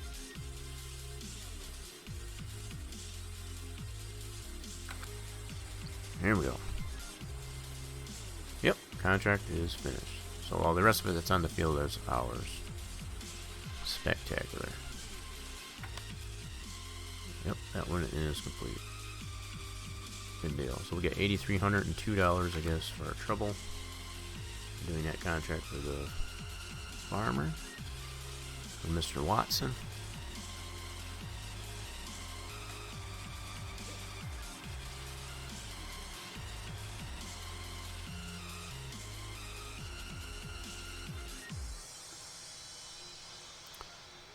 Now what we get to do is we get to go pick up some of these bales off the field. We might even have a whole trailer there. That'd be pretty awesome. We got a whole trailer. That's even better. Granted, we don't really need that many more hay bales. We've got plenty of hay bales, I guess, in our stock there, but we'll take them.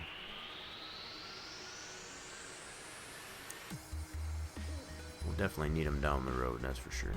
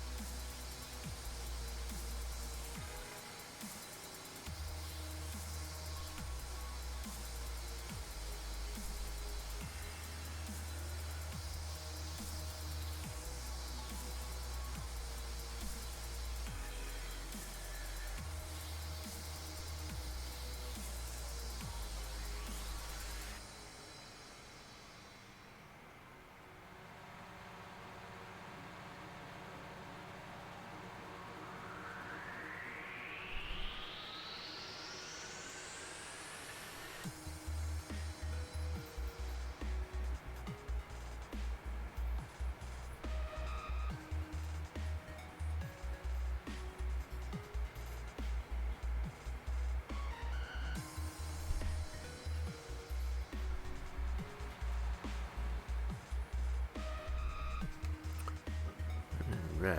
Whoa. There's a ditch there. Okay, so here we go.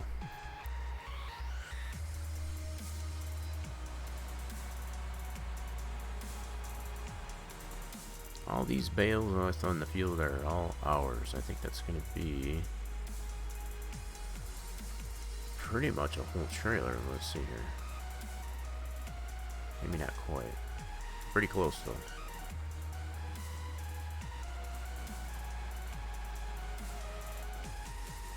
Kind of an added bonus for doing these baling jobs to get this. Yeah, I don't think it's going to be quite a full trailer, but these are all ours.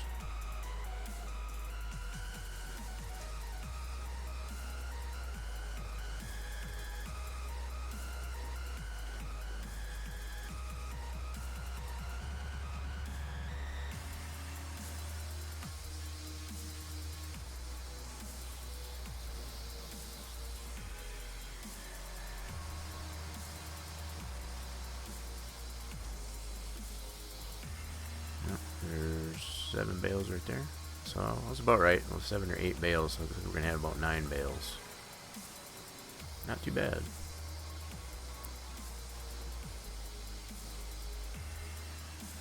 Pretty nice. Alright, so let's button that up there. Let's go take these over to our cow farm.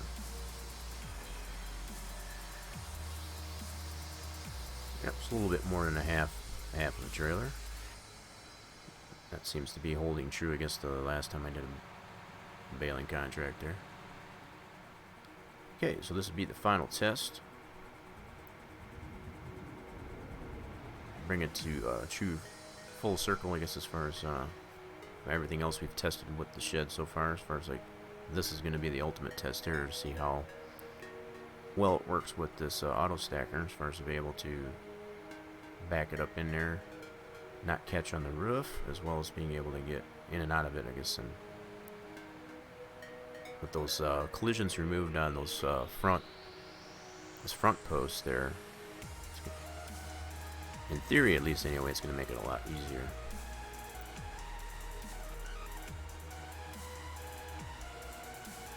And we're going to find out here in just a minute.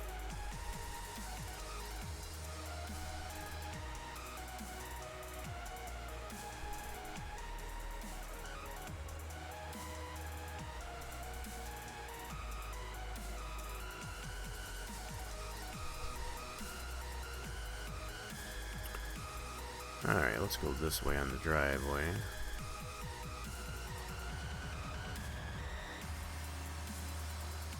Oh, forgot I left that front loader there, yep. What did we do with our... We got it in front of the,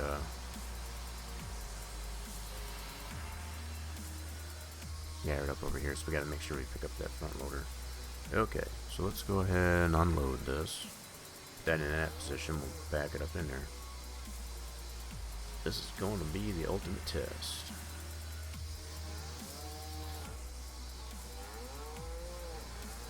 Here, the cow's just going nuts there. Whoa, whoa, whoa, whoa, easy. Went down the hill, it's rolling down the hill there. Yeah, so we should be able to back right up in here without even hitting that post. Nice. Oh yeah, see plenty of room on the top end there to be able to get the trailer in and out. Plenty of room. Now if you wanted to stack more, I guess, on top of that, that's totally up to you. But I wanted to make sure there was plenty of room, I guess, above to get these auto stackers, I guess, in there without being like just above it type of thing. But yeah, this should work out nice. Put that all the way up against the wall. Yep, so we got the collision on the back of the wall.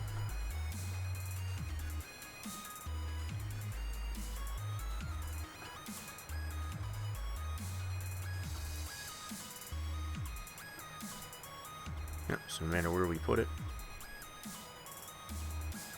good deal. Alright, so let's put this closer to that stack over here.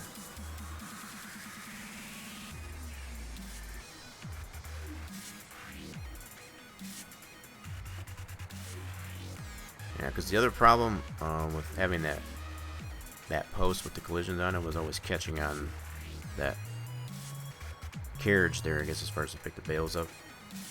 That was part of the other reason why I see now we don't have to worry about it. We'll just clip through it. But again, we don't lose the aesthetic value, I guess, of the shed as far as not having the supports there, I guess, to support the bulk of that roof structurally, from a structural standpoint. Alright, let's put him right there.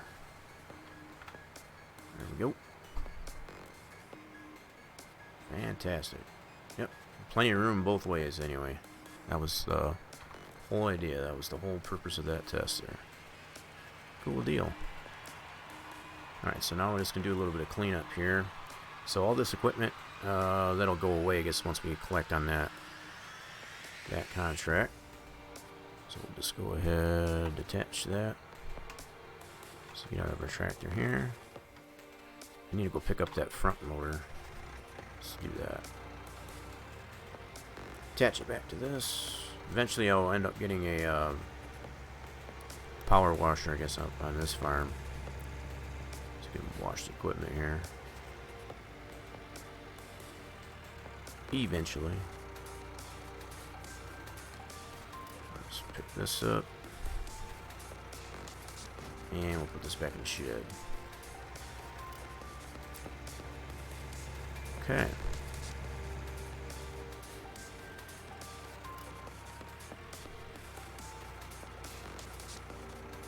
Put this back in the shed like so. We'll button it up.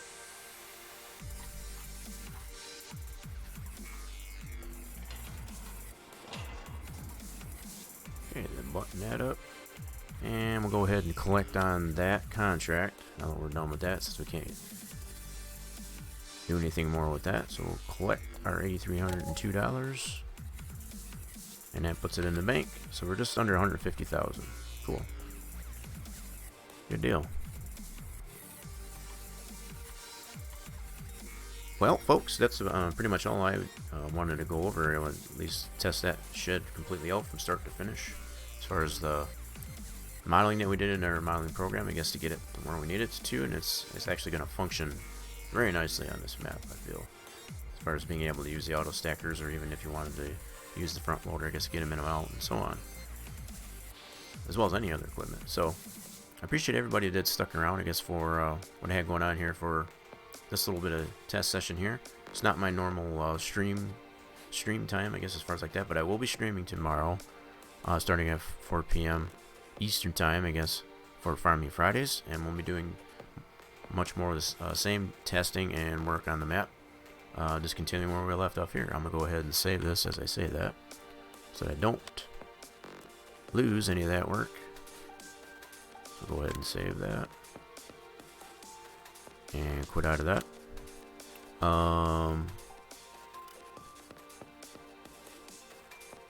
Okay. So do feel free, I guess, to stick around. I like to do what I call a soft raid, which is just to for all you that aren't necessarily lurking in the chat there. Feel free to stick around, I guess, for the host at the end of the stream there. But I do appreciate everybody that did stop in to see what I had going on for here. It was kind of a little bit short-lived, not my normal time to stream, like I said. So do feel free, if you haven't already, hit the follow button on the channel. Make sure you get the notifications for when the streams go live next, as well as let me see here. I'll put the social medias out here.